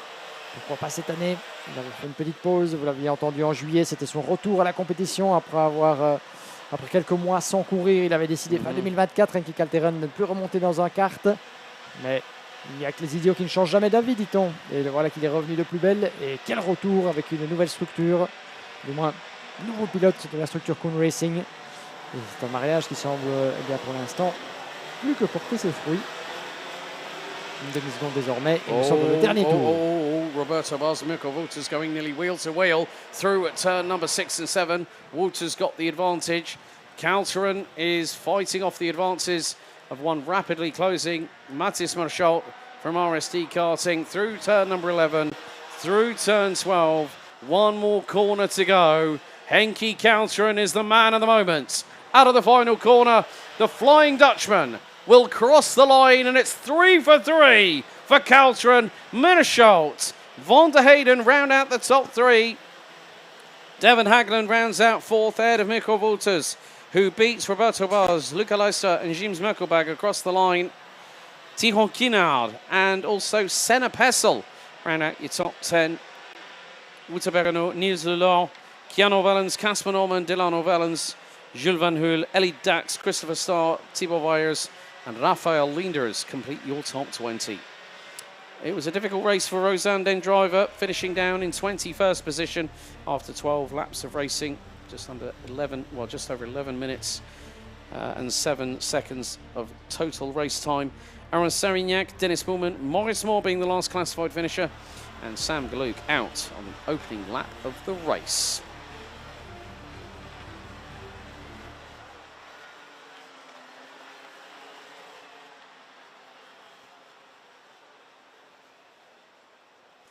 So the drivers now making their way into the entrance for the weighbridge. And, well, first person who's going to go across it is going to be the 250, Mathis Marchalt. Great to see him having a bit of a resurgence in this round of the championship. The first 3 rounds haven't gone to plan. He's already booked his place at the Iame Warriors final and will effectively represent Team Belgium at the circuit along with himself. It's a very, very colourful event, the Iame Warriors final. And it has attracted some of the best talent from across the globe from the Iame Warriors family.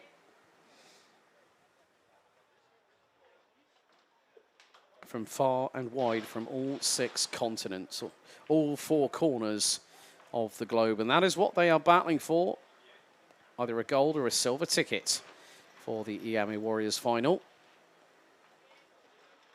That will take place at the Cartodromo Lucas Guerrero at Valencia in Spain, 27th of October to the 1st of November. Of course, with the significant rainfall that hit and affected the Valencia area late last year, the change was made and a delay to the event itself meant that they would go to Zuera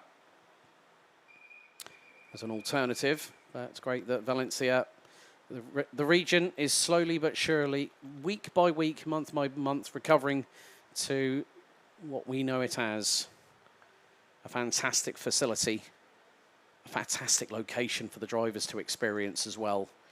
Not just from a racing perspective, but also culturally. And the Iame Warriors final is a very, very good way to catch up with people you know and with friends that you make for a lifetime. Well, I think without further ado, let's head down to Guillaume Alvarez, who's standing by with new signing at RSD Karting, Mathis Marchalt. Thank you, Alex. Welcome back, guys. As we're heading towards the conclusion of today's racing, let's have a quick word with Mathis Marchalt. Well, that wasn't certainly the easiest of races because that guy, Henki Kalteren, is very, very fast in those parts. But you gave your 100%, I'm sure. But do you have still a bit of energy, a bit of tires left for the races tomorrow? I mean, the last few weeks is just all about keeping the tires clean for a good races. So I mean, the tires are still good, everything feels good, so we are definitely ready for tomorrow's final.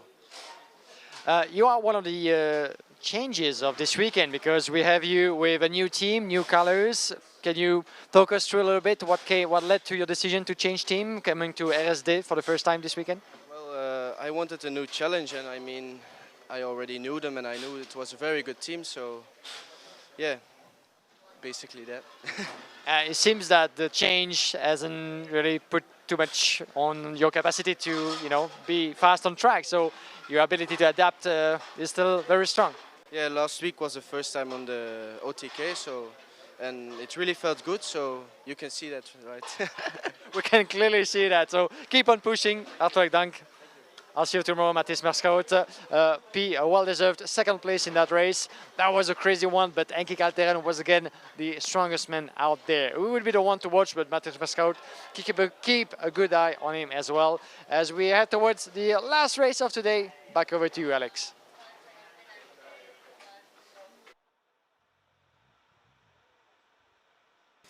Thank you very much, Guillaume, and a big thank you to Mathis Merskaut, new signing at RST Karting.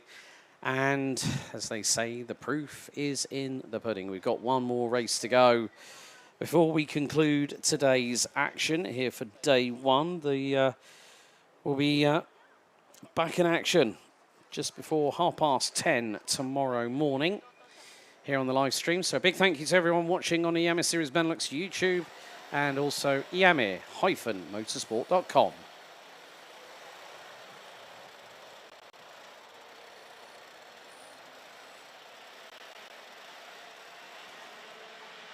So, the final starting grid of the day, and it is heat number 9. Groups A versus D. It's Matthias van der Kerkhoff and Alexandre Mercier on the front row of the grid. Faris Jalil and Kevin Lantinga, row 2. Marcus Glum and Milan Marzak, row 3. Row 4, it's Alexis Constant and Charlie Glum.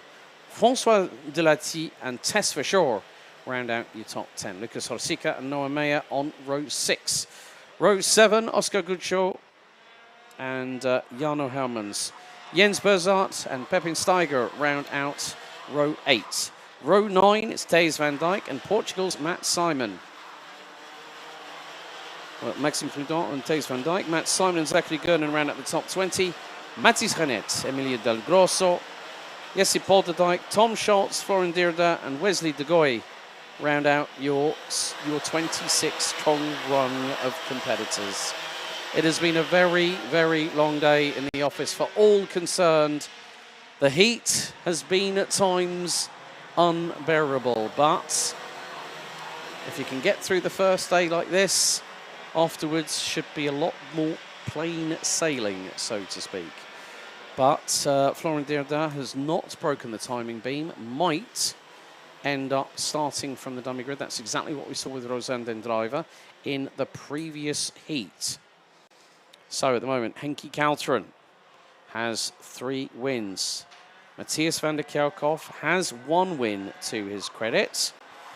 Otto Paikkonen has won 2. And it is going to be the case of who is going to win this last qualifying heat of the day. And now they line up into formation. The drivers go past the point of no return. They quickly get into formation. The red lights are on the starting gantry for the final 10 minutes, plus an additional lap of today. So we wait with bated breath.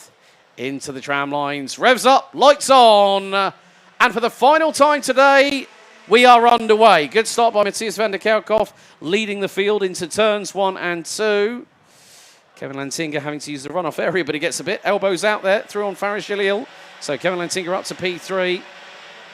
And everyone making their way through in towards the Europalan for the first time. So Matthias van der Kerkhoff leads the way and is trying to break an early lead. Try and break that toe down the back straight. That's never easy here at the Europalan at Karting Genk. More 2 wide exchanges at points, but more to the case of everyone still getting through thus far. A clean first lap, but it's going to be rather interesting. Can Kevin Lantinga dive up the inside? He nearly went through on Alexandre Mercier at turn number 12. And here goes, I think, no. And I think that was someone straight on. Faris Jalil. Faris Jalil from KCR Racing. Went straight on, narrowly avoided the foam barriers.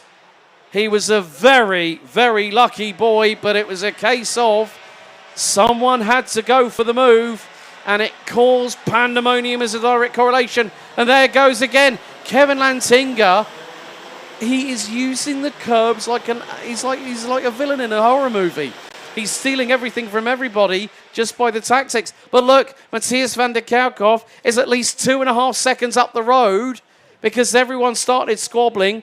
Jalil went off the track, and then it just meant that everyone was trying to focus in on the same bit of real estate, and Van der Kerkhoff is laughing all the way to the local bank at the minute. Ouais, regardez-moi cet écart que Matthias Van der Kerkhoff a creusé en l'espace de 2 tours. Il a eu un sacré coup de main en tout cas de la part de ses concurrents qui sont, bien, comme vous le voyez, trop occupés un petit peu à se chamailler, qu'à penser à bien, tenir les écarts en joue devant. Et résultat des courses, bien voilà, 2 secondes d'avance entre Matthias Van der Kerkhoff et Kevin Lantinga. Ça s'est chamaillé au tour précédent, vous l'avez vu dans le dernier virage, Lantinga a glissé, ça a créé malheureusement un effet domino qui aura coûté très cher à Fares Jalil. Il est 21e, Fares Jalil, il s'est lancé depuis la 2e ligne de la grille, 21e, c'est le scénario absolument catastrophe malheureusement pour Fares Jalil, malheureusement qui aurait été la grosse victime de ce tassement et de ces quelques accrochages lors du dernier virage. Ça passe à la corde pour le pilote au casque vert, plus loin dans la hiérarchie avec l'un des représentants du team TD Kart. C'est avec Charlie Guillaume, Lucas Orsica, François Delati, qui a pris l'avantage sur Charlie Guillaume. Ça va être très serré entre tous ceux-là. Van der Kerkhoff qui ne s'en laisse pas compter. Ça passe à la corde à nouveau. Bien fait de la part d'Alexis Constant qui prend l'avantage sur Milan Marzac, je pense. Oui, Constant en 3e position avec ce châssis vert reconnaissable du TB Kart. Donc nous avons Van der Kerkhoff, Lantinga, Alexis Constant, Milan Marzac en 4e position désormais. Charlie Guillaume, François Delati. Et puis nous avons... Marcus et Charlie Guillaume, pardon, Tesverscore, Alexandre Mercier et Lucas Orsica qui bouclent le top 10. Ça continue de se chamailler. Le virage numéro 5 qui est propice là-bas. Not through turn 5, you don't do that, I'm sorry. And now this is where people are going to get frustrated. The aggression, the red mist comes in, and someone, I don't know who it will be, someone will make that decision of desperation saying, you know what, I'm absolutely fed up of being stuck behind these people in front of me. I've got to do something special. And something special goes to sound something downright dastardly. And that can happen. Meantime, Van der Kerkhoff is leading. Gap between him and Kevin Lantinga is just under 2 seconds. Milan Marzac, Alexis Constant, new fastest lap of the race, 55.873. But it's this battle here that we're seeing coming through, which is being led by the 242, Oscar Goodschall. You've got Noah Meyer, Jarno Hermans, Maxime Prudent in that squabble. And, I mean, Henke Counter and Sen going into turn 5 was completely measured. That was just a case of, right, I'm going to go late on the brakes. If it works, it does. If it doesn't, well, it is what it is. And that's how sometimes drivers, these racing drivers can be. And in the words of the late, great 3-time Formula 1 world champion, Ayrton Senna, if you don't go for a gap, you're not a racing driver. But, again, another showcase of drivers trying to thread the eye of the needle. That was Jarno Hermans in the 278 trying to get through. He's going to get through here. And now, look who's that behind. Maxime Prudent. Prudent is actually being very, very, pardon the pun here, prudent in waiting and gaining his opportunity. There he goes through into turn number 1. That's a position gained. And again, it's just at this stage of the competition, we're at the midway point of the qualifying heats here, Guillaume.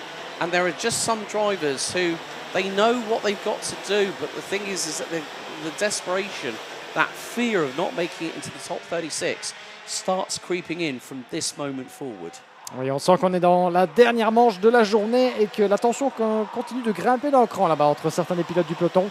Il y a eu, ce sera la 3e course disputée. Il y en aura 2 encore par pilote demain avant les phases finales. Et comme vous l'avez dit, eh bien, il n'y a que 36 golden tickets disponibles pour accéder à la finale. 36 pilotes, alors que nous en avons dans cette catégorie senior un total, eh bien, ils sont plus, je ne retrouve même plus mes notes pour l'exemple, 76. Merci mon cher Alex, voilà. Je m'embrouille dans mes notes. I'm trying to get that down right now. Absolument. C'est 90. Tout à fait, à la belge. Mais voilà, donc ils sont près de 80 compétiteurs donc, dans cette catégorie senior, mais seulement 36 pourront disputer la finale. La pression, elle est là. Certains, désespérés, eh bien, tentent de grappiller les positions et les points qui vont avec. Les pneus aussi ont été soumis à très rude épreuve dans ces conditions très chaudes. Le Karting Genk, très réputé aussi pour son niveau d'adhérence, très demandeur sur eh bien, la dégradation des pneumatiques comètes. Tous ces facteurs cumulés, évidemment, rendent un petit peu la nervosité ambiante chez certains de ces compétiteurs. On peut comprendre aussi la frustration, comme vous disiez, d'être bloqué par un autre pilote. Ne pas pouvoir tirer le maximum de sa dernière course de la journée avant demain, puisque entre deux journées, eh bien, parfois on peut remettre les compteurs à zéro, repartir avec une tête fraîche, ou alors eh bien, continuer malheureusement à persévérer dans la défaite, dans la malchance, ou du moins pas parvenir à inverser la tendance. Donc tout ça, ça joue énormément sur le mental aussi de ces jeunes pilotes. Mais souvent, c'est un petit peu un phénomène récurrent de voir dans les dernières manches d'une journée chargée la tension monter d'un cran, et parfois ça mène à des décisions ou des tentatives de dépassement qui sont un petit peu imprudentes et qui peuvent mener, eh bien, comme on l'a vu, à certaines pertes de position, pertes de temps et certains gestes qu'on n'a pas envie de voir. Well, mainly because of the fact that when the nerves set in, you're overdriving the vehicle and you're taking too much life out of the tyres. Just saw a really, really nice overtake by Jessip Bolderdijk, who's made his way up to the midpoint of the field. And we are 2.5 minutes to go. So, Matthias van der Kerkhoff leading by 3.4 seconds. He's gotten away, but we have seen it before. Remember last time out? First heat, leading. Oh. And this is where things are going to get a little bit close for comfort. Milan Marczak now through on Kevin Lantinga at turn 1 for second position. But look who's closed on in. Alexis Constant on the TB kart now has an opportunity to shoot for a top 3 finish here today on day 1 out of 3. And Constant is he's giving everything. Lantinga knows that he's got to be very, very consistent, keep as many points on the board to score as much as he can to try and expand a championship lead over Sem van der Heyden. But Milan Marczak has just said to Kevin Lantinga, well, I know you might be leading the championship, mate, but you're racing me. And that's the thing. The championship focus, as soon as they shut those visors down, folks, it goes out the window. You're concentrating on the here and now. You're not thinking about what's going to happen tomorrow. You'll do that when you sit down, you debrief with your mechanics, your data. Oh, and Kevin Lantinga again. He did it at turn 2. Over the curbs. Hold my Stroopwafel is going to be Kevin Lantinga's tagline by the end of this 2025 season. I kid you not. Incredible stuff. He had the gall to do it once. He's done it again. And Alexis Constant has got 3 battling behind him. That'll include the likes of Marcus Gloom, Tess for Shaw in the 297. And oh no, 278, Jarno Hermans is out. Pas de chance pour Jarno Hermans, il naviguait en 12e position. Eh bien, ces courses malheureusement terminées avec un peu d'avance. Les secondes s'égrènent, moins d'une minute et un tour. Oh, le contact, vous l'avez vu en direct, le numéro 250. Alexandre Mercier. Alexandre Mercier, en effet, qui était en pleine bagarre là-bas. Oh, and we got a noisy exhaust. Nous avons un souci mécanique, vous l'entendez peut-être au travers de nos micros, mais un souci d'échappement.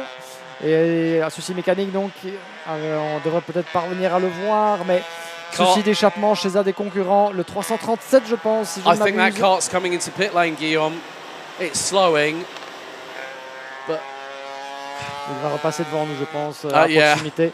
Mais en tout cas, c'était très très fort, effectivement. Donc quelque chose ne tourne vraisemblablement plus rond que chez l'un de nos concurrents. There we go, got a number, 337.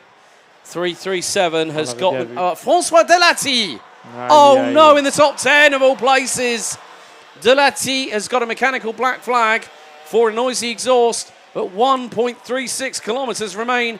Matthias van der Kerkhoff is going to make sure that he is in the thick of the ranking after Heat's lead. Et il passe devant nous et il rentre dans les stands. Voilà, vous ne voyez pas good call there by François. Mais voilà, François Delati, malheureusement. Alors, vous vous posez toute la question si vous n'êtes pas familier avec ce genre de situation. Oui, d'accord, mais son échappement fait plus de bruit que les autres, etc. Au-dessus d'un certain nombre de décibels, mais il peut continuer a priori à rouler. Ça ne semble pas être dangereux pour les autres. Mais pourquoi est-ce qu'alors on lui présente le drapeau et qu'on doit le faire rentrer? Eh bien, parce que c'est tout simplement anticonforme au règlement. Un kart doit voir l'arrivée. Eh bien, dans une bonne fenêtre de fonctionnement allouée par le règlement. Et à partir du moment où un de ces composants, comme l'échappement, ne tourne plus rond, en plus d'émettre un bruit qui est au-dessus forcément d'un nombre de décibels autorisé par le règlement et surtout par le circuit où nous nous trouvons, eh bien, ce n'est plus possible et c'est malheureusement la mort. Oh, it's going to be a run to the line for second position. Matthias van der Kerkhoff picks up the victory. It's going to be a run to the line. Milan Marczak. Oh, look at this. It's going to be 3 wide across the line. Marczak takes second. Kevin Lantinga, Tess for sure, could have gotten up to third at the end of that race. And get this, folks, between Milan Marczak, Kevin Lantinga, Alexis Constant, Tess for sure, 96 thousandths of a second separating P2 to P5. If that's not a grandstand finale at the end of a race like that, I don't know what is. But Matthias van der Kerkhoff picks up the final heat victory of the day as we conclude underneath the wonderful Friday afternoon Limburg sunshine at the home of champions. So van der Kerkhoff takes the win by 5.6 seconds, nearly 11 minutes and 10 seconds of race time elapsed. And Matthias van der Kerkhoff from victory lane, the 236, keeps himself within the championship hunt by picking up his second heat win of the weekend. Marzak second, Lantinga, Constant, Verschoor. How close can you get between second and fifth in that one? Marcus Gloom, Alexander Mercier, Charlie Gloom, Oscar Gutschow, Lucas Horsika ran out your top 10. Jesse Polderdijk, Maxime Prudent, Farid Jalil, Emilio Del Grosso, Noah Meyer, Jens Berzak, Thijs van Dijk, Mathis Renet, Matt Simon, Wesley de Goy, Zachary Gernon, Tom Schultz, Florian Dirda, and Pepin Steiger round out your 24 finishers. François Delati parks it with a noisy exhaust on lap 10, and Jarno Hermans out of the race on lap number 9.